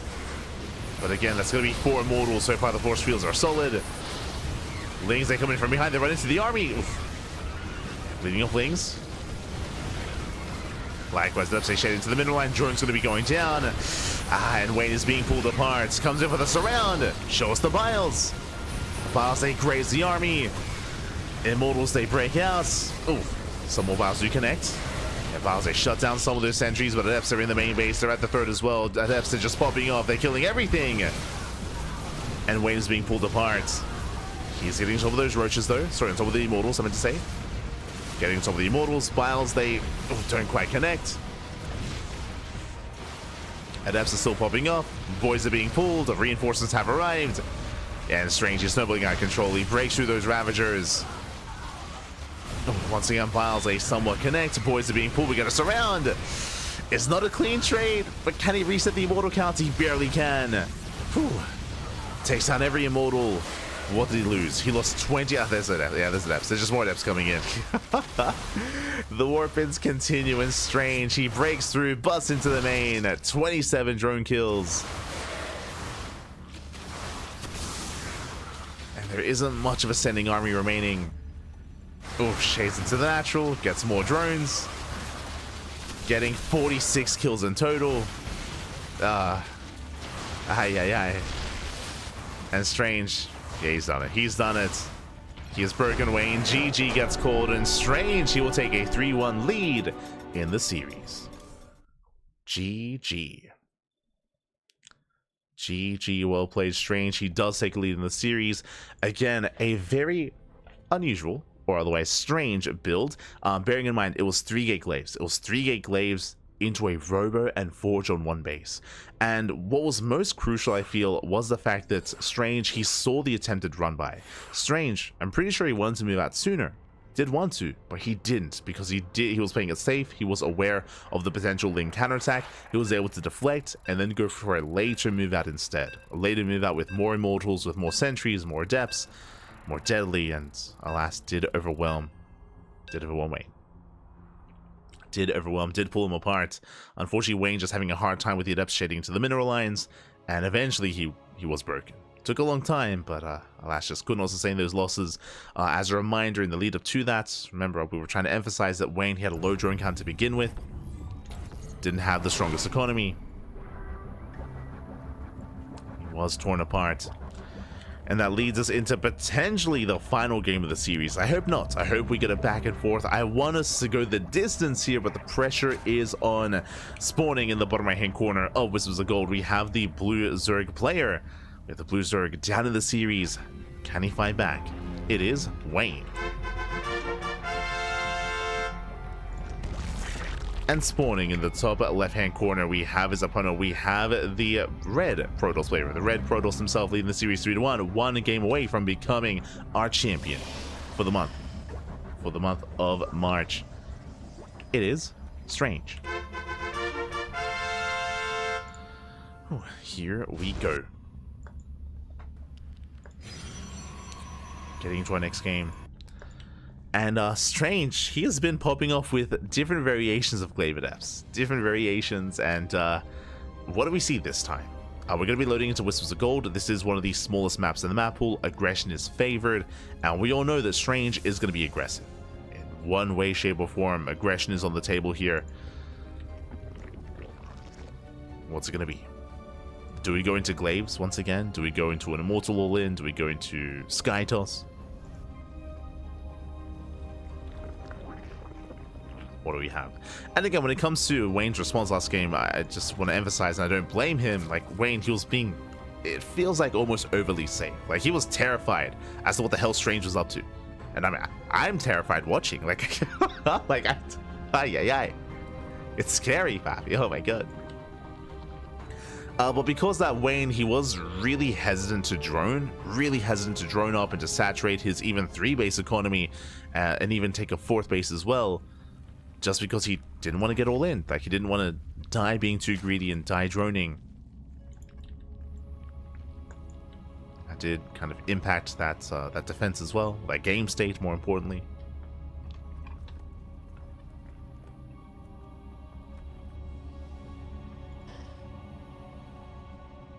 I mean, again, Strange, he went for an offbeat timing and an offbeat push. It was more delayed than it otherwise would normally be. Again, sending my energy to Wayne, as it's going to be another Twilight Council opener. Okay. Now, once again, with a Twilight Council, we have options. Could be a variation of Glaive Adepts, could be Dark Shrine, could be Charge. If he pulls out a gas, we could see like a Charge all-in, which is very niche, very unorthodox, very rare. Could be a delayed Archon drop with the Temple Archives. As Wayne's Scout, I believe, is denied. The Scout is denied.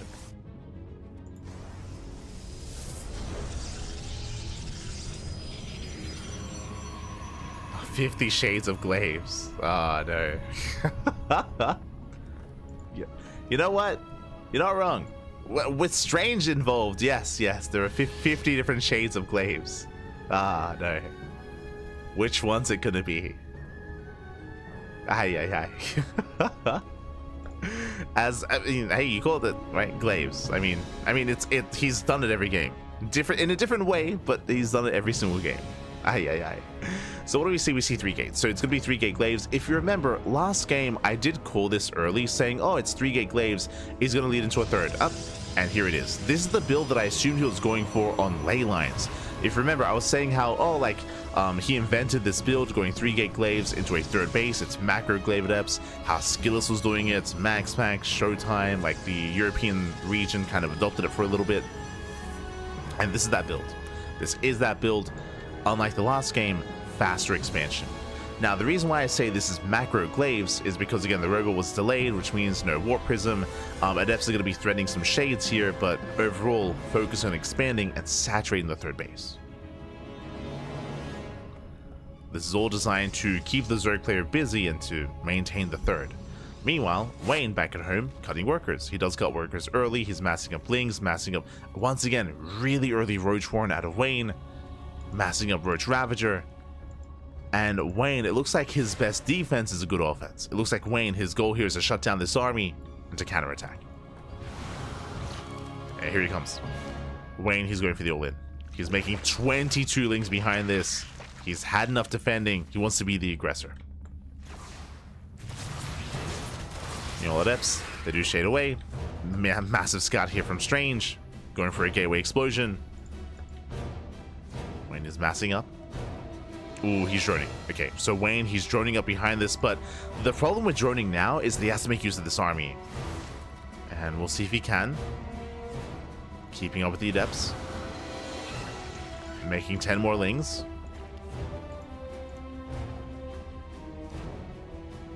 From here, it does back up.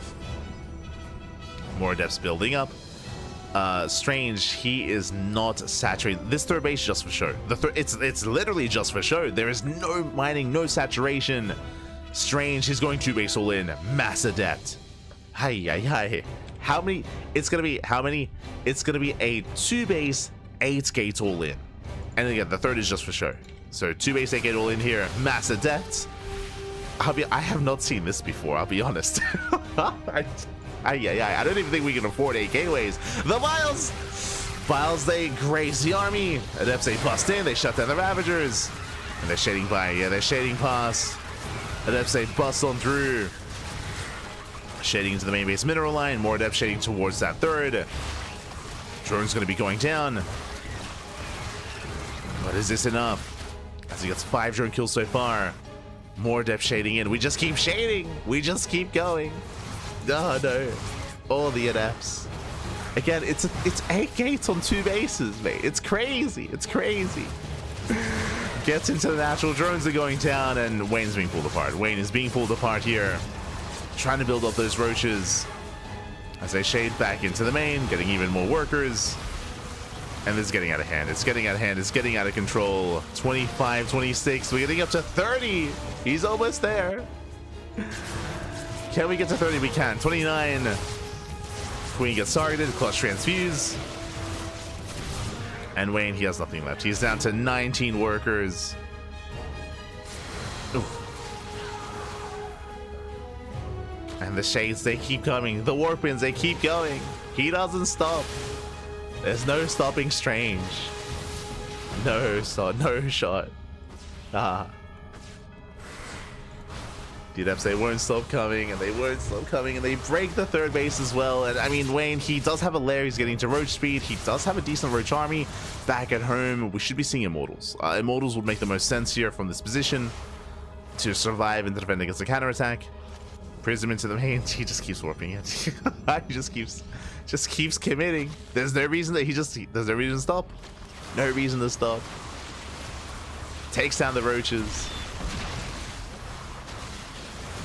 He targets down the roaches. Picks up a couple of workers. Denies mining at the gases. From here, shades back in. And Wayne is just having a hard time keeping up. The base itself getting very low. No shot. Can he get the expansion? Can he snipe that third? Meanwhile, you thought that he would stop warping in. No. No, why would he stop? Why would he stop? Oh, no. Shading back and forth between the natural, between the main. Getting 4 more drones. Warping in more adepts. Boys being pulled. I was like, oh, maybe he should just calm down and make immortals. No. He just keep warping in. Just keep going. We own the adepts, and we win. Ah, no. 9 drones going down.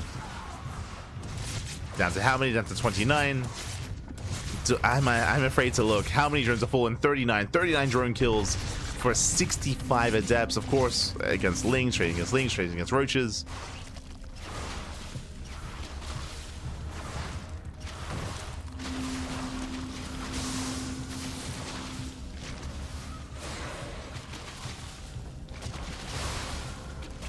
As I mean, Wayne, he is somewhat maintaining an economy, true, but he's just redroning. Like, he's just replacing what he's losing. He's not really building anything here. Losing 21 more workers.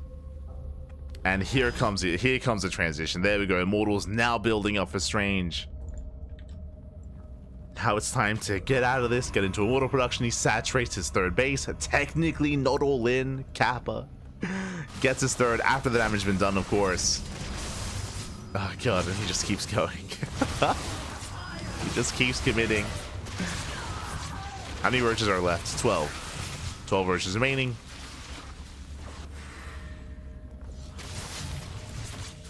Shading into the natural.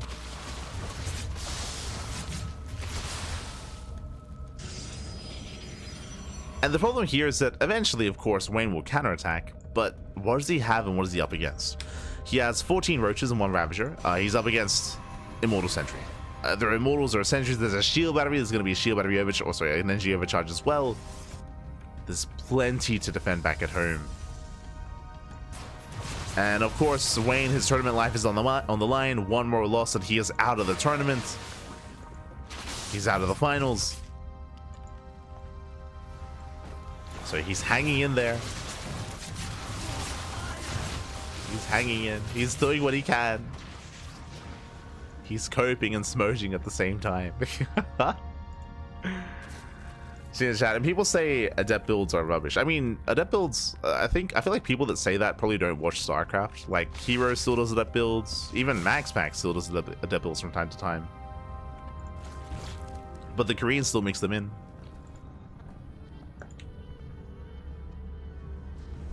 I mean, Hero, he beat Cyril with adepts during Master Colosseum. Twice, actually. Twice, yeah. he did adept Cyril out of a couple of games in Master Colosseum. So usually that's like something that people on Reddit say, and it's just like it's a tell that they don't watch StarCraft.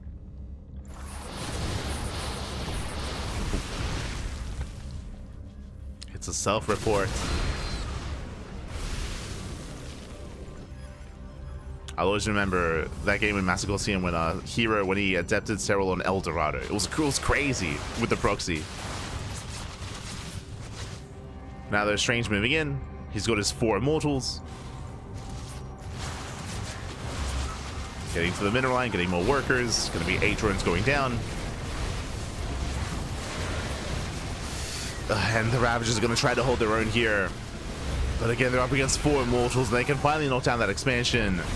The hatchery falls. Wayne down to 2 bases.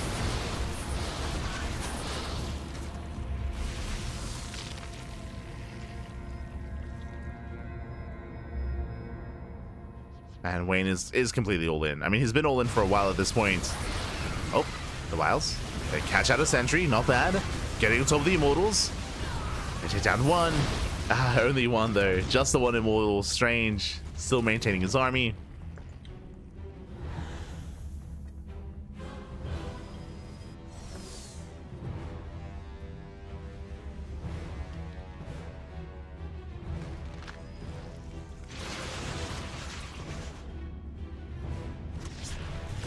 Strange dropping into the main.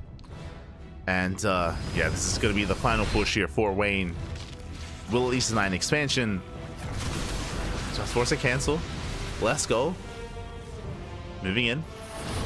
Oh, nice force fields. Locking down the Ravagers. I mean, there was always potential with Mass Ravager to bile the army and to catch out the Immortals. There is a chance, of course, but it is reliant here on Strange making mistakes. As Roaches are kept back at home to defend. Wayne, he has no economy. It's all or nothing. He's got how many? He's got 15 Ravagers. If you're watching GgMaChine versus Art, he was actually in a similar position here where he did actually break guards. It was impressive. But he also surrounded the army. He was able to surround and lock down the Immortals. Oof. Speaking of DTs, no, they're Dark Templar. The zero detection. Zero detection. GG and Strange. He will take the series 4-1. He will be this month's Firegrow Cup champion. GG. GG, well played, congratulations here. Strange, he will claim the series, very nicely done, and with some unique builds as well, is what I will say.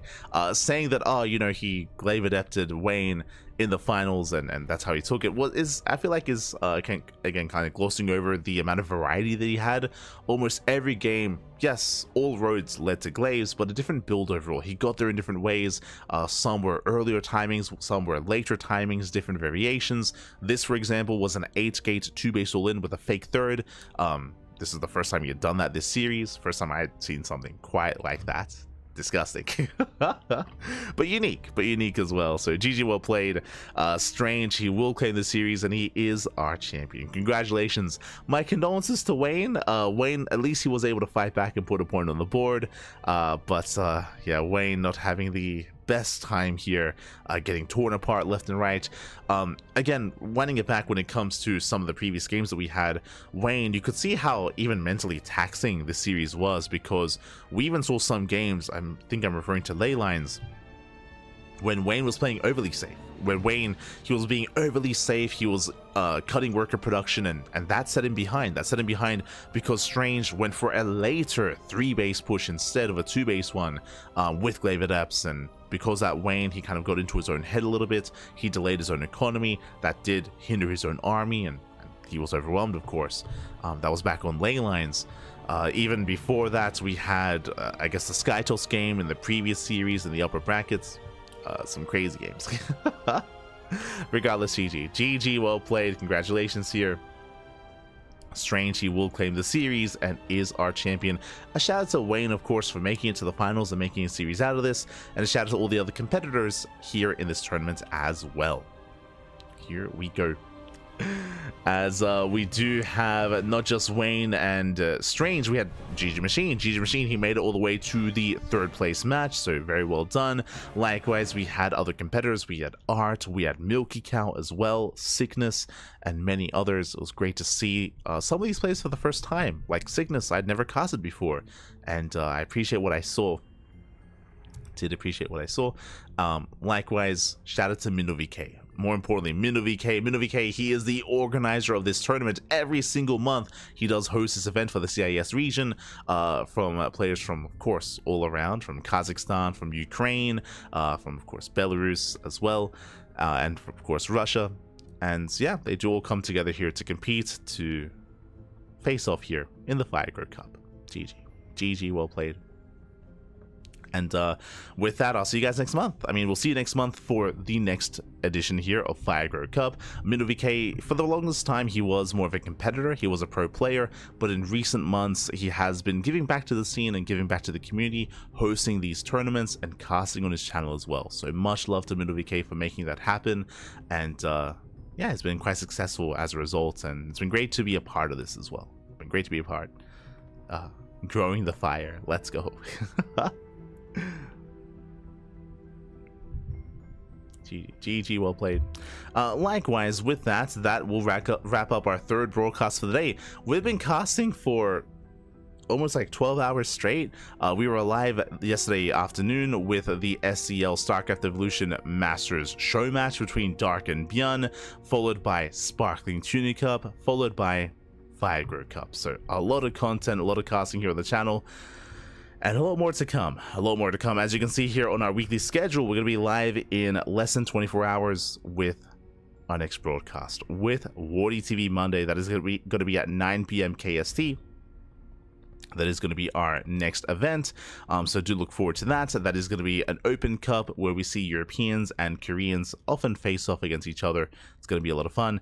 We have the Pigasaur Monday on Tuesday. We have HSL. We have Code for Giants Cup, Turtle Tussle, Rex March Madness, and many, many more events over the week. That's a lot of content, a lot of StarCraft. Do tune in and do check it out. We're going to be adding some extra broadcasts as well, because I do have some replays from other events that we're going to be covering, like StarCraft Evolution Code A. Going to be covering a show match between I want to say, was it Beyond and Classic? I do have Enki hosted a show match recently. Hold on, what did Enki give me? Anki hosted a show match in Spanish. It was Hero vs. Beyond. That's it, Hero vs. Beyond. So I'm going to be covering that series as well. That was a best of 7. So a lot of good fun, a lot of content, a lot of StarCraft here on the CranKy Ducklings. If you enjoy the content, then do consider following. Consider following us here on all the social medias. We have Twitter, Facebook, Instagram, YouTube, and Discord. All things CranKy Ducklings. All things CranKy Ducklings. We have a TikTok as well. And of course, you can also follow us on Patreon. Patreon is the place to be when it comes to supporting our tournaments. What do I mean by that? Specifically, we run 3 tournaments here on the channel: Sparkling Tuna Cup, Sea Duckling Open, and Master Swan Open as well. It is all funded via Patreon, and we have been getting a lot of support recently, so thank you so much to all of our patrons. Thank you so much for growing the event and for supporting the scene and supporting the community. 100% of the money on Patreon goes towards our tournaments. It goes towards the players, I should say. It all goes towards the players. Eventually, we'll have a future goal where we can pay our admins and our casters. But for now, it all goes towards the players. So thank you so much for the support. We do appreciate it. You can help us grow our channel and grow our tournaments via Patreon. Otherwise, thanks so much. Thanks so much for watching. Thanks so much for tuning in. We do appreciate it. And I guess I'll see you tomorrow. I'll see you tomorrow, or whenever is our next broadcast that you tune into. Again, we're live on a daily basis here, multiple times a day, every single day. So yeah, you'll find us at some point. You'll find us at some point. We cast more than any other channel out there when it comes to StarCraft. All the casting, all the content. We'll see you next time. Until then, I'm gonna go to bed. It is 7 a.m. it's 7 a.m. in the morning, papi. Ay. It's been a long day. It's been a lot of casting. I'm gonna go get some sleep. I'm gonna go get some rest. Maybe go for even a bit of a walk as well. It's been a while. Need a rest up. So thanks for watching. Stick around. We're gonna be giving another StarCraft streamer a raid. Who's live at the moment? Who can we raid? I see Gabe. Gabe is live. Nightmare is. It's been a while since I've seen Nightmare. Nightmare is live. We could give Nightmare some love. I see Sian. Who else? Angry. We'll find someone to raid. So give them a chance, give them some love, give them some support. Who else? Zonbergo playing Baldur's Gate. A Laser playing OE4, yeah. That makes sense, Este Laser. But we'll find someone. So with that, thanks for watching. Thanks for the support. We'll see you guys next time for our next broadcast. Otherwise, thank you for watching, and yeah, have a great day. Have a great end of weekend, and a great rest of your week. See you next time. Ciao, papi, ciao. See you next time. Hasta luego.